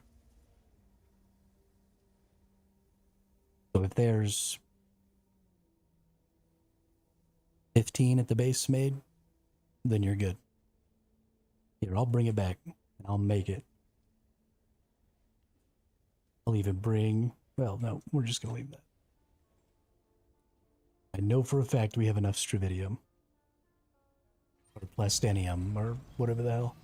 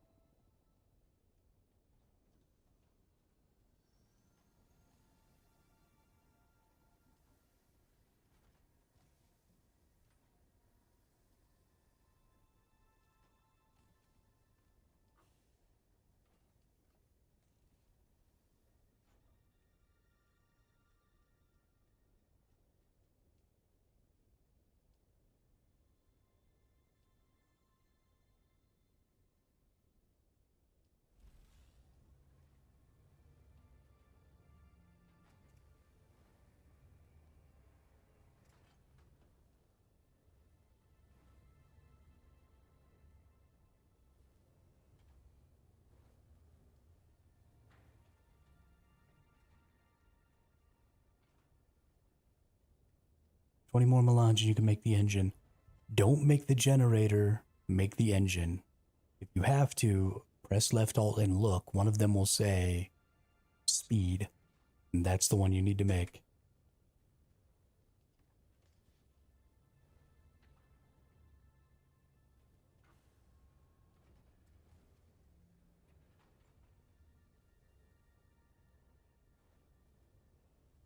Assault Ornithopter storage. Let's actually go put the Assault Ornithopter storage on the Assault Ornithopter.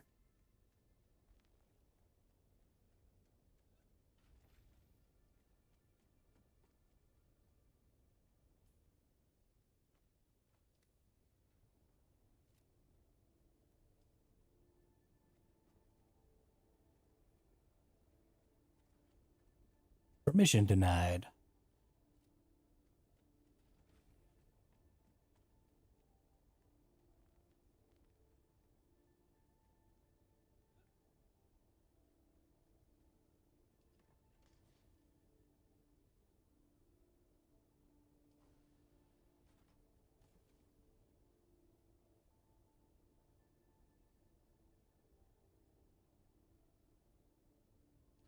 All right, but let's go do some quadruple dipping, shall we? This is how we do this right here. Wrong one. This box. Break out some blood bags. We break out our tier 5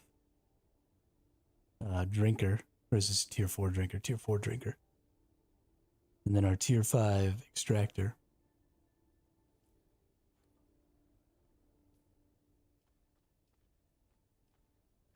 So the drinker gives us extra blood while we kill things.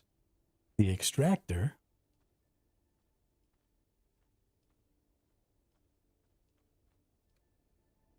gives us blood, obviously, when we extract. And then that extractor specifically, special,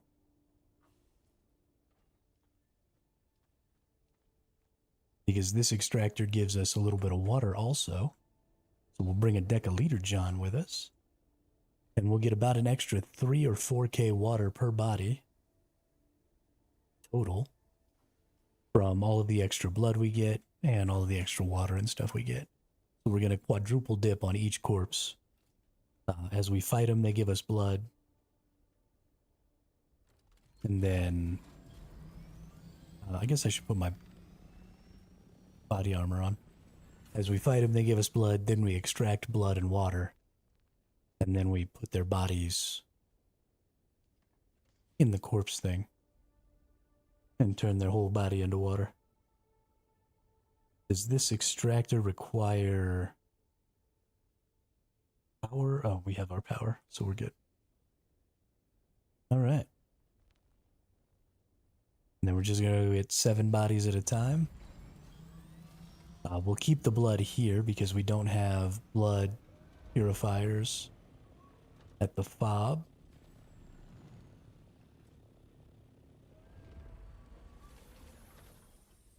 But yeah, you get 1,000 blood per enemy.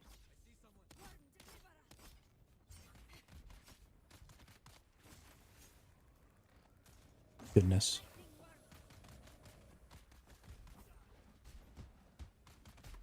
This Benny Gesserit crap can kiss my butt.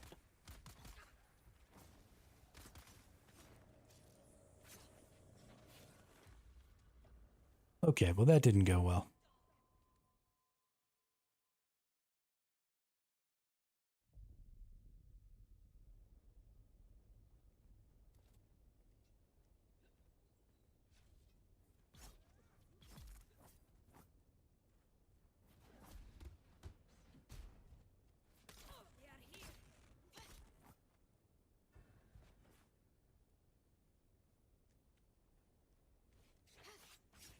Really? Can you not attack in the fucking direction I'm looking? Jesus fucking shit, dude.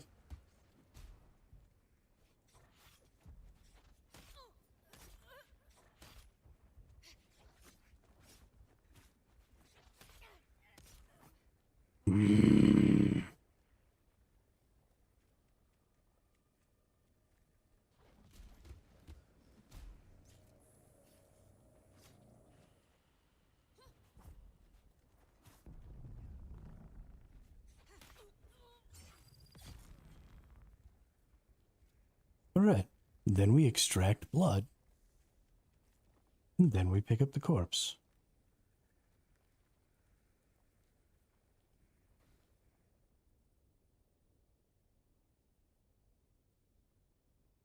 Brought too many blood packs.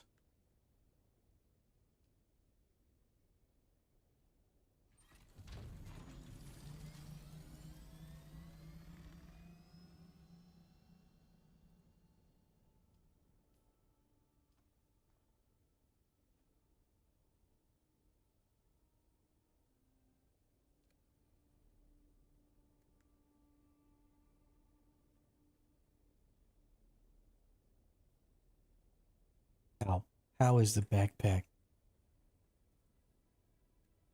doing the thing? I'm gonna lose it. Gonna freaking lose it.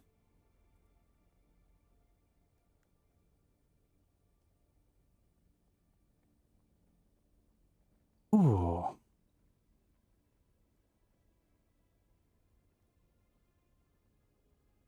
Lost one of my corpses. Sweet.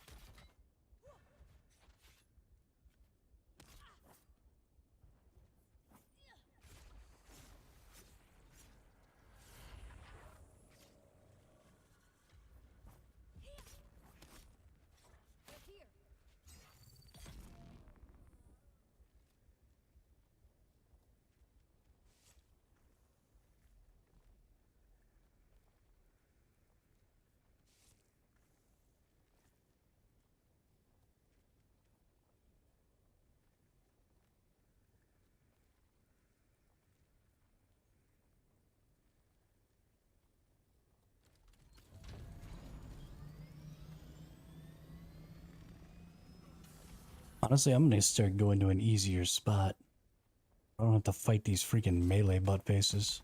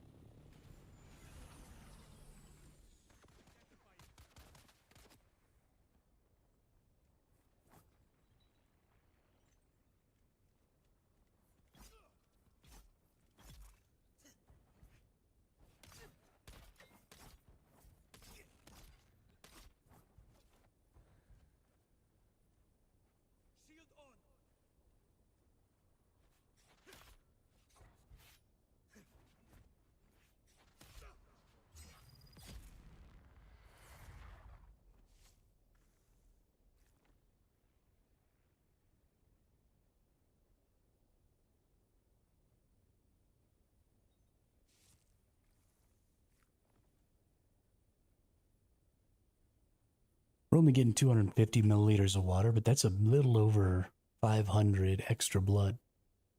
So I'm filling up, I'm getting about 5,500, 6,500 total blood, and then an extra 250 milliliters of water from each of these, which comes out to about another 3,500 water per corpse.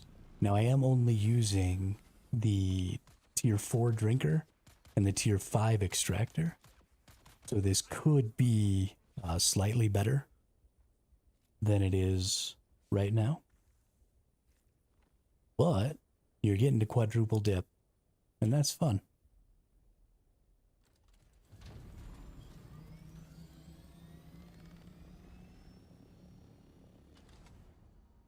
I'm gonna go drop off these blood bags real quick because I actually have blood purifiers here.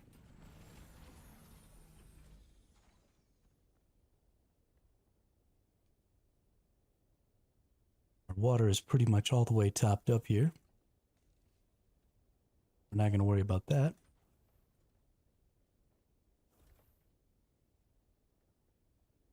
We're going to take our 7 corpses.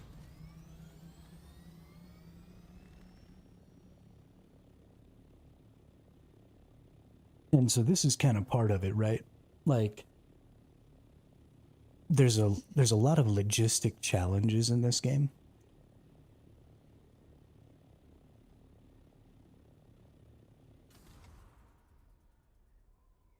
Like, I have all this water now at this main base, but we're trying to do a bunch of our refining at the base in the deep desert at the fob, right? And so that's cool, and I think we should be doing that. But it means that my water needs here at home have significantly decreased. And my water needs outside have significantly increased. And so something we're going to have to do, and maybe we can set this up this week, is we need to figure out exactly what it takes to make the base that we want out here. And then we need to maybe just like get a carrier ornithopter, or, well, I guess the carrier ornithopters don't have storages, but get, you know, an assault ornithopter or something like that that just carries those materials. And those materials are just in their resource storage. So then at the end of every week, when we have to break the building down, we'll take everything out of it, we'll fly everything home, and then we'll bring that fob ornithopter with us back out here. We'll gather everything up, we'll put it in the storages for that assault. Or maybe we can have a storage at the base that just doesn't get touched, right? It'll have its own circuit for input and output, so nothing gets used from it. And it'll just be the fob box. And we'll put everything that we need for everything that we want out there in there. And then every week we tear it down, we put it in that box, we bring it back out the next day, we put the box up again. Or we put the fob up again. I think we'll probably, yeah, that's definitely the path we'll take. There's a lot of prep work and logistics in this game. A lot. So let's drop off our corpses here. 1, 2, 3, 4, 5, 6 corpses. We've got a corpse in here. We need a corpse in here. Whoops. Have to actually have a corpse in my inventory. Yeah, so this one's turned on, so we deposit a corpse in there. That'll give us 45k water. Then this other one over here is turned on, and that'll give us 25k water. And then this one's going to give us 45k water here real soon. Fantastical. So we're still pretty much empty on the water department, which is fine, because we're getting 100 and something K in the next hour. And then I'm just going to put all this crap in here. Oh no, I got to go back to the base anyway. I got to pick up my other stuff. Okay, so let's go back to base.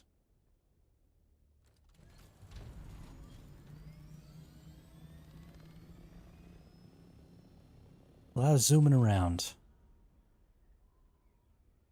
A lot of zooming around.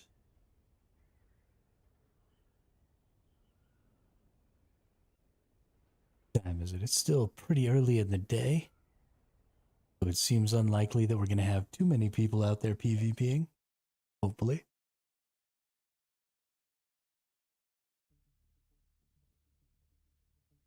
I should probably still be good.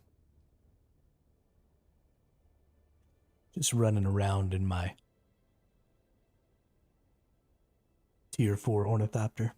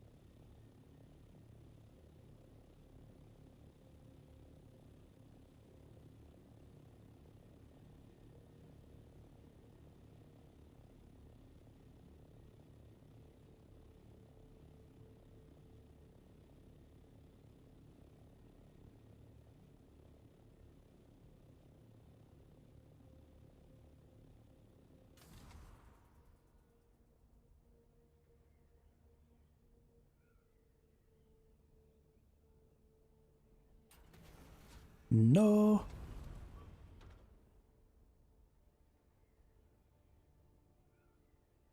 Choom. Boop.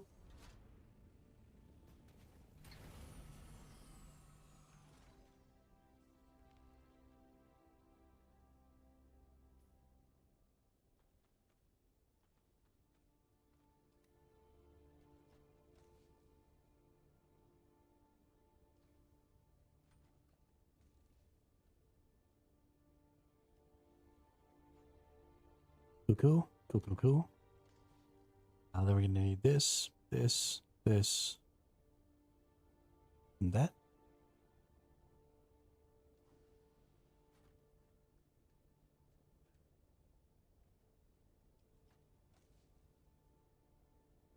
And one of these.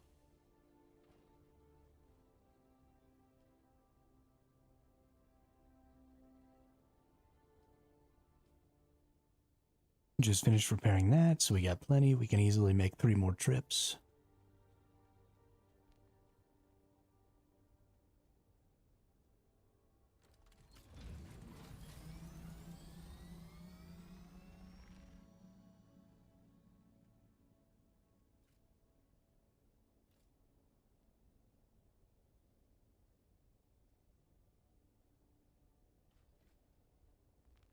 Gotta have welding wire. Big dumb piece of crap.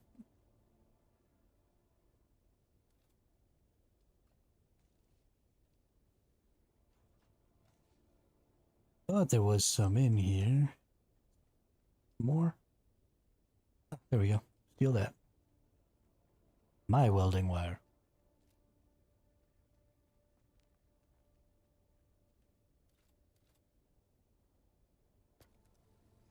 Boop. Boop. These wings are getting shot. Great to put some Mark 6s on. Then we're gonna be lizardy flying.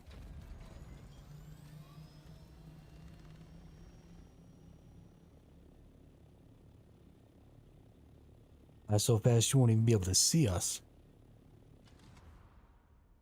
Zoom.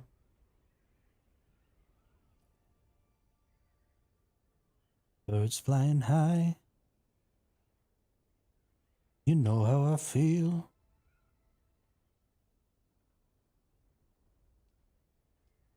Might as well research that. Actually, I gotta research all of those.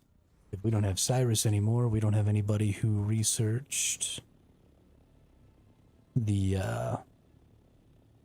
carrier ornithopter or the sand crawler.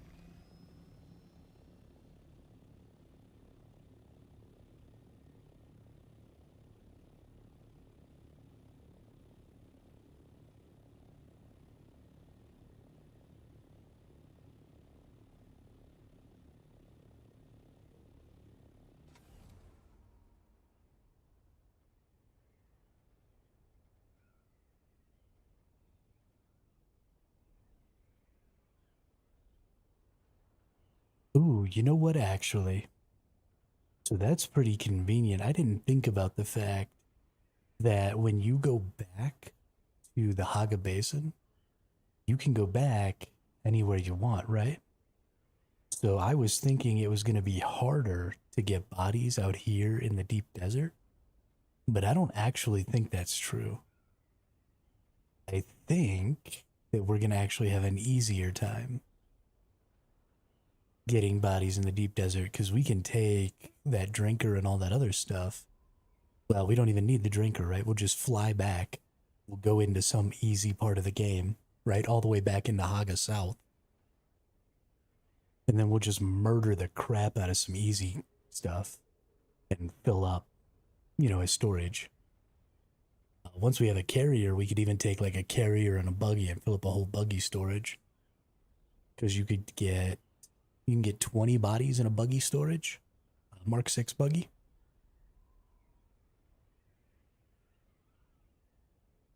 No. You can get 40 bodies in a Mark 6 buggy storage. Yeah, so that's like a whole day worth of bodies. Just take one little carrier trip with a Mark 6 buggy. And then bammo, you're good to go for a whole day. Yeah, we doing that. Doing that for shout.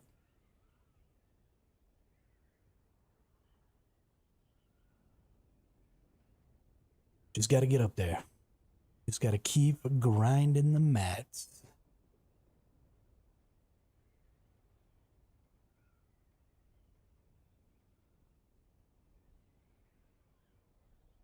It's all about spice, plastanium, cobalt paste is easy, silicon is easy.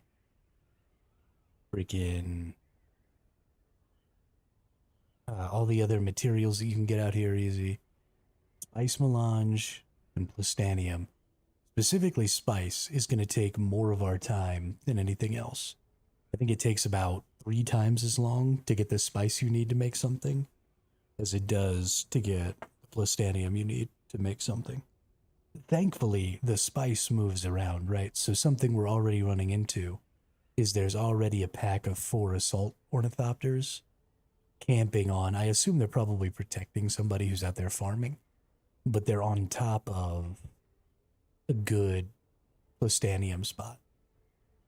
There's an assault thopter.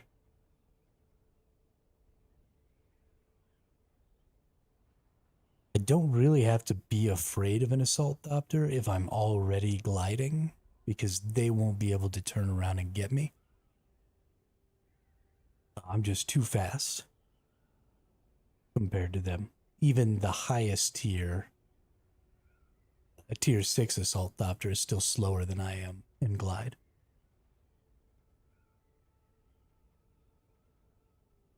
So I don't really have to worry about that.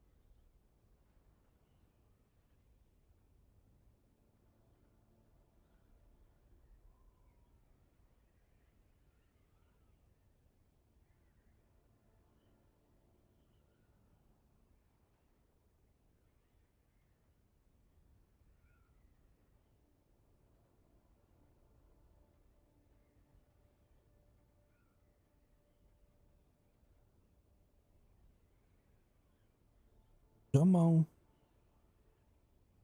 Show me that spice melange.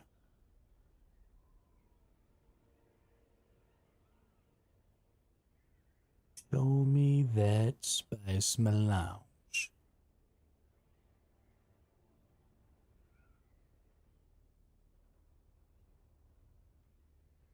Something else I want to do, we'll get our vehicles up, get our vehicles right, and then we need to get our equipment right.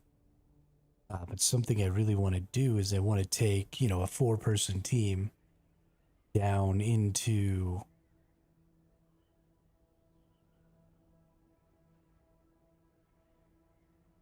the testing facilities and the PvP zones and, all that stuff out here.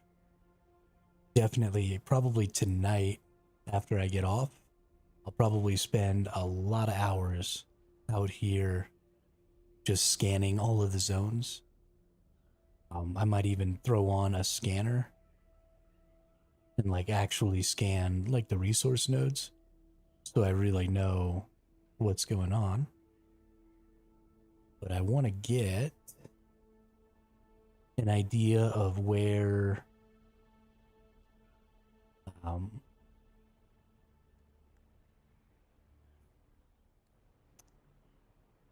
where the stuff's at, where the testing facilities and stuff are at.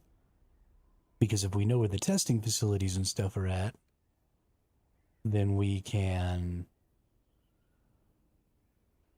come out here as a group and run some testing facilities because we're going to want those uniques. This is probably a later thing, and I might actually put an event in the guild Discord. See, maybe getting 2 groups out. If we had like 2 groups of 3, or even a group of 3 and a group of 2, maybe, if we had a couple of players who were really good. If we could come out here and just plastanium gear, just base plastanium gear, or some decent duraluminum uniques.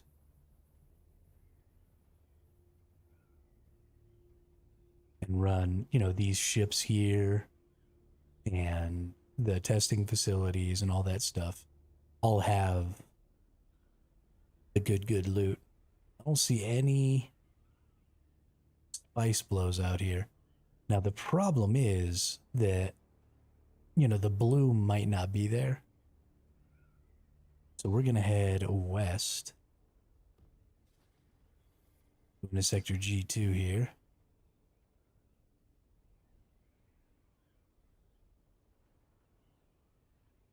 We just want to see more area out here in the G sector.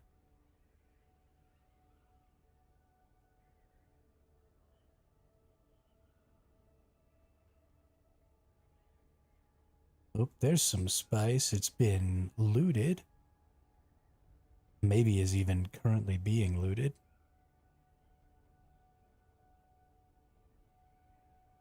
Also possible that Assault Doctor was over here.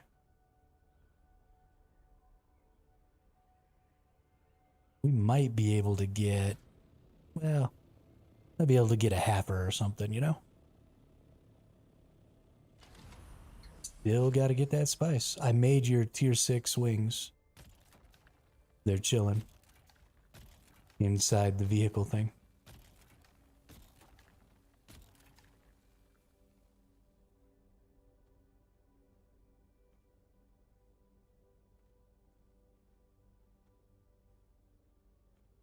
No, in the main base. I think that might have been a spice blow. Yep, there it is.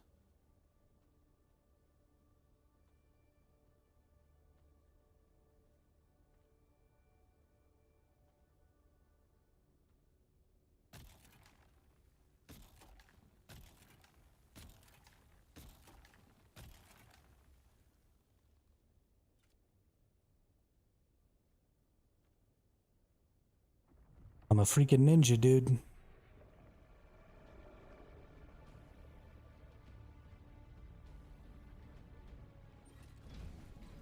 Freaking ninja. Looks like that spice blow that we just got was just a little bitty one. That's too bad. 'Cause I don't think I'm actually going to be able to fill up on this. It's pretty farmed out.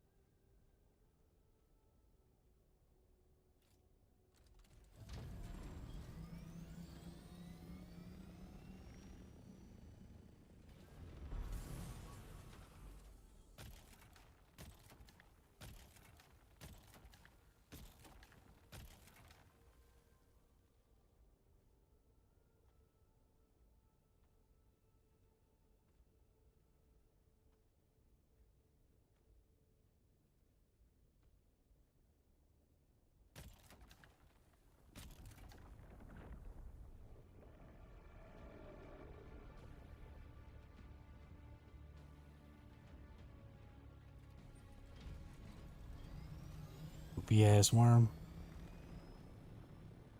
I mean, there's probably still a couple hundred in there, maybe 500 or 600 that I could get, but it's taking too long, and I don't want to deal with it. So we're just gonna head off west here. Maybe we'll find ourselves some more spice. Spice seems to be pretty abundant during this time of day. So we ought to be good.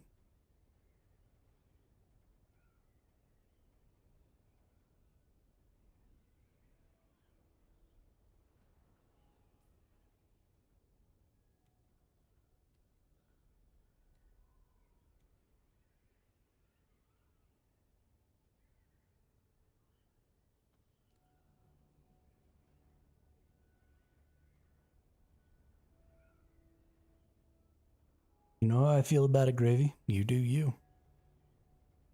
Whatever makes you happy.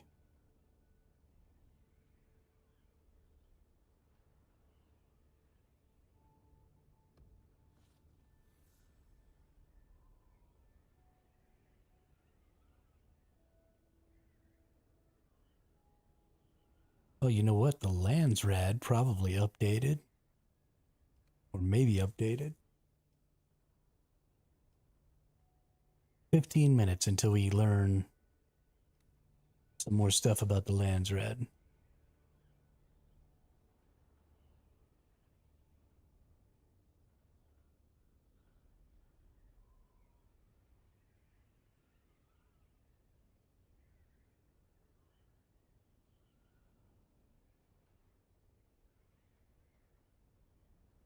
They're downstairs in the big fabricator.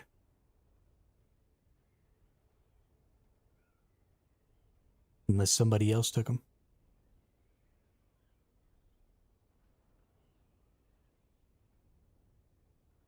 I don't think anybody else who could use them is even on right now.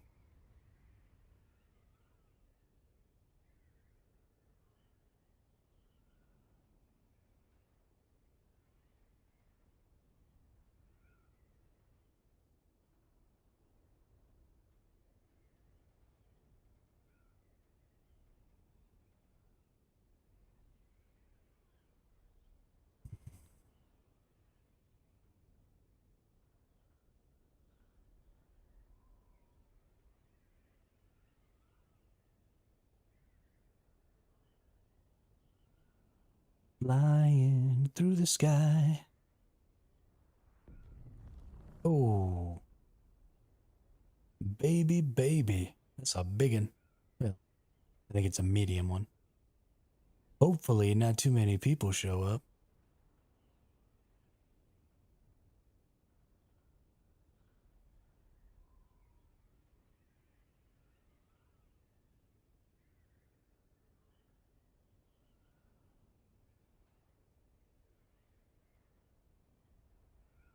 Oh no, it's a little one.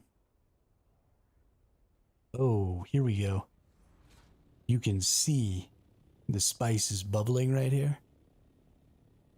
It hasn't exploded yet. There's about to be a medium one right here.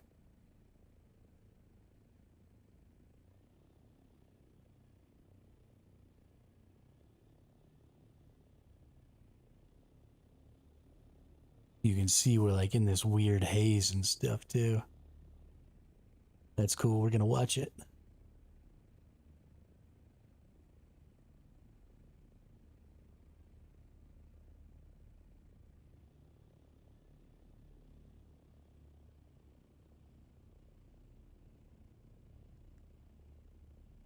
Sector weather alert. A large sandstorm is approaching. Crap.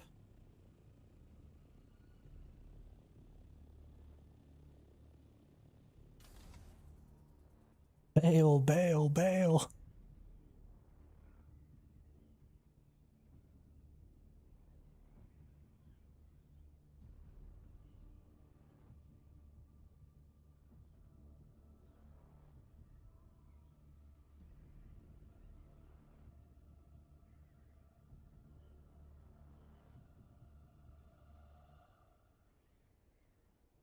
No, there's a sandstorm coming.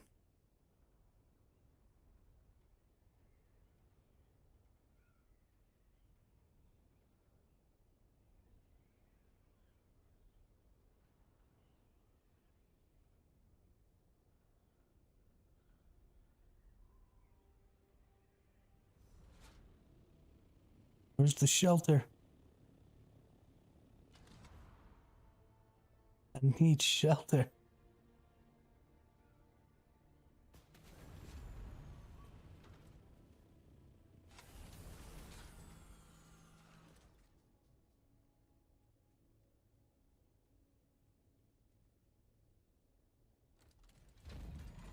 Okay. Vehicle sheltered here. I'm sheltered here.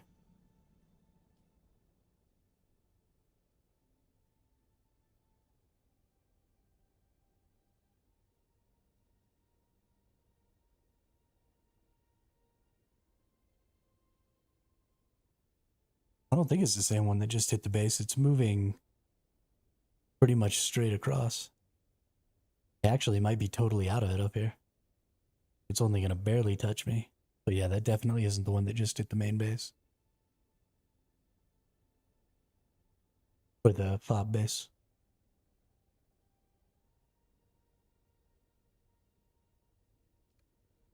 Okay.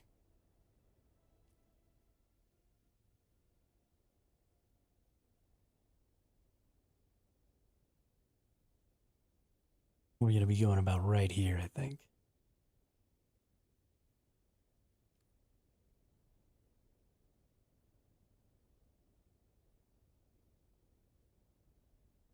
Yeah, it looks like we just barely missed it.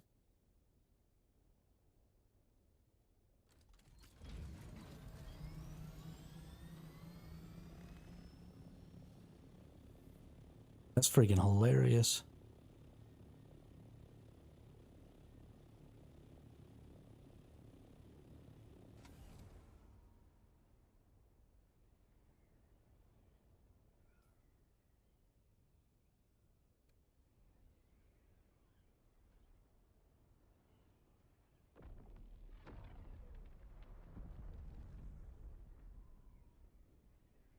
And there's my medium spice blow.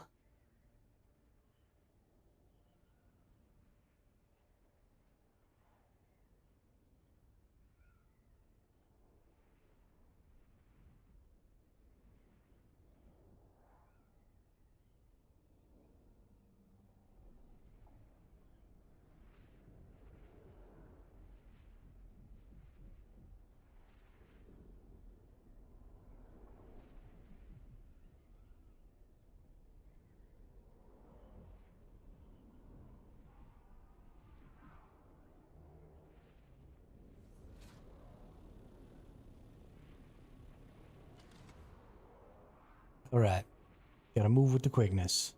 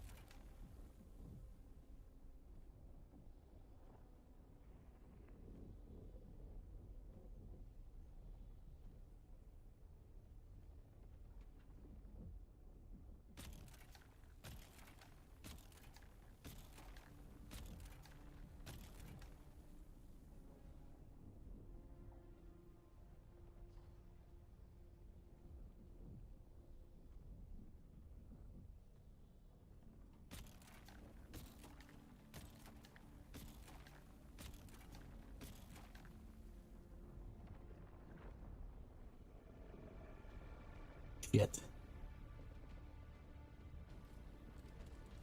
Oh, I pooched that one.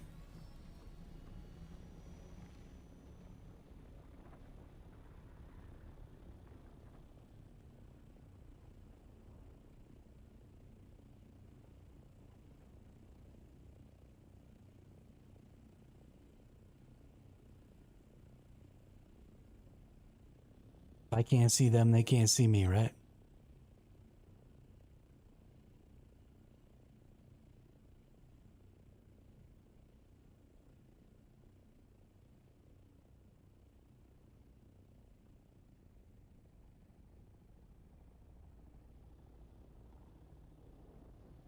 Another ornithopter.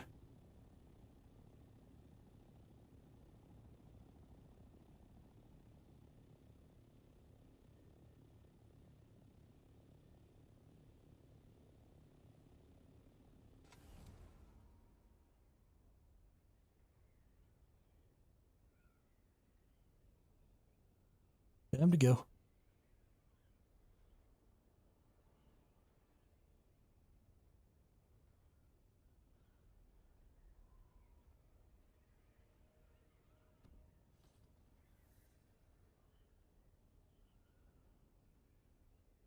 Yeah, they could definitely hear me. I was all up inside of there, though.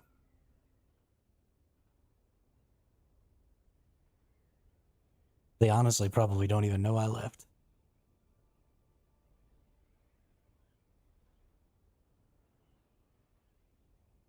I ain't fucking around, though.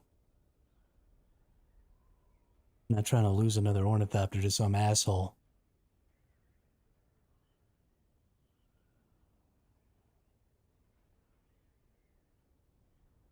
Things are definitely starting to get a little busier out here.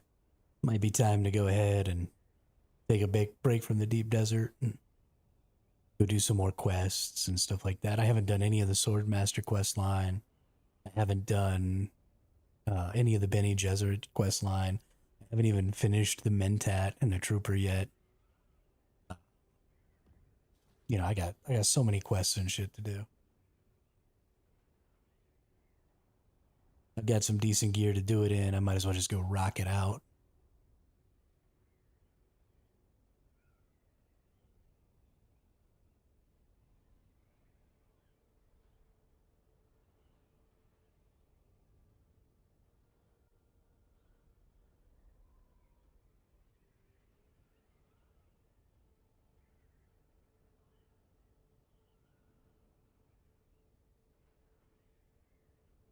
And then later tonight, I'll come back out here with a thruster and a scanner. And I'll probe the whole deep desert.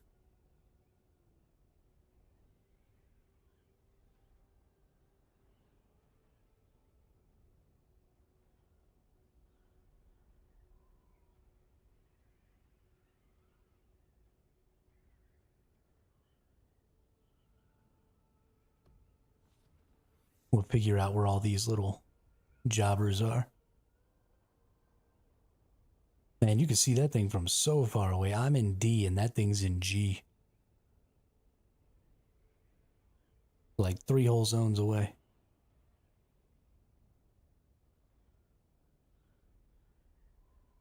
Ooh, do we risk it for the biscuit? Think we risk it for the biscuit.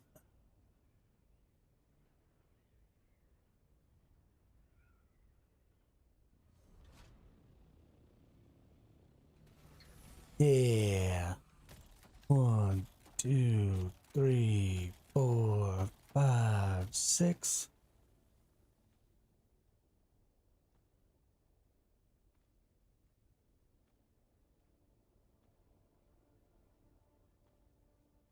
One, 2, 3, 4, 5, 6.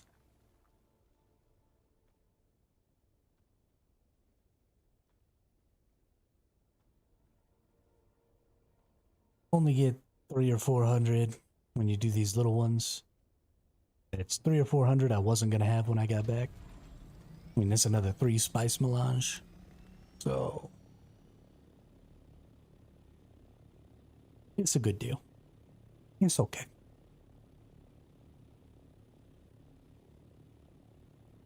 And there's nobody trying to kill me right now, so I feel fine.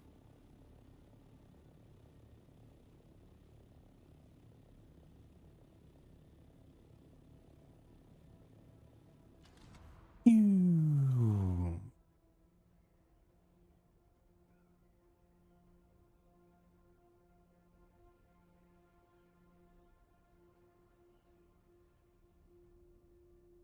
Actually need to turn like super hard this way.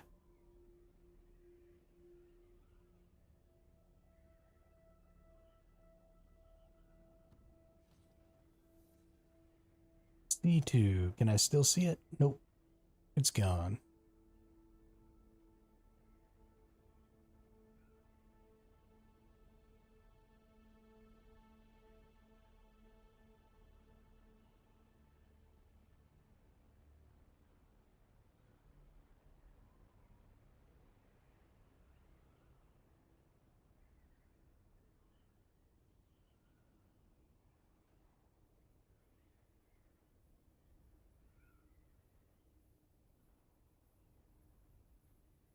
Everybody, yeah, rock your body,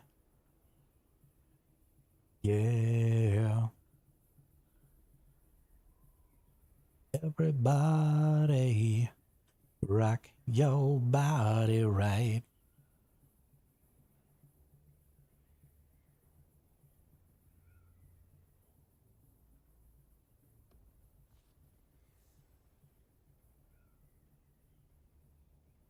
I need to turn even more this way? I think I do. Goodness.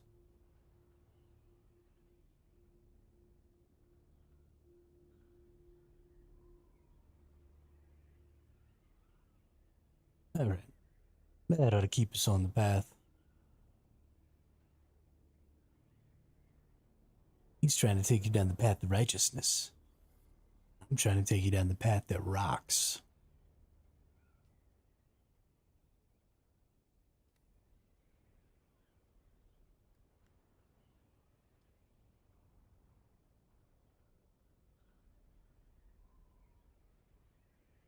Pull the lever, Kronk. Wrong lever.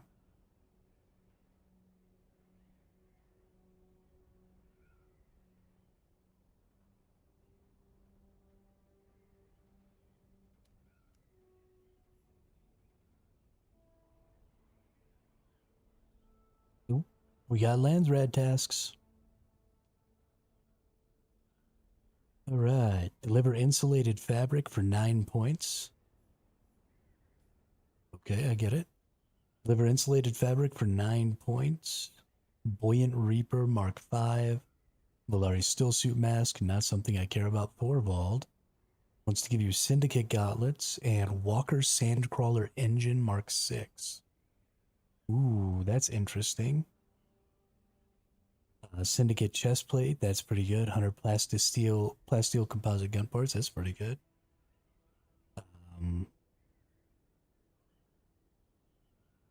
ECAS Mohonda Sandbike Engine Mark 5. OmniFocus Dew Scythe.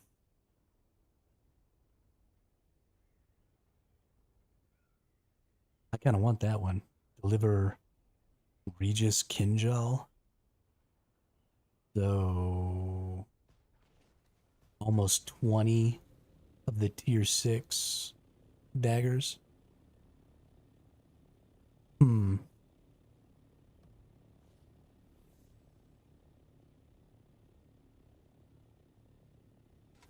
Maybe not worth.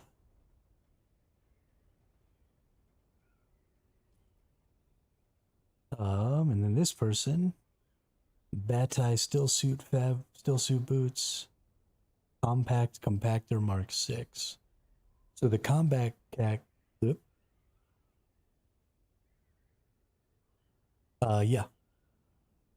Yeah, I also have, I believe. Yeah, I have one also. Of the Mark 6 variety.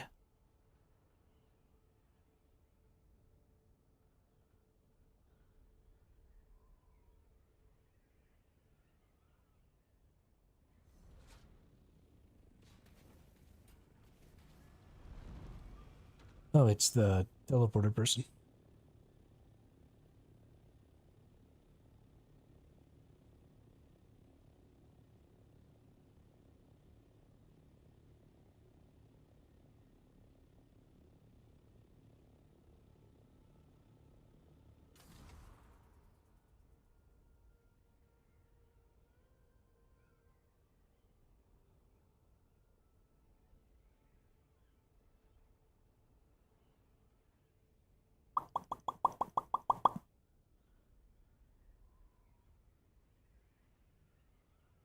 I mean, we're gonna win the lands rat.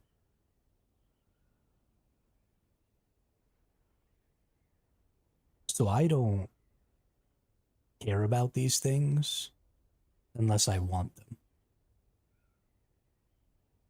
So, I mean, delivering 100 fabric and getting that 10k Solari might be okay, but if you look at the lands red, there's 3 freaking Harkonnen right? We're getting the bonus every week. And so I only care about what the personal rewards are, and I only care about going after those quickly. Because once it's claimed, so as soon as these get claimed, you can't get the personal rewards anymore. So if something's got a cool reward, I'm into it. You know, you can kill deserters really well. The syndicate chess piece is actually pretty cool. So killing deserters seems like a good one. Getting 700 points, so you kill like 28 of the deserter enemies, maybe 35, and you can get your 10k. But that syndicate chess piece is probably pretty good, and there's not going to be any real contest for it. The Compacts Compactor, Mark 6. Yo, what's up? What's up, man? Nada.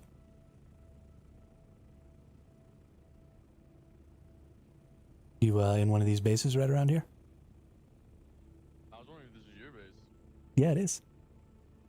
Oh, yeah? Mm-hmm. Nah, I just got to the deep desert. Just checking it out. Cool, cool. Have fun, man.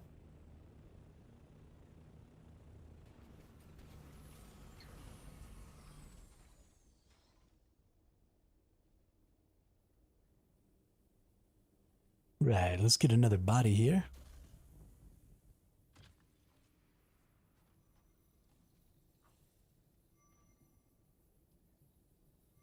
Deposit that corpse.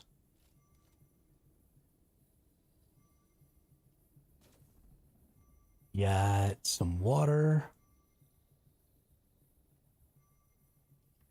They're using it to do their scan. That's hilarious.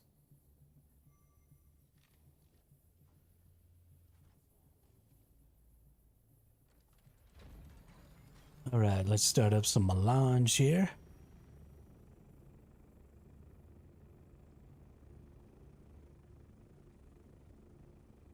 Start up some plastinium. Fantastic. Yeah, I think we're going to go ahead and take it back into the Haga Basin and do some questing. But before we do that, I got to go ahead and use the restroom real quick. And we're going to have to reset the NVIDIA GeForce now. So I'm going to put y'all on the Hermit screen here. We're going to close the game out for a second. And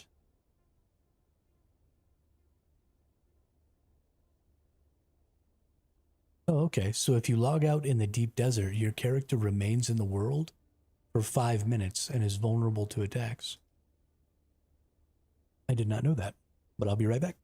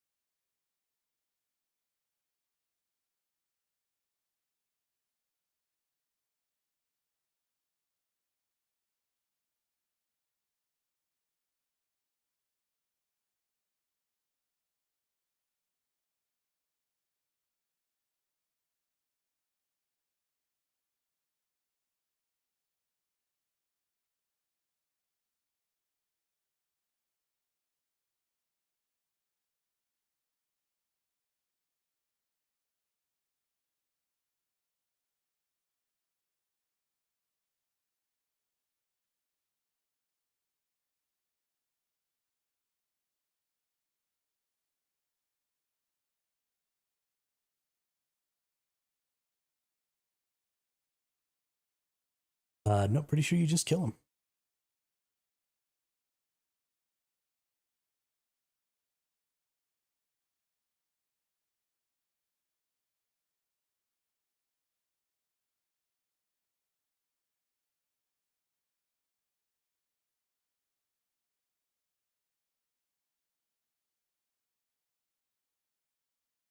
While you're doing that, maybe stick a couple of corpses in your storage and take some corpses out to the deep desert with you.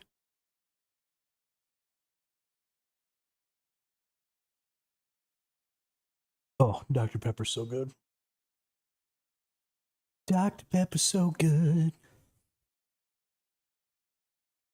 I love every minute of my Dr. Pepper.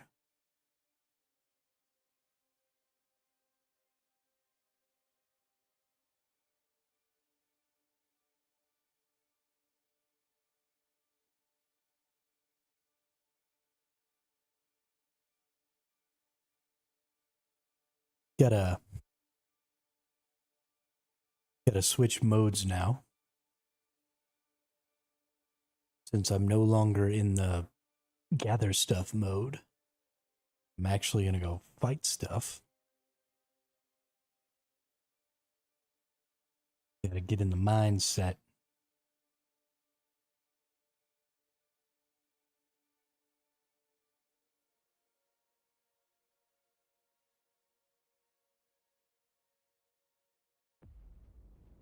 Of course, it's probably gonna be fighting really easy stuff. We're gonna be finishing up the Mentat and the Swordmaster questline. And then look into some other quests.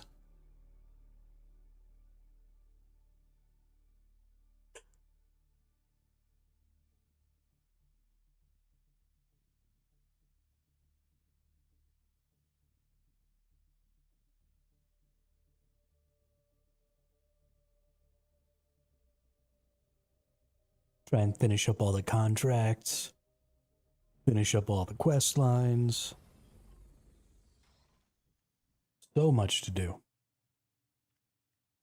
Oop, that's not mine.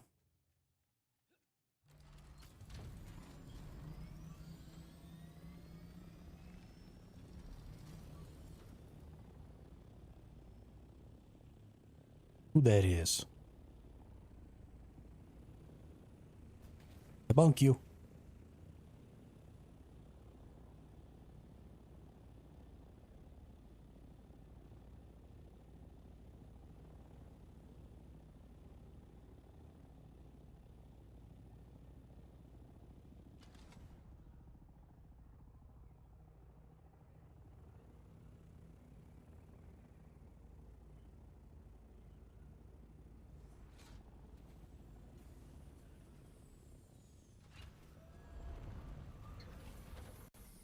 You bonked.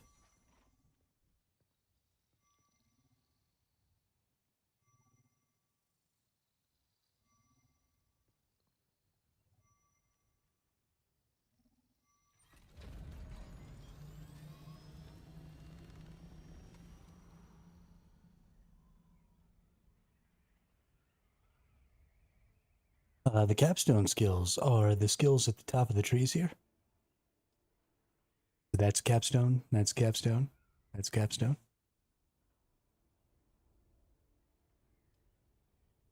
They're like the best skills. Speaking of which, I gotta do the planetologist tree.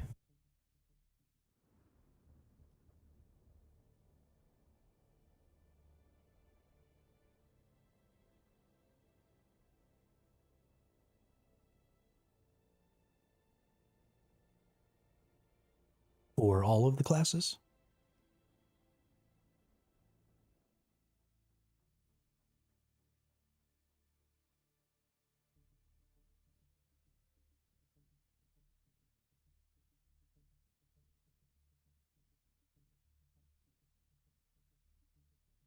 Look at this base that's built here. That looks so good.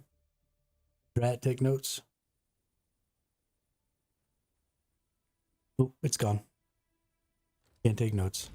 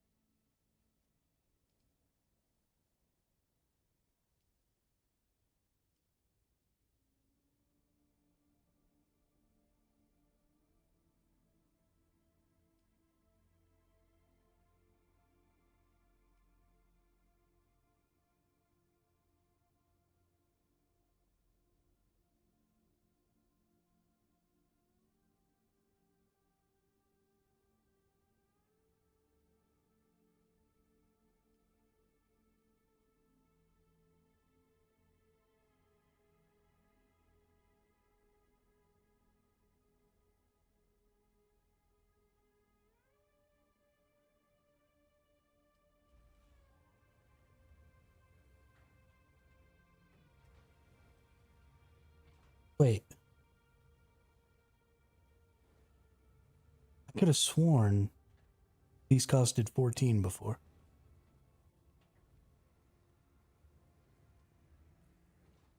Am I smoking crack?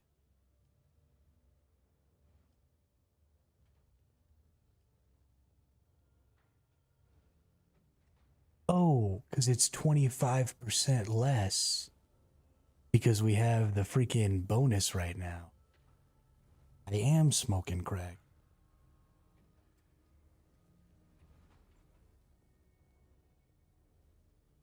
So it's 44 and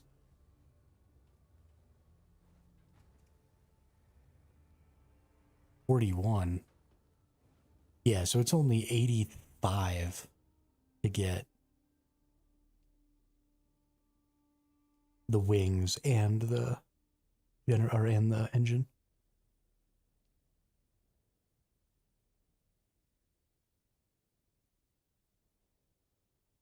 I didn't realize that I was out of my mind.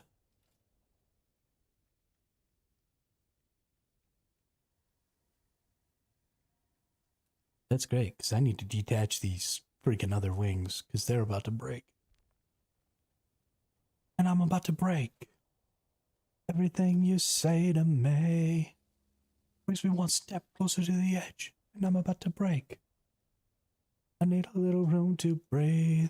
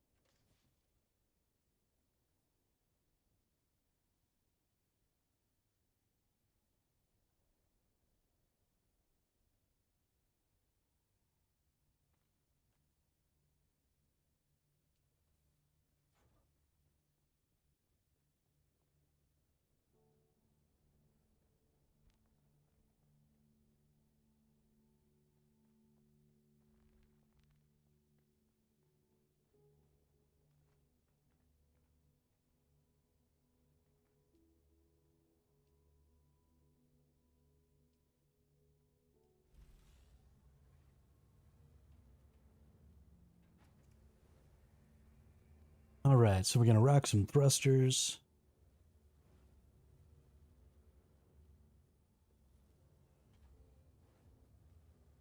Bangarang through here with our nice, super sweet scout bits. Get some missions done. Level our character up. Badass.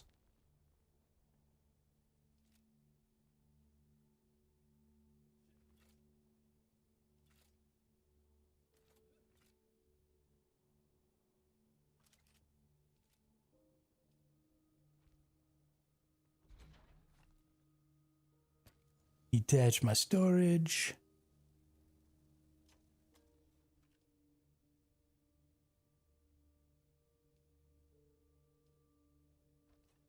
Snap them thrusters on. Repair the thrusters. Y'all are about to see some truly great flying in action.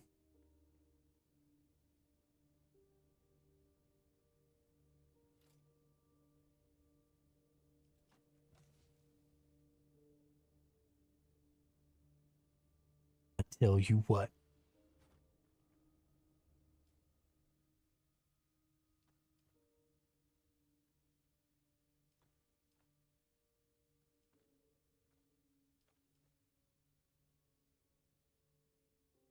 Okay, I think we're good. I think we can go.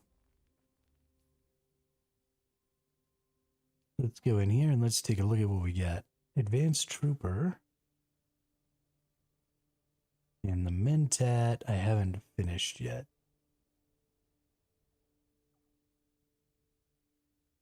I haven't asked them for additional stuff yet. Let's go ahead and just do...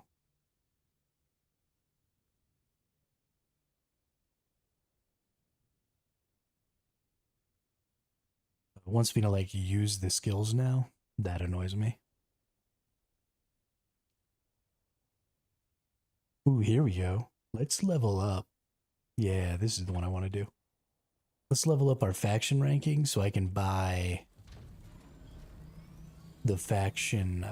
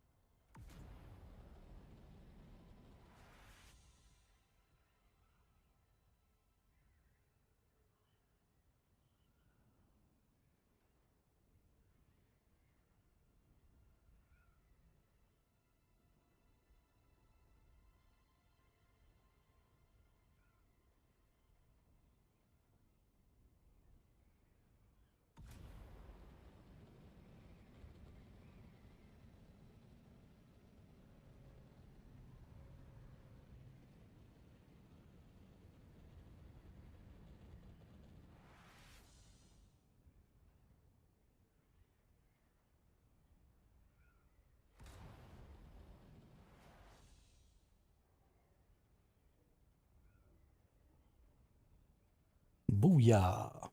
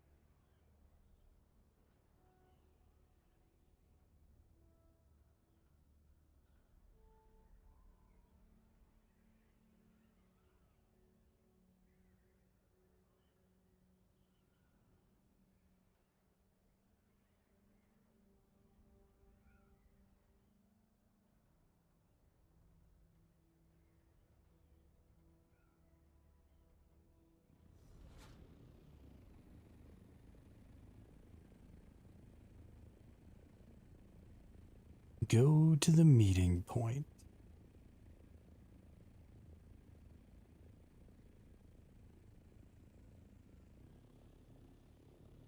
have a sinking feeling the meeting point is going to be, yeah, down inside of the extraction zone.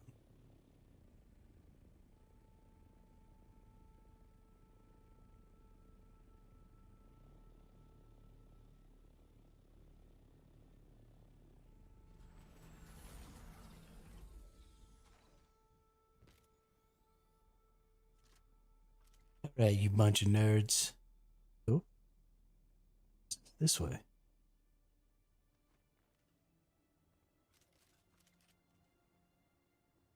Oh, is it actually down inside of this thing?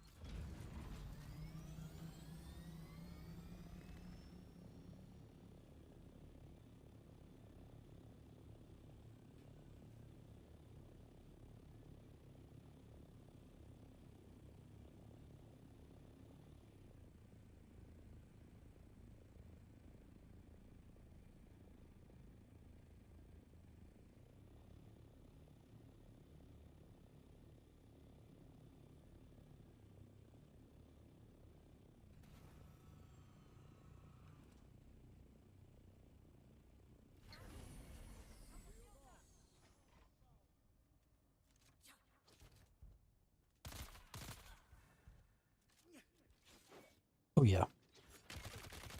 It's time.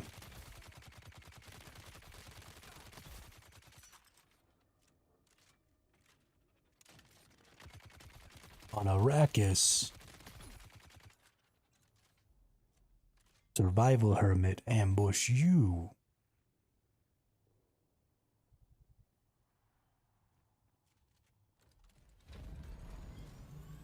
They thought they could get one over on me, like I was going to be afraid.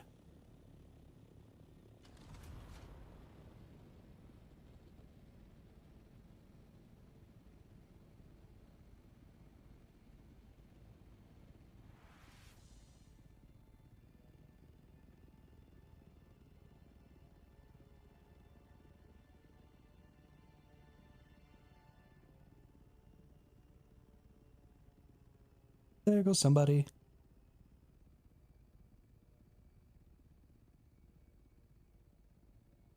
See, people are always saying that the flying mounts make this game less fun. And it does make the world seem a lot less grand and huge because you can just kind of fly everywhere. But it also makes you run into people a lot more. I think that makes the game quite a bit more entertaining.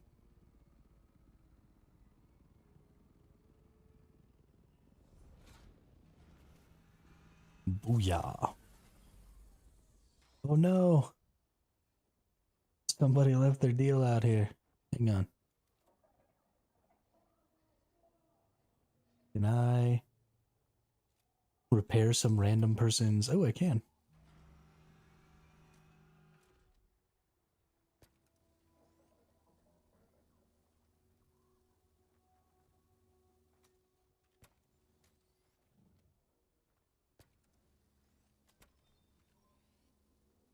I don't want them to come back and have their whole thing just destroyed. That would suck.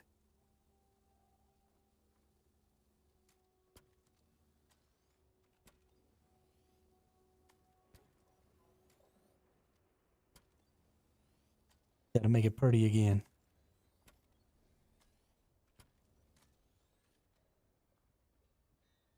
No, my welding torch broke. Oh, speaking of things being broken. Ow, can't even customize with a broken welding torch. Those booty cheeks. Absolute booty cheeks.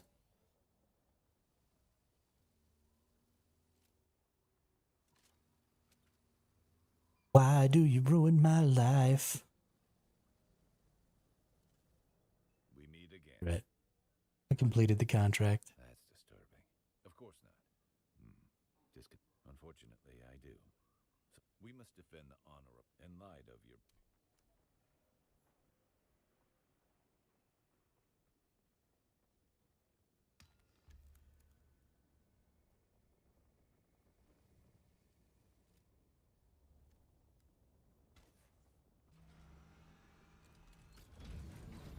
Where to next? Oh.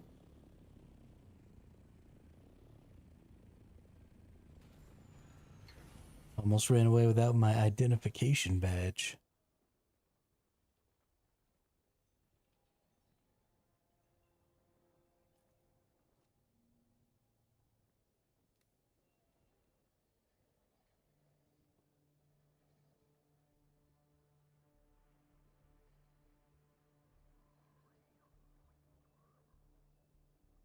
we meet again.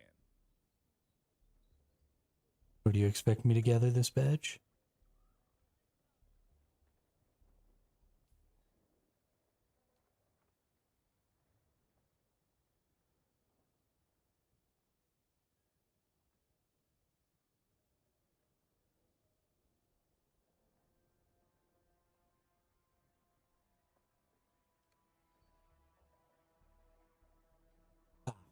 I get it.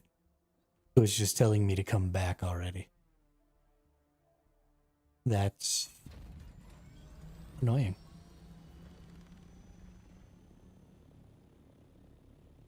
But alright then. Where's my water?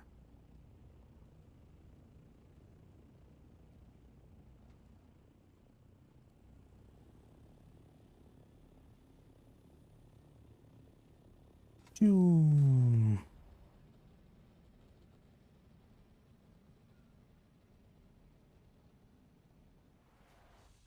So your thruster, the Mark V thruster won't get me above the Mark VI glide speed.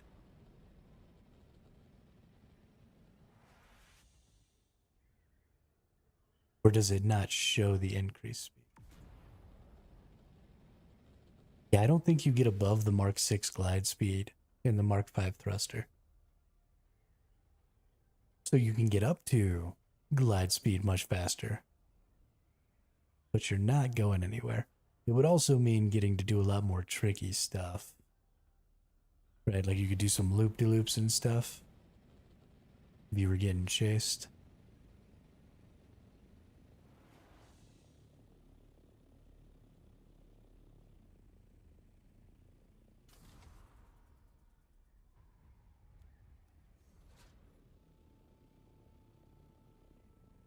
I discovered a place called The Spiral. And now I'm level 100. Halfway there, ladies and gentlemen. Halfway.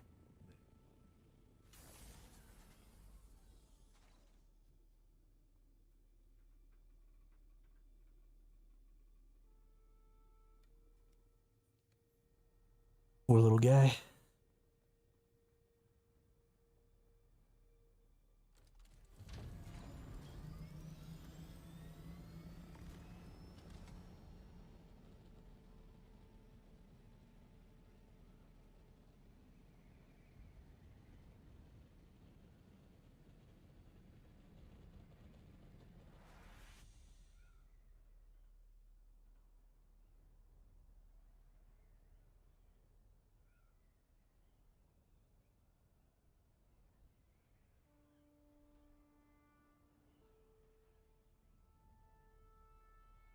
Yeah, see, this is what I really want, is to get good at flying the thrusters.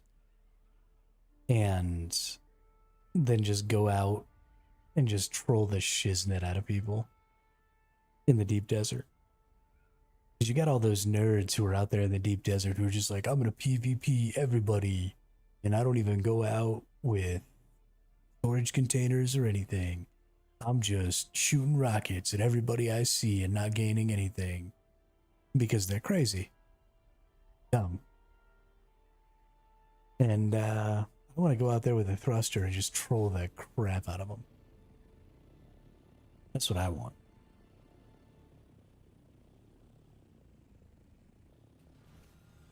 Just flying big old circles around them and shit.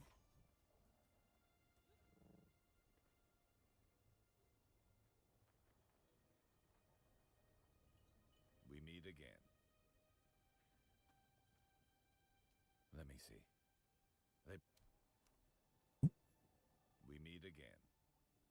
What's will next? visit some of Accepto. Squeamish. I want to check.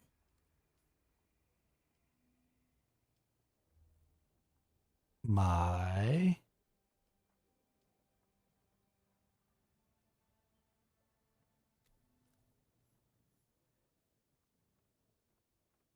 I'm still only freaking 2. How many of these quests do I gotta do? We meet again.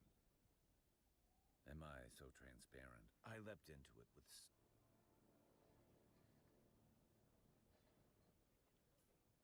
What are we doing? Go to the Spiral Deserter Outpost in Haga Rift. Yes.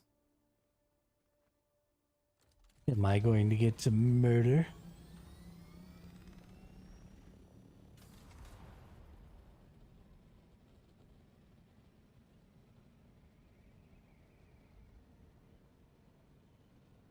Nice.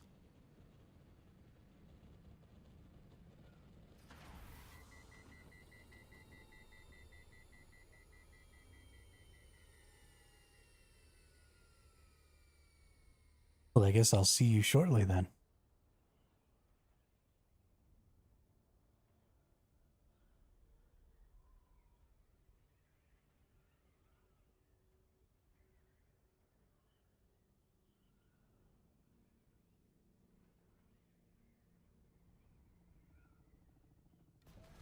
Oh, stupid lag. Pretty sure I could have made it through there. Why is the rift lagging so hard? You need a blood extractor? Well, that's stupid. I'm getting real tired of this game. Telling me I need blood extractors and shit. Can I make a blood extractor? Okay, I can make an improvised blood extractor and a small blood pack without actually having to do anything at a base. Let's find some freaking plant fibers. Because this game is dumb.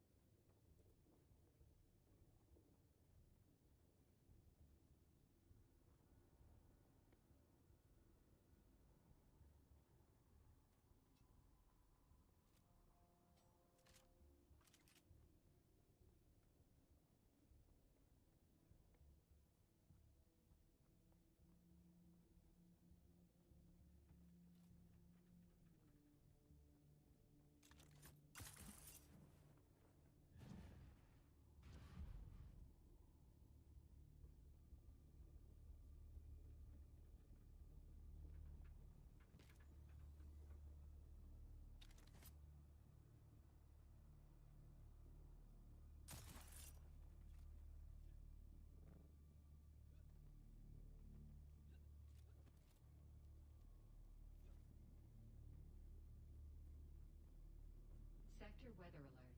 A large sandstorm is approaching.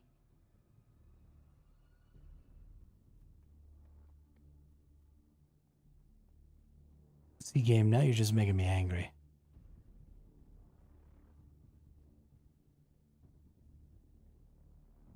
You won't like me when I'm angry.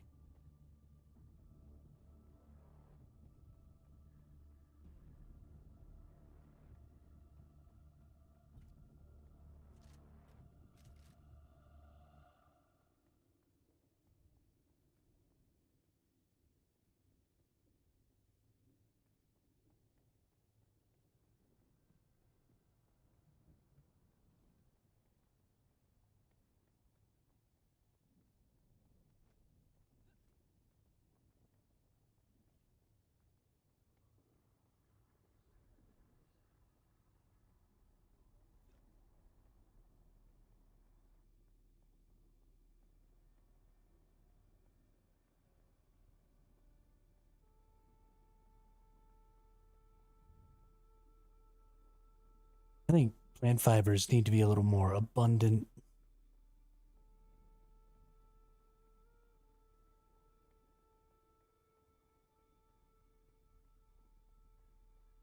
This is dumb. This is twice now that getting plant fibers for a stupid blood sac has inhibited my ability to progress a quest line.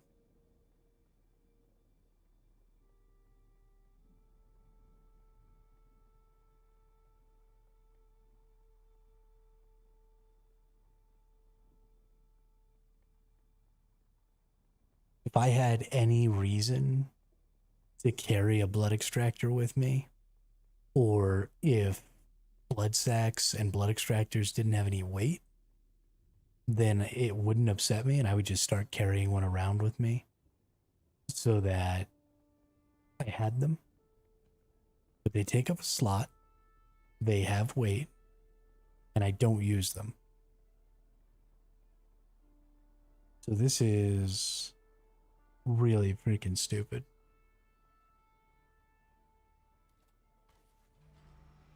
If you need me to get a sample of somebody's blood for a quest for whatever quirky thing you got going on, like, that's fine. But just let me press E on the corpse and get the thing.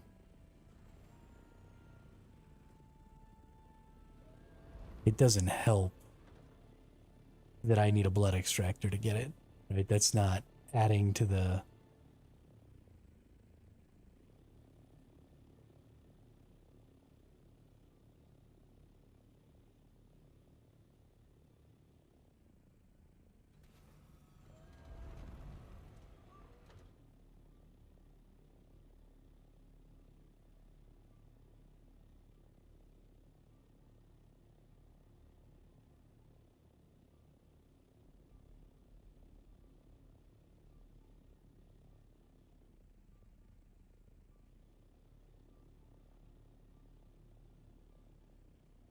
I'm about to lose my temper.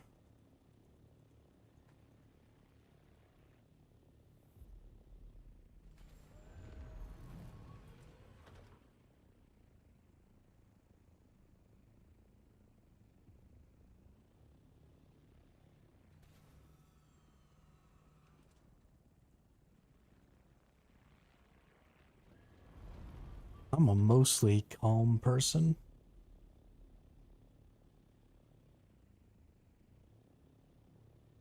But this is giving me a powerful fit of rage.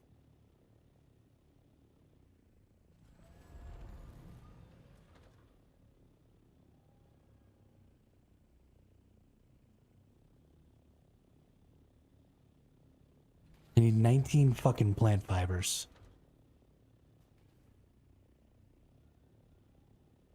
Are you kidding me right now?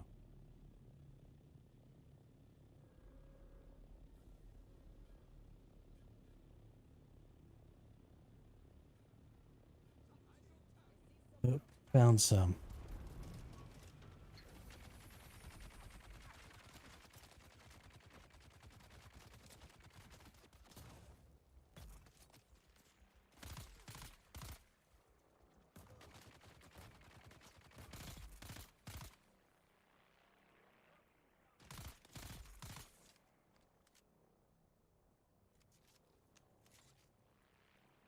Did I get enough? Nope, that's only 10.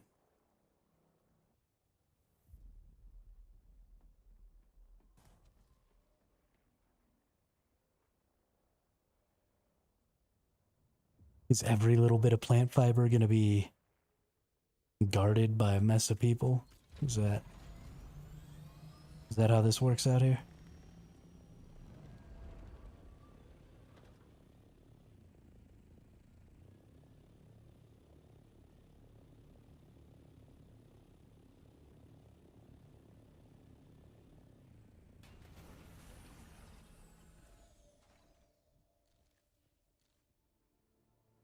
I got some.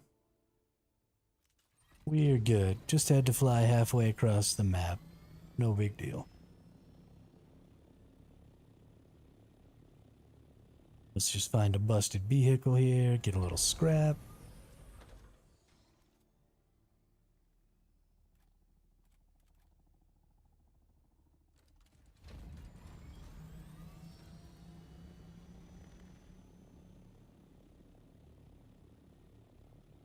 And finally, we can get back to the quest. It's going to take us half as long to complete.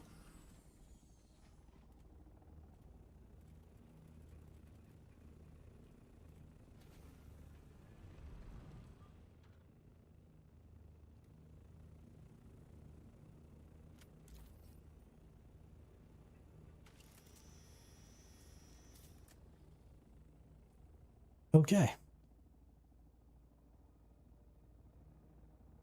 Blood extract. Blood extractor, small blood sac. Done and done.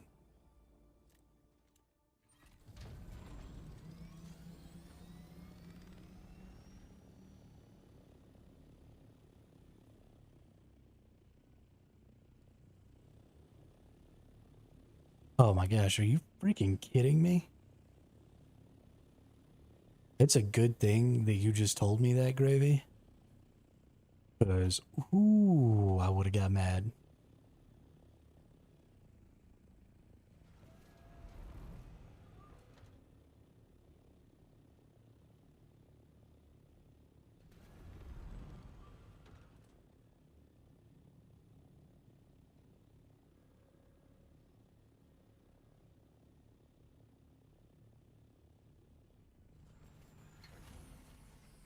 I would have lost all my chill.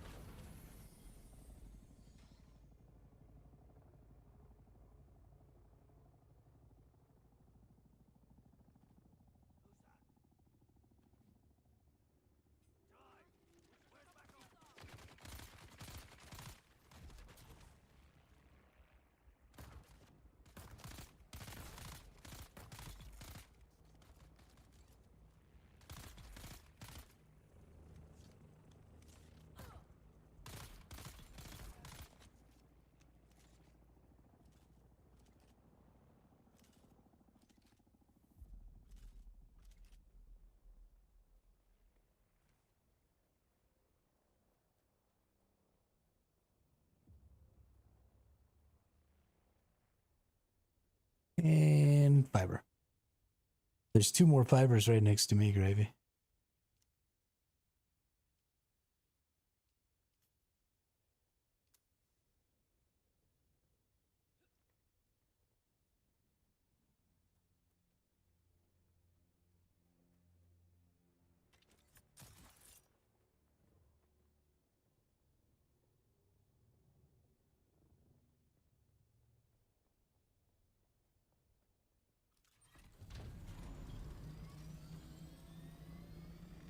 Go to the Spiral Deserter Outpost.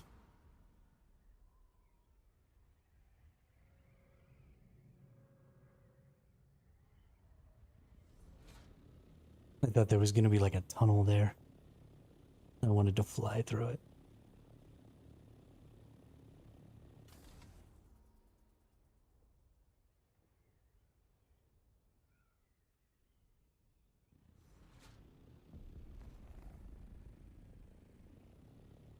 If I can finish this quest and you still haven't found any, then I'll come back and give you mine.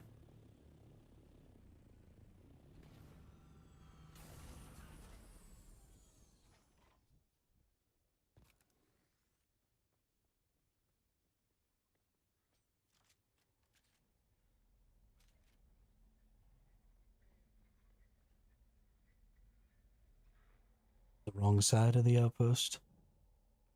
Probably wanted me to come this way. Or is this not the Spiral Deserter Outpost? Looks like the Spiral Deserter Outpost.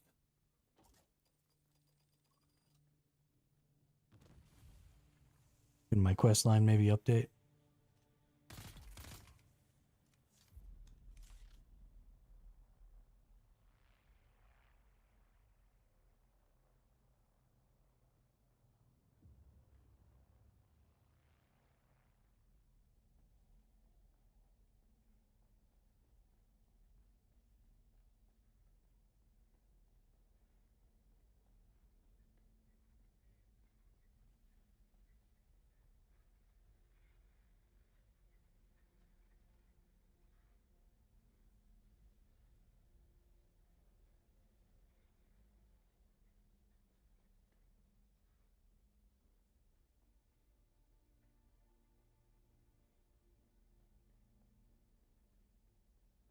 La la la la la la la.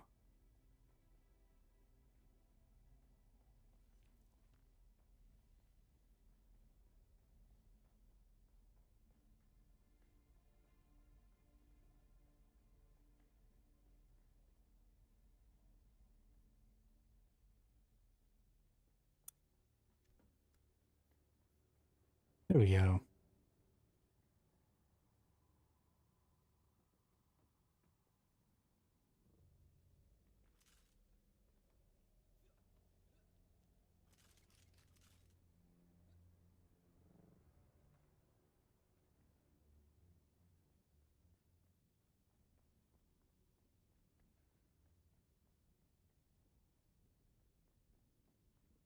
Kill nerds, extract blood. I don't see any nerds to kill.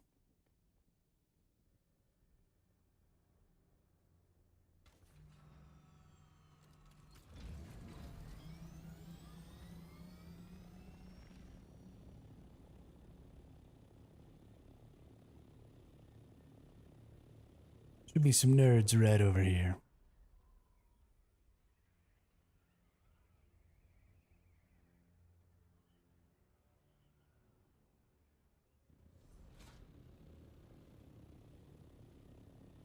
Do nerds come back to life yet?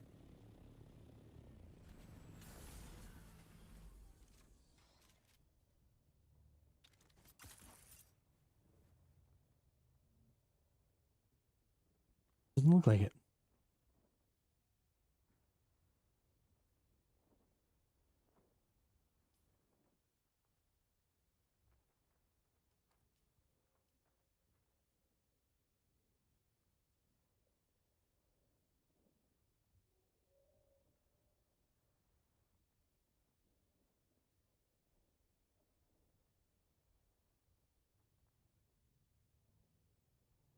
Does this not say your personal contribution?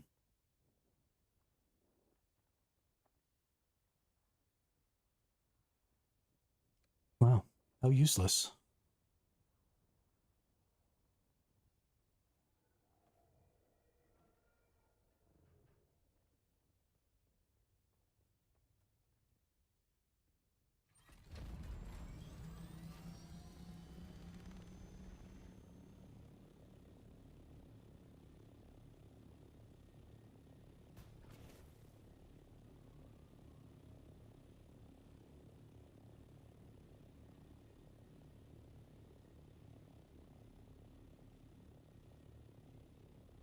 Oh, deserters.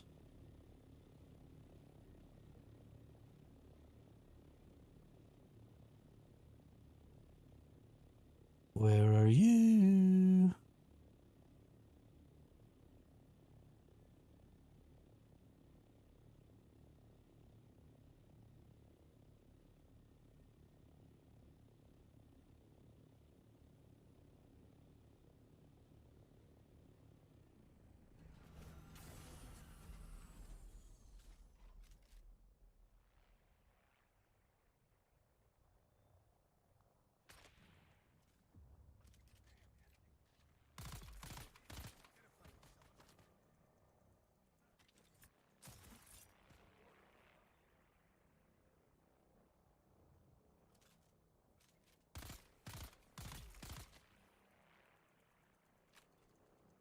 Blood.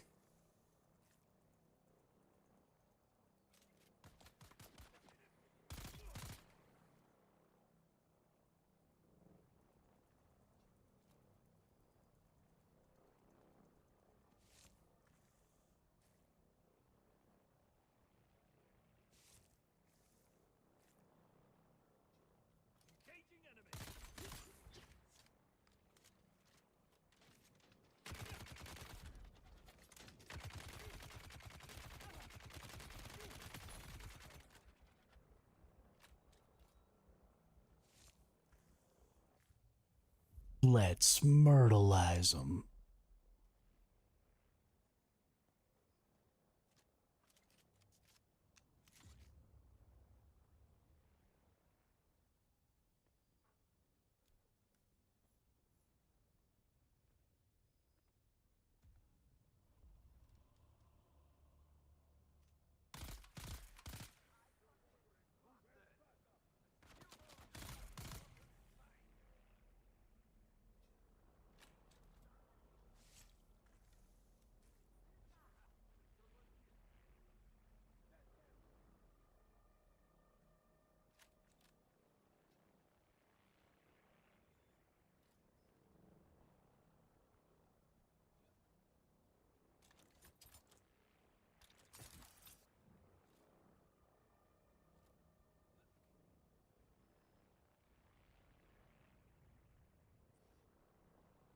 Did I not pick up my vehicle? I'm an idiot.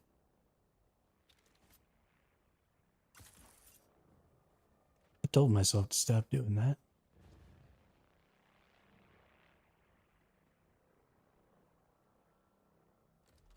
Dum dum dum dum dum.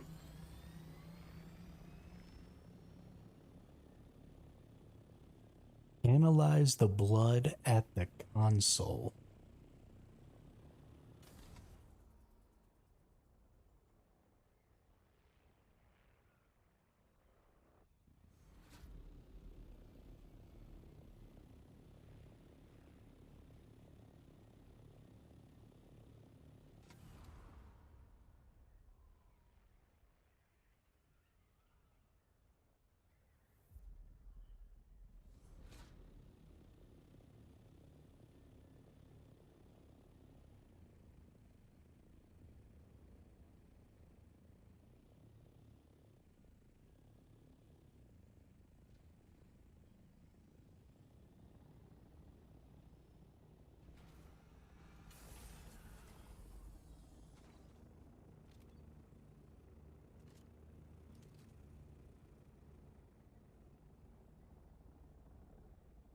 Surely the console is down, right?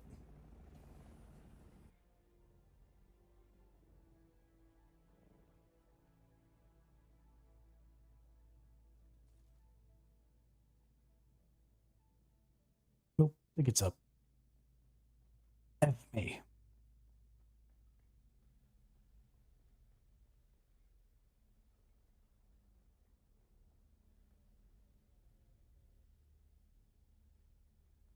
Well, we're getting closer. So at least there's that.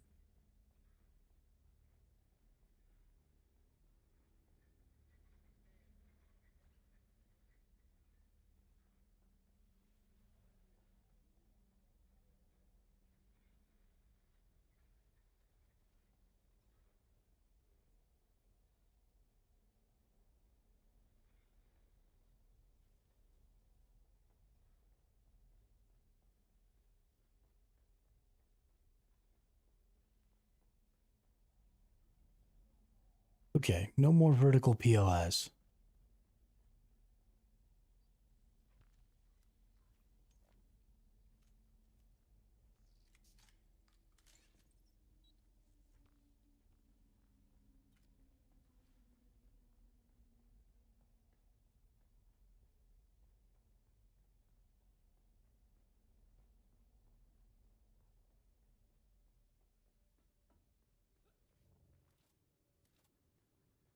I see what you did there.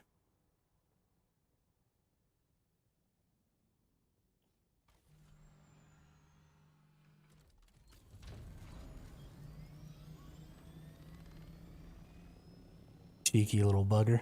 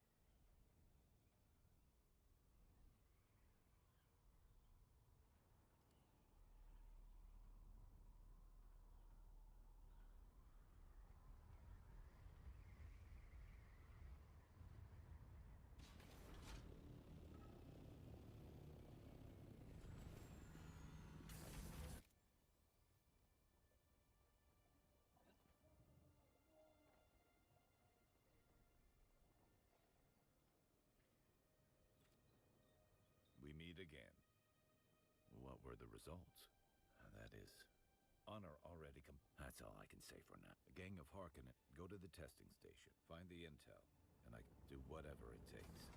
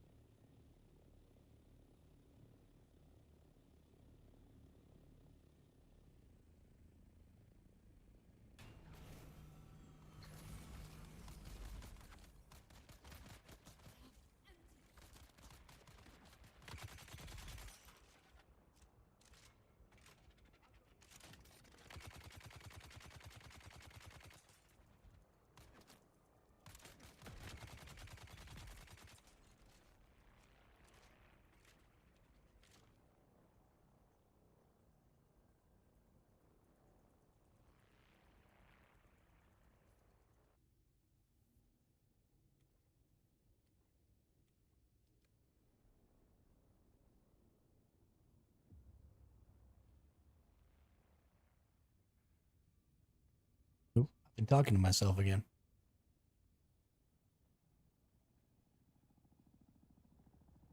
I hear Gravy. He's on his way.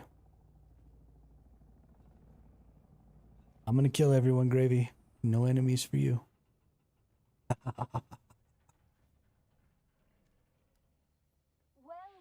honored guest.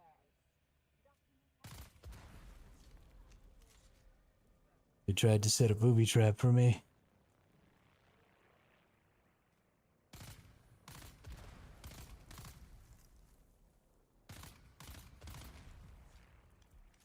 I'm too smart for that.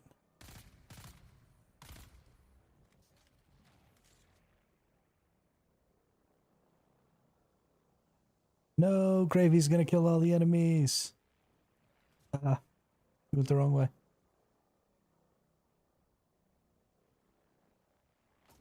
Can't let Gravy kill any enemies.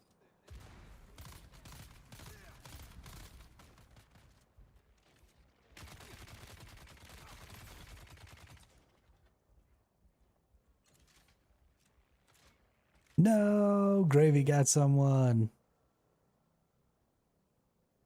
No more enemies for Gravy.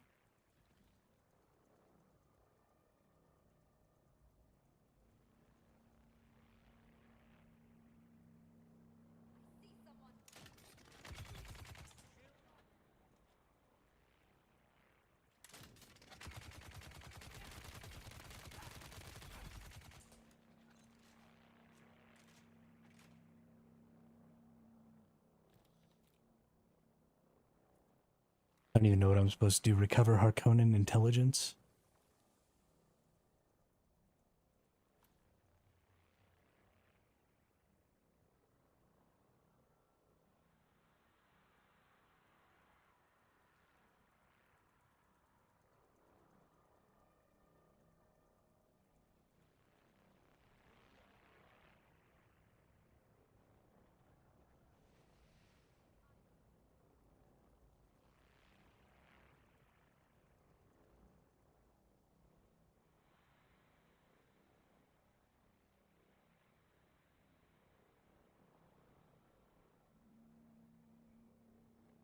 I'm too slow because I'm carrying around a big ass gun.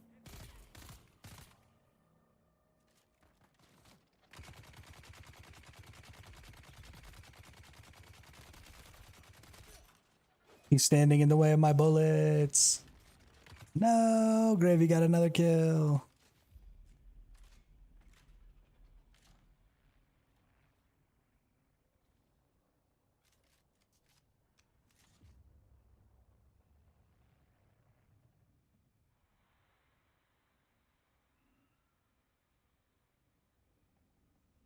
Why would I go melee?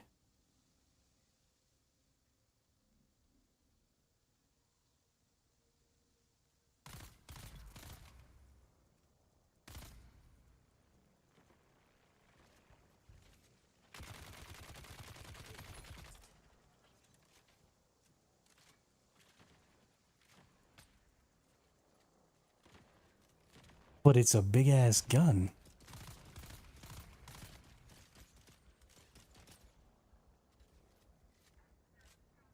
Who doesn't want to have a big ass gun?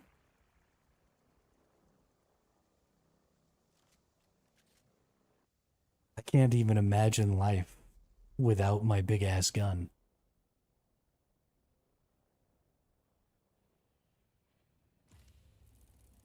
What do we got here? Artisan Disruptor Pistol. I mean, we don't actually need that, but whatever.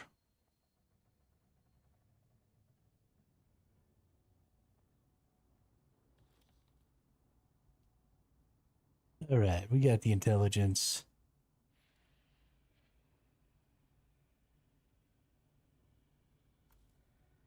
I avoid melee at all costs, Gravy. Oh. Open sesame.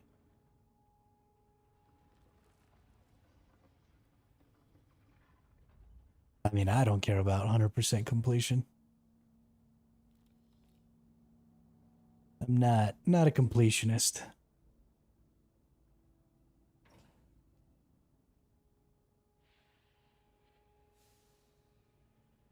I only want the things that I need.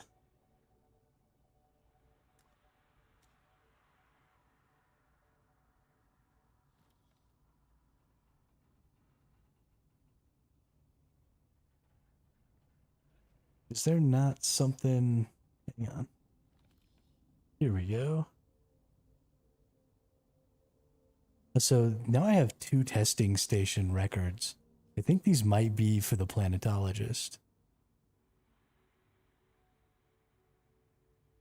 Don't know. I don't know what to do with them. I just happen to have them. Because I go in testing stations a lot.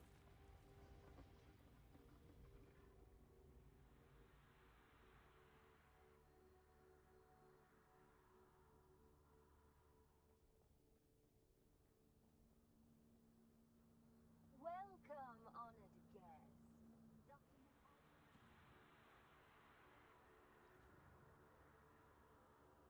I don't run upstairs. I glide.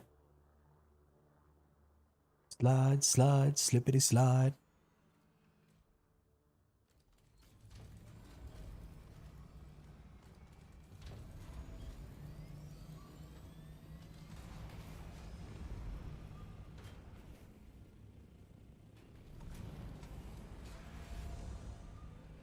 Gosh darn it.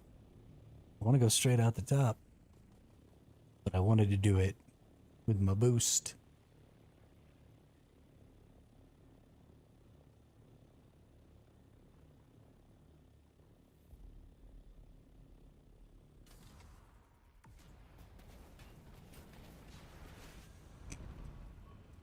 I'm having some pretty serious trouble. Imagine if they had real vehicle physics in this game where if your wings hit something, you crash and destroyed your vehicle. Let's not give anybody any ideas, Damien. I am bad at flying.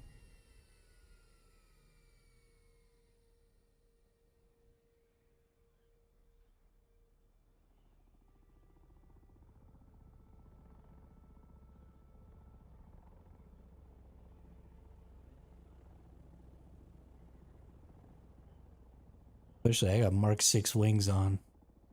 I don't need to be blowing up my Mark 6 wings. That'd be awful.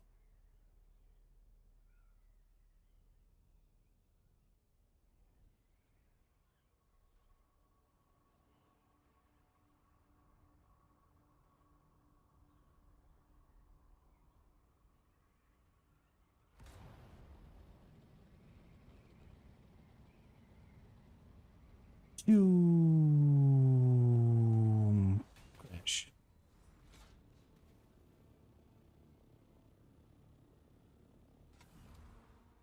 Sometimes you just gotta do backflips.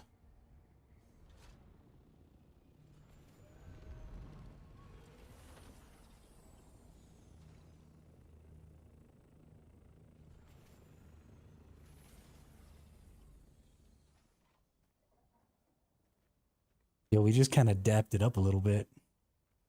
We got one of those jumps like right on top of each other. It was great. We meet again. Fantastic. Let's see what you found out. Yes. Oh, I found out all the things. I do think we're still sifting through data. Katrina was she's a missing friend. My superiors, as someone less efficient, based on the previous, my superiors didn't seem. Yes, of course. I eagerly await. Do whatever it takes. Our path. I'm at the edge. I need a win. Thank you. I'll do all that I can to bring Katrina back, and then I think I'll be the next tier.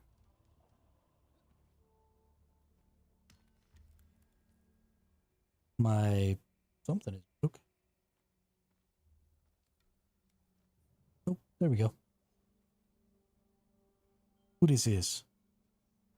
You. Oh, this is yours. Haha.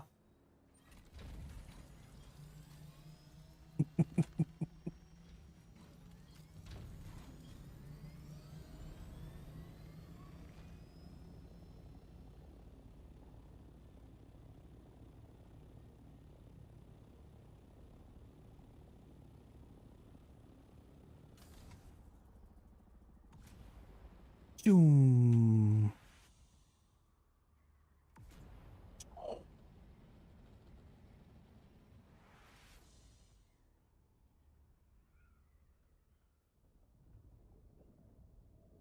I fly so good.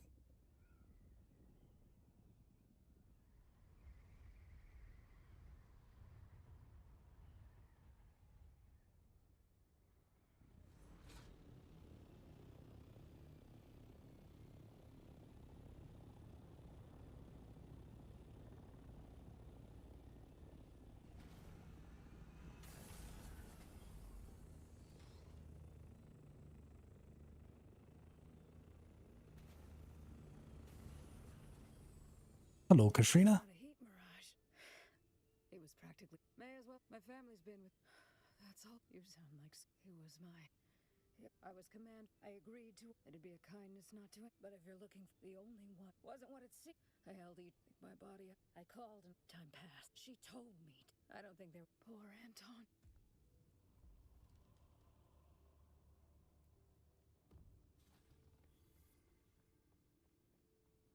Oh, Gravy's too smart for me. He put his ornithopter away. I was actually going to steal his ornithopter. Go away.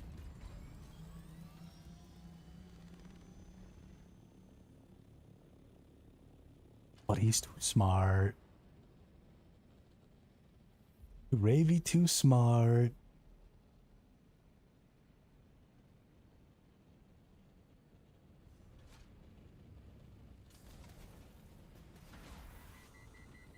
I forgot how to turn off my jet booster.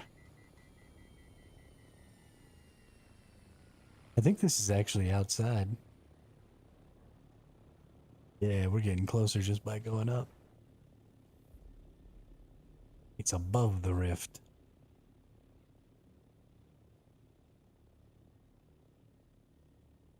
Oh shit, it's a PvP zone, Gravy. Better not come over here, I'll get you. Ah!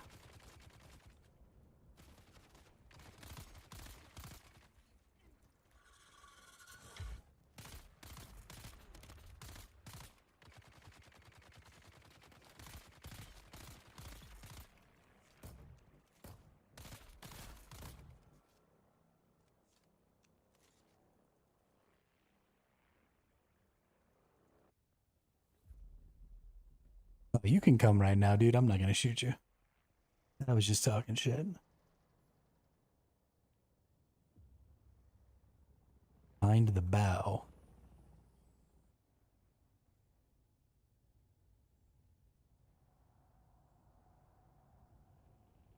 I wouldn't actually kill you. That's mean.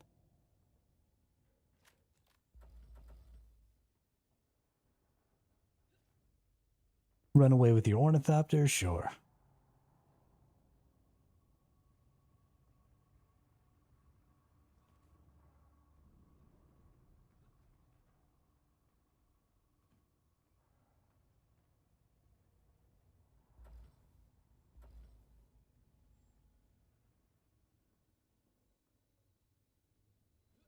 Yeah, I guess it wants us to go out.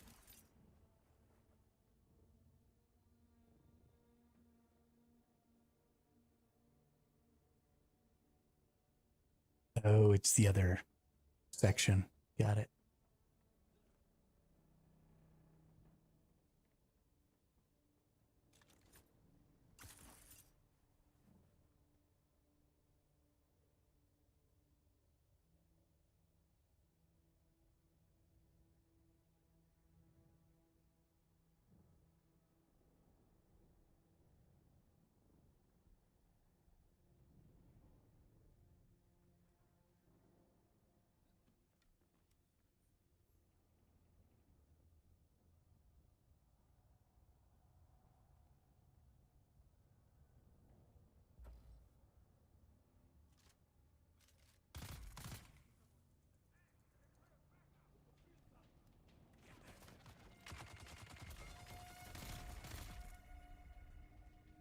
Nerds.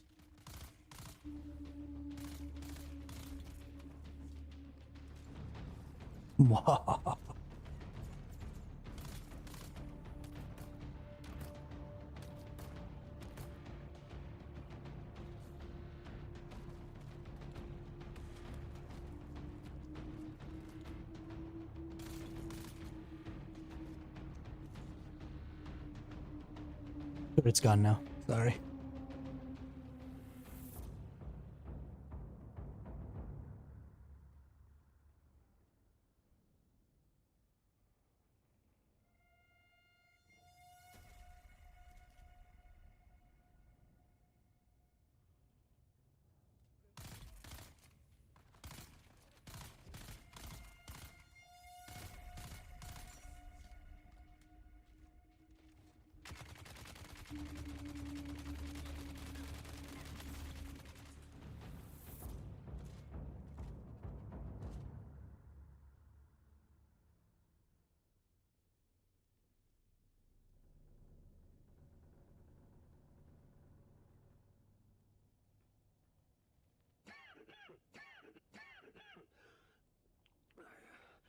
I think this is it.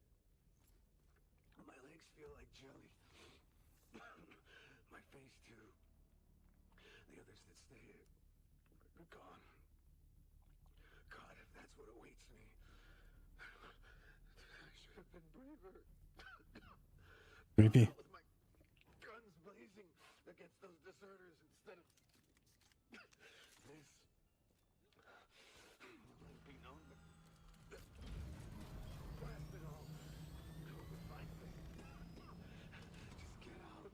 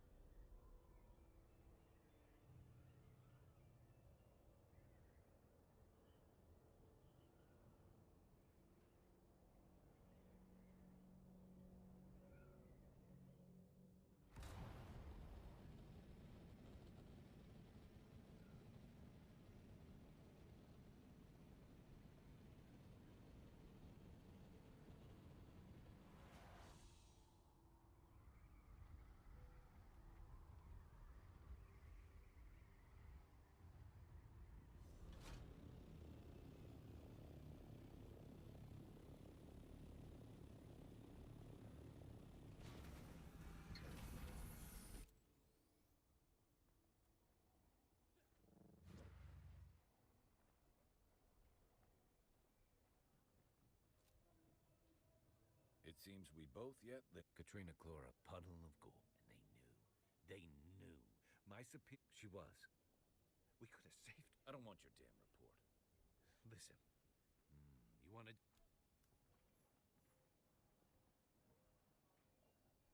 Report to Andrea Gannon. Who are you?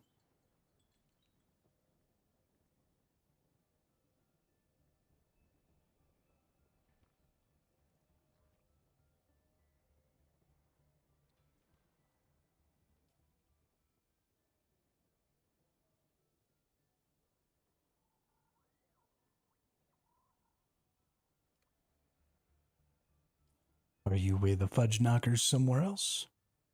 Like, you're with the fudge knockers somewhere else. Got it.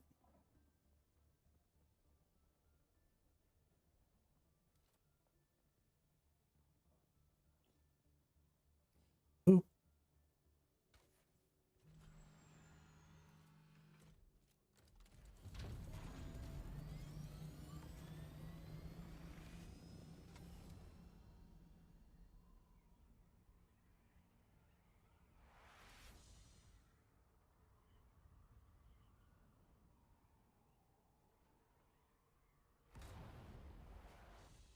Sector weather alert.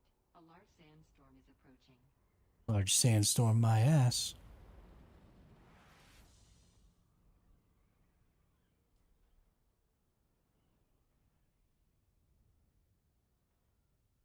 We're out of here.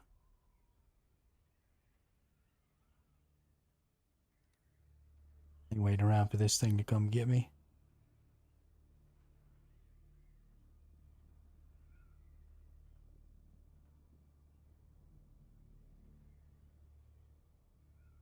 I don't know if I can outrun it or not, but I'm sure as hell gonna try.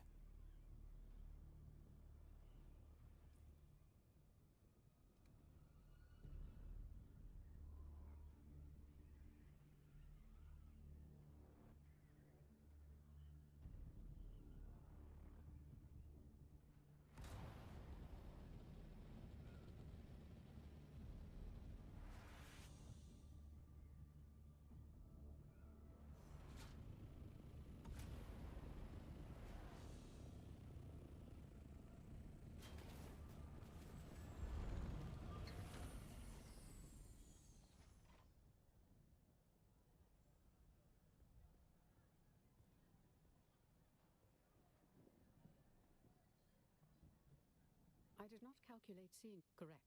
Let's see what you have there. Oop. Why hasn't I see. Anton Tolliver's This War of Us Too. The answer then becomes obvious.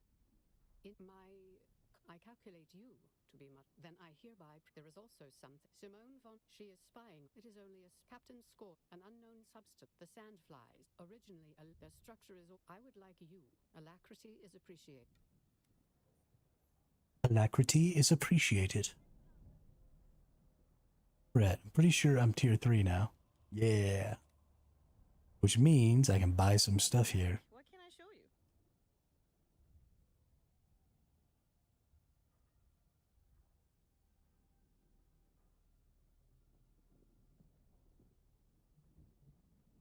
you? Rob heavy armor set variant, Harkonnen trader armor set, Atreides still suit swatch, Atreides ground vehicle swatch. Let's go ahead and get that. Atreides scout armor set variant. Don't care about that. Atreides light armor swatch. Don't care about that. Basic light sets. Don't care about that. So I want the light ornithopter variant, which means I got to get to level 42, or sorry, level 4, not 42. And I'd like to get this. Yeah, most of the stuff I want to get requires level 4. I guess the medium ornithopter variant will be cool. And some of this range, these swatches and stuff. I want the heavy armor swatch and stuff like that. Heavy armor variant.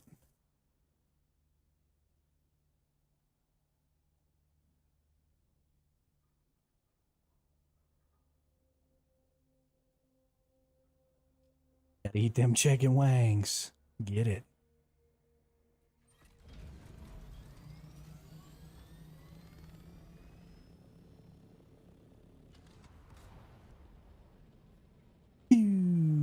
Locate the Sandfly occupied testing station. More testing stations.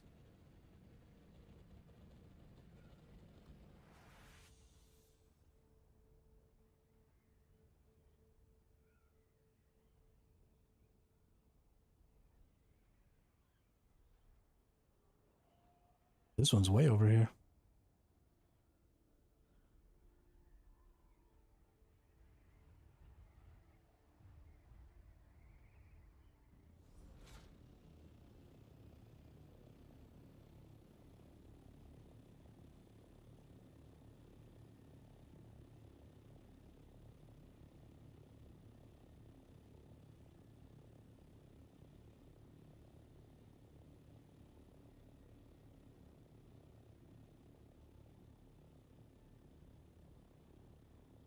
Where's the friggin' entrance, dude?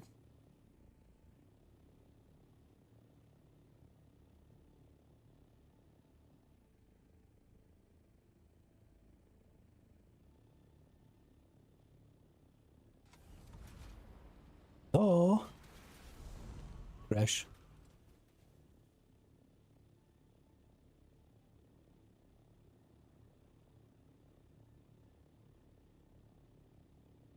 Hey, there it is.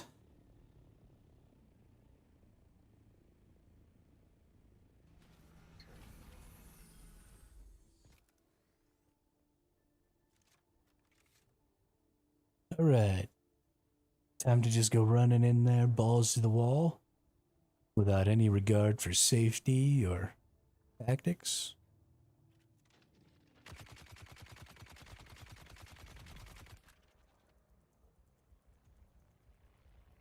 Because that's the kind of... Oh, a couple of snipers. Whoa.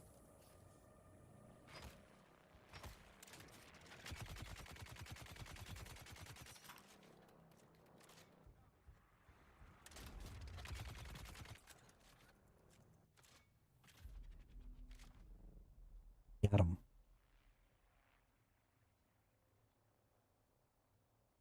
Did they get me first? Yes. But I have the ability to get back up and they don't, so I win. What you get for being a nerd?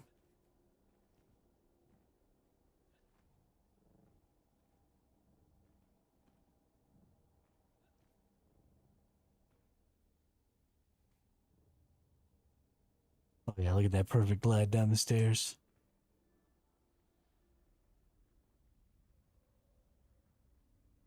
Search the training camp for evidence. Alright, where's my evidence?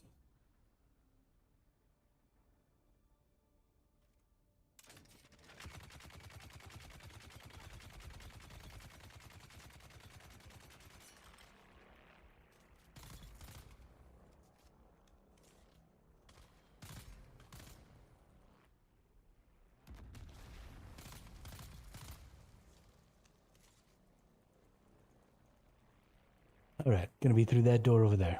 Got it.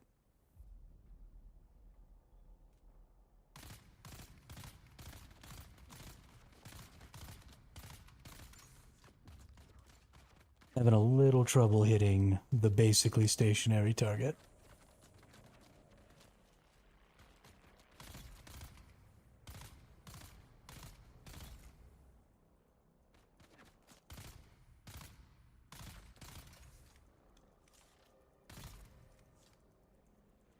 Oy vey.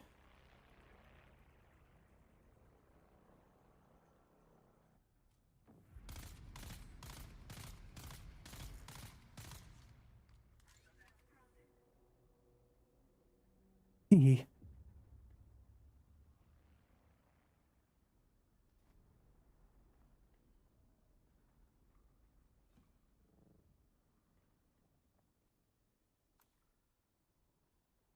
Anything interesting in here? No. Run, run, run, run, run, run, run, run, run, run, run, run, run, run, run, run.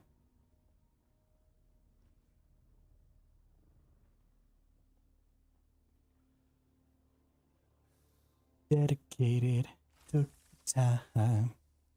It wasn't long before I called you mine. Yeah, yeah. You've been gone. Since you've been gone, I can see for the first time. And I'm moving on, yeah, yeah. Without you, now I get what I want. Since you've been gone.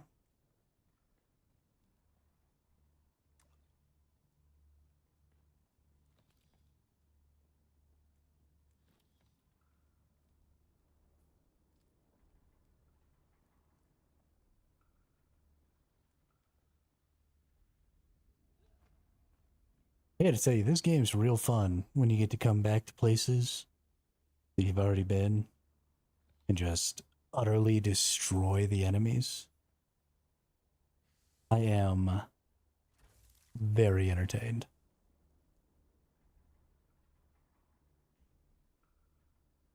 Where's my celestial chest?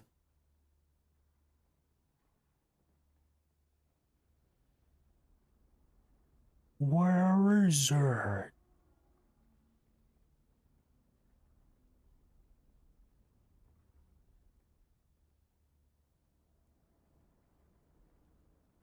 Hey, good job. I just recently hit 100 too. That is fantastic work.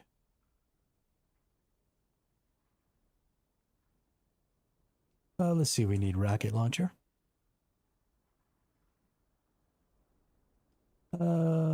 Let's go ahead and get scout body or assault body.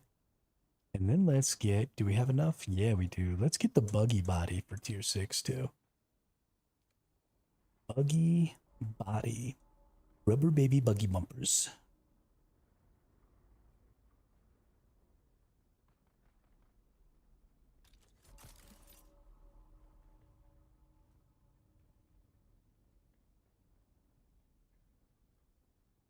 Who that is? That's a green dude. Is that gravy? I don't ever know. Yeah, it is gravy. Okay. I thought you were going to eat your chicken wings, gravy.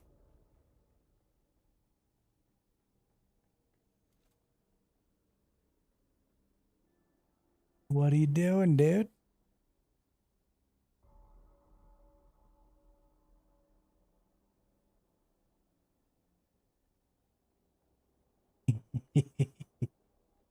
Yeah, I want the Atreides skin pretty bad too.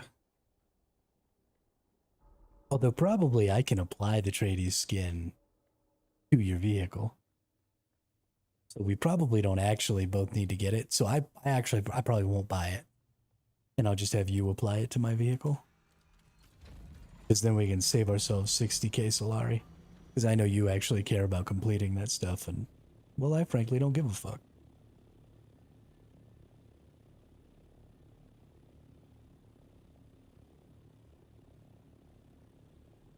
I only want the skill points. And maybe the swatches. I do like swatches.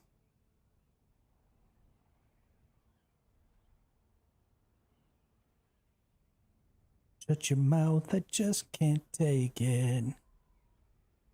Yeah, no, I mean, obviously you've put in way more than 60k by this point, so of course.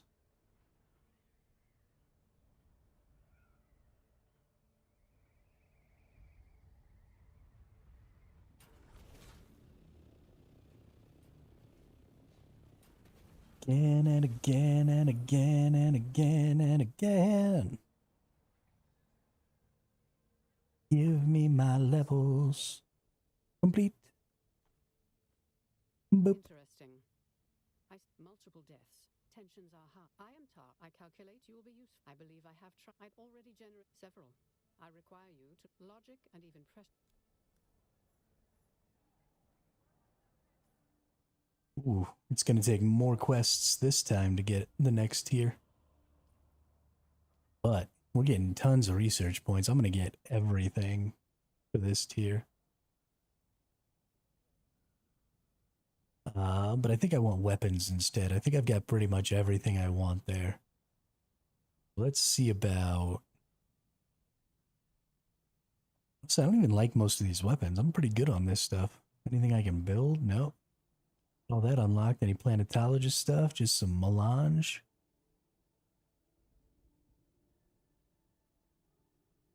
Oh, we do.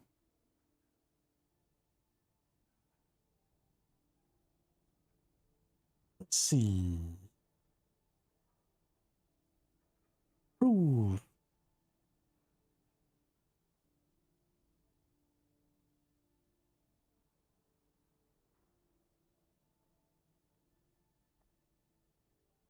Prove.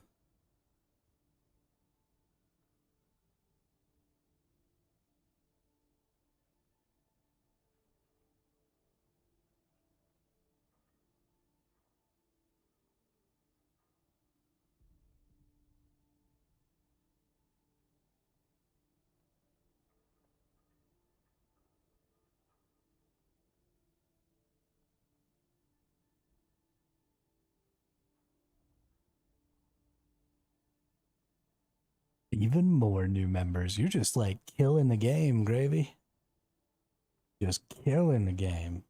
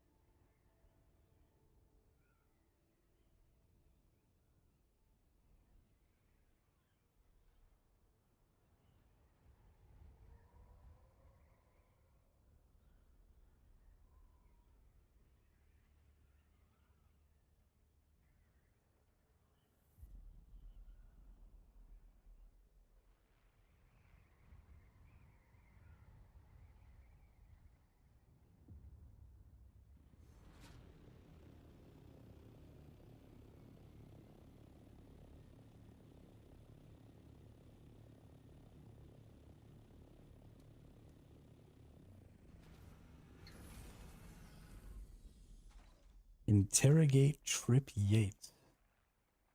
Oh, this is a city. I don't think I've ever been to this city. Nice. Where is Mr. Yates?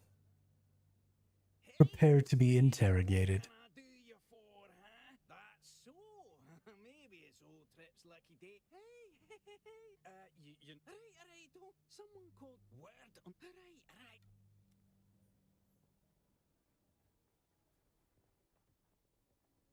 Right. Actually, while I'm here, let's go see. Sometimes these nerds have some visual stuff to sell. I'm Zoe. Used to be from Cal. Really? Did you also get brand? Well, at least you made me smile, stranger. I think we'll get along just fine. Now, how can I help you?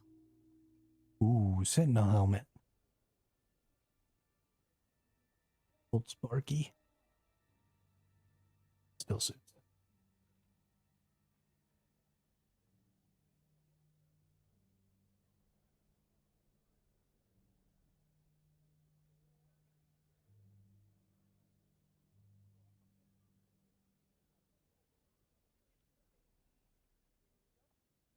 Entrepreneur casual shoes.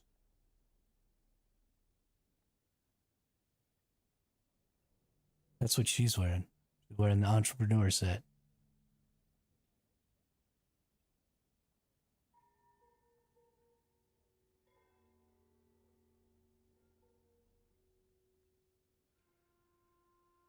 I'm gonna start buying plant fibers from these nerds. I can't ever find the dang things when I need them. Really, all I had to do was interrogate this dude, and now I gotta fly my ass all the way back and talk to that lady again?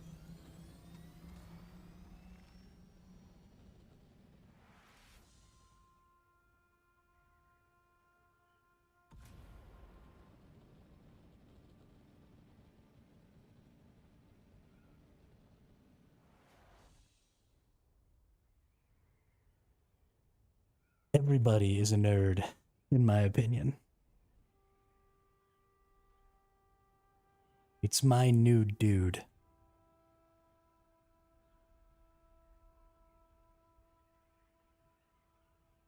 So honestly, the reason I use nerd so much is I was looking for like a gender neutral dude or bro. They say dude and bro a lot.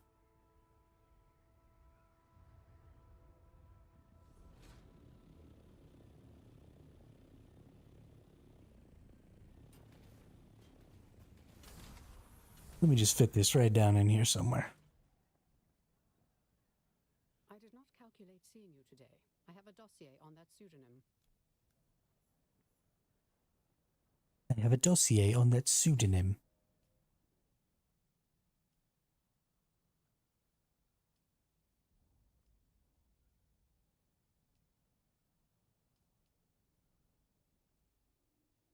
Let's get all the bike stuff, sure. And then I think, oh, bummer.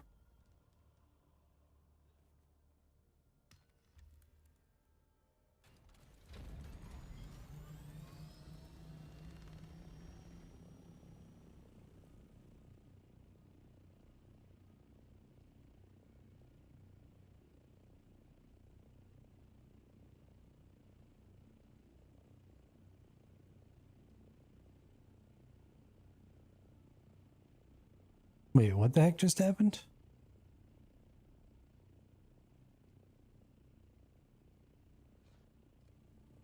Did I not get a new quest?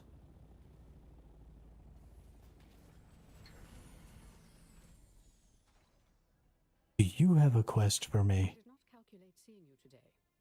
Based on his normal path, raid the station. That would be advisable. There we go. That's what happened. I was about to say, I know I'm not done.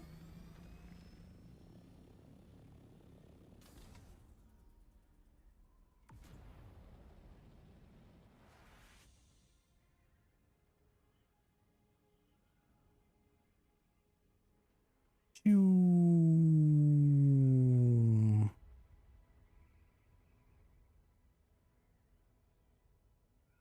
Phew.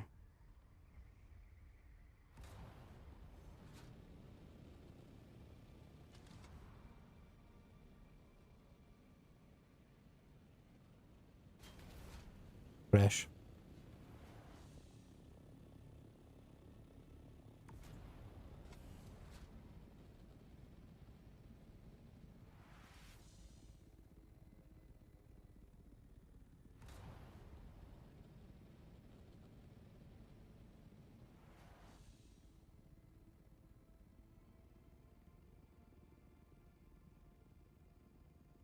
Okay, y'all ready? We're gonna go straight down the hole. Ooh, yeah. That actually felt pretty good.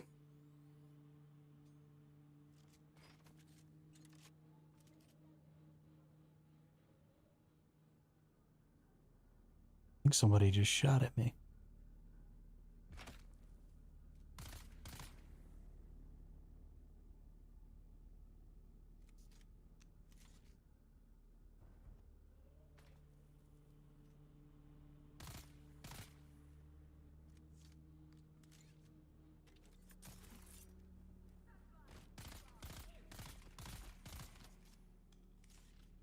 Good.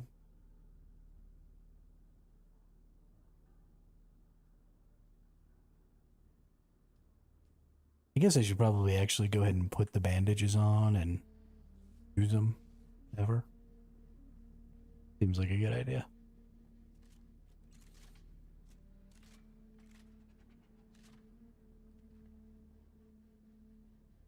Greetings from Hassel Seraphin, Director of Desert Testing Station number 5. The mission of Station 142 is to explore deep planet scientific alternatives to Earth. We are responsible for running a Jackass. mineral survey intended to locate potentially valuable resources. This location was selected Intended to locate potentially valuable resources. So pretentious.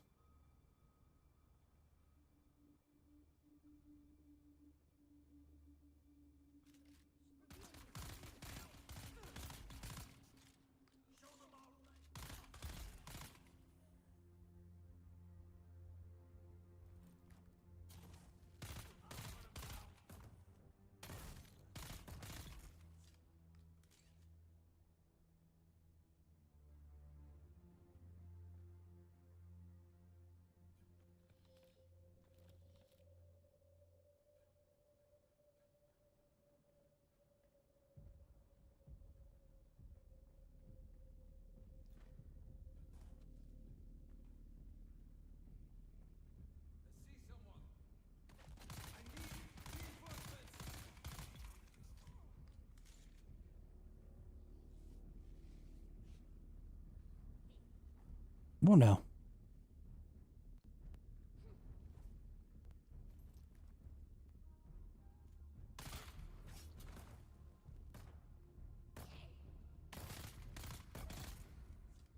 Haha.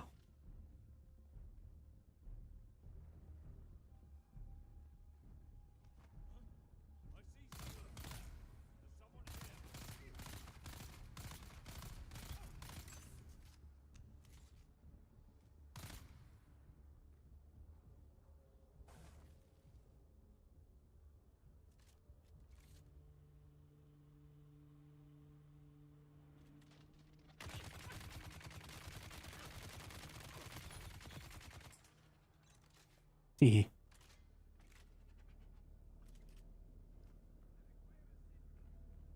Finish my wings while you tell me how many quests left to get to level 4. Your wings? What do you mean, finish your wings? Oh. Your freaking chicken wings. Thought we were talking about the wings on your vehicle again. Chicken wing. I haven't had a chicken wing in a minute.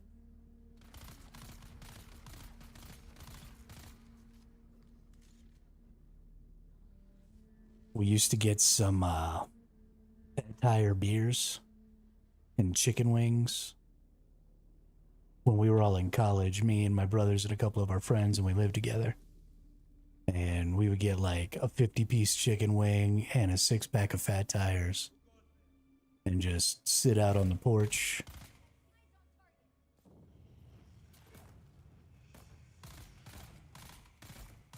And just drink beers and eat chicken wings and chit chat. It was a good time.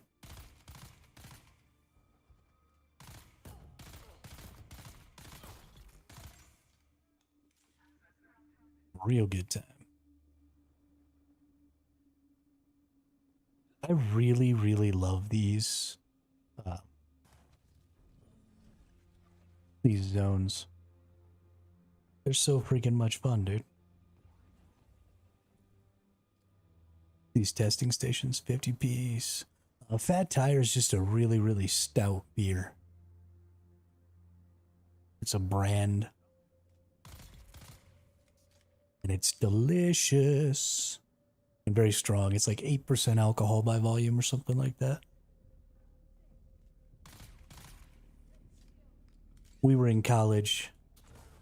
We were looking to get as much alcohol in our systems as we could per beer.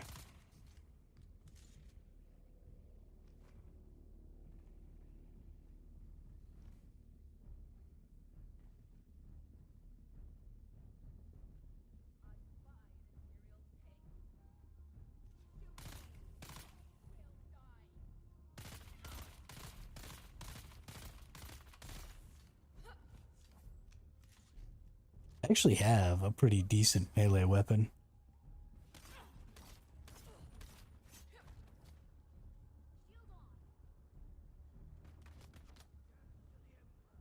But I'm about to die.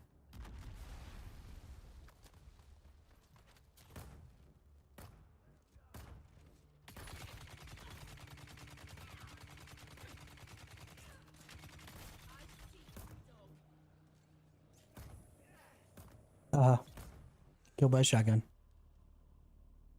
I guess.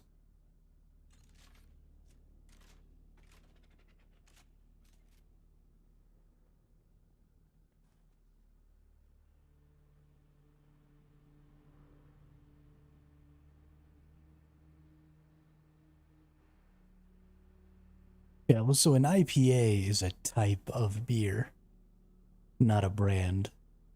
Lots of different brands make IPAs. And then a Fat Tire is a brand of beer.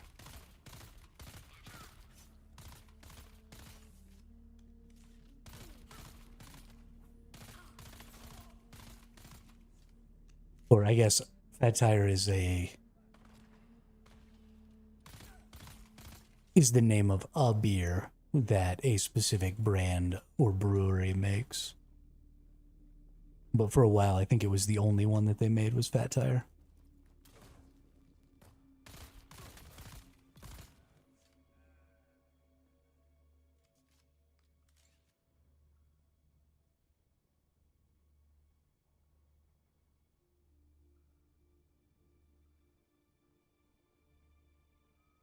My older brother used to be a liquor distributor for a while, so we all kind of learned about alcohol and stuff as he had to learn more for his job.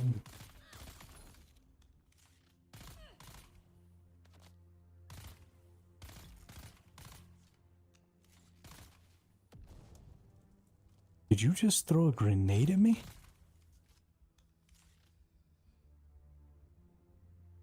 How dare you throw a grenade at me? Yeah, this dungeon is long as hell. This is great.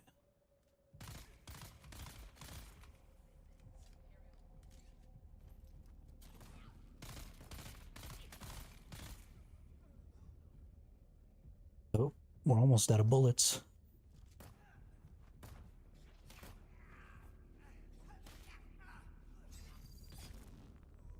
You're dead.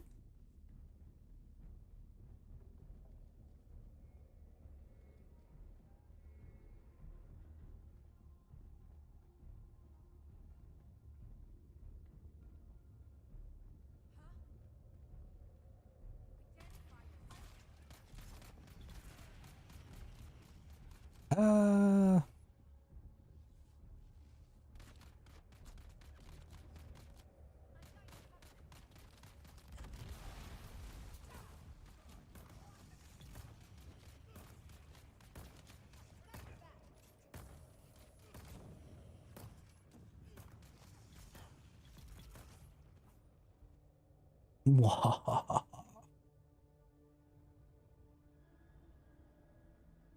might only have this shitty little knife, but I'm gonna shitty little knife you all to death.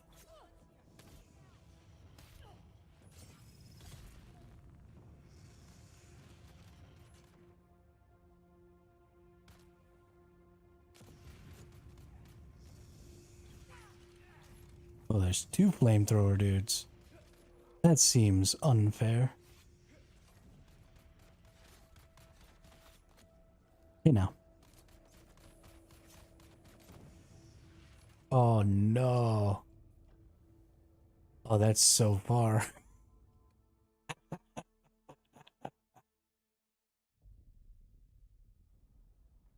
Oh shit. Oh my god, that's awful. Well, From Hassel Seraphim, director of Desert Testing Station number 1. I don't think I had anything of value. Looks like I lost one of my random low tier blueprints there.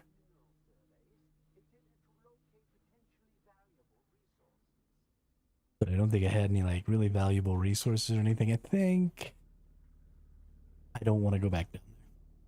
That's what I think.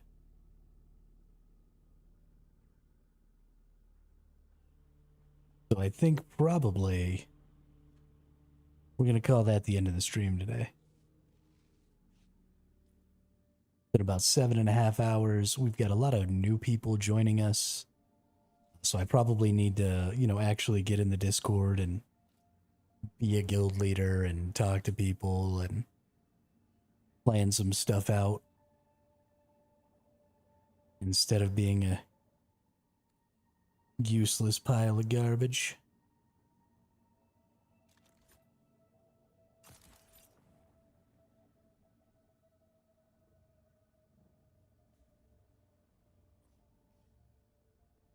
Yeah, now that we have so many peeps, I might actually have to pay attention.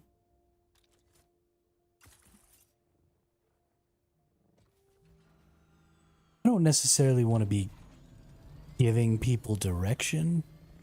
I more would prefer to be giving people options and information. And then those people making decisions for themselves. That's what I want.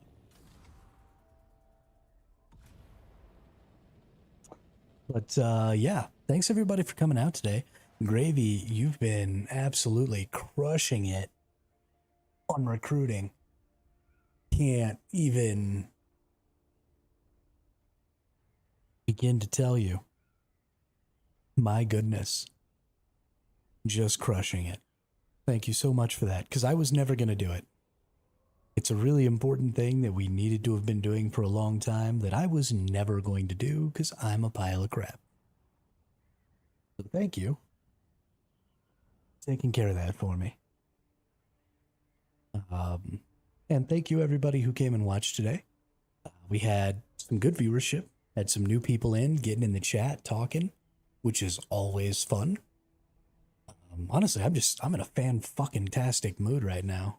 So yeah, we're going to keep playing. We're going to get some more stuff done. We're going to prep a little bit for tomorrow. Hopefully tomorrow, probably not tomorrow, maybe sometime towards the end of the week, right? Like Friday, Saturday, Sunday. Hopefully we can have everything we need for people to join us out in the deep desert so that maybe we can go do like a big spice mine or go do some deep desert testing stations. I would love, you know, we've got me, we've got Gravy, we've got Matiniz. Harazak is pretty far along, even though he hasn't played in a while. He was killing it the first couple of days. So we've got a good 4 or 5 people probably that are pretty far along. And so if we can get them into Plastanium tier, we could go down into one of the testing stations and do some good work. Get some cool blueprints, maybe have some Plastanium tier blueprints, which will really help us in what's going to be some coming PvP. So yeah, thanks everybody for being here. I really appreciate it. Had a great day. Hope everybody has a good night, and I will see you all on the next one tomorrow.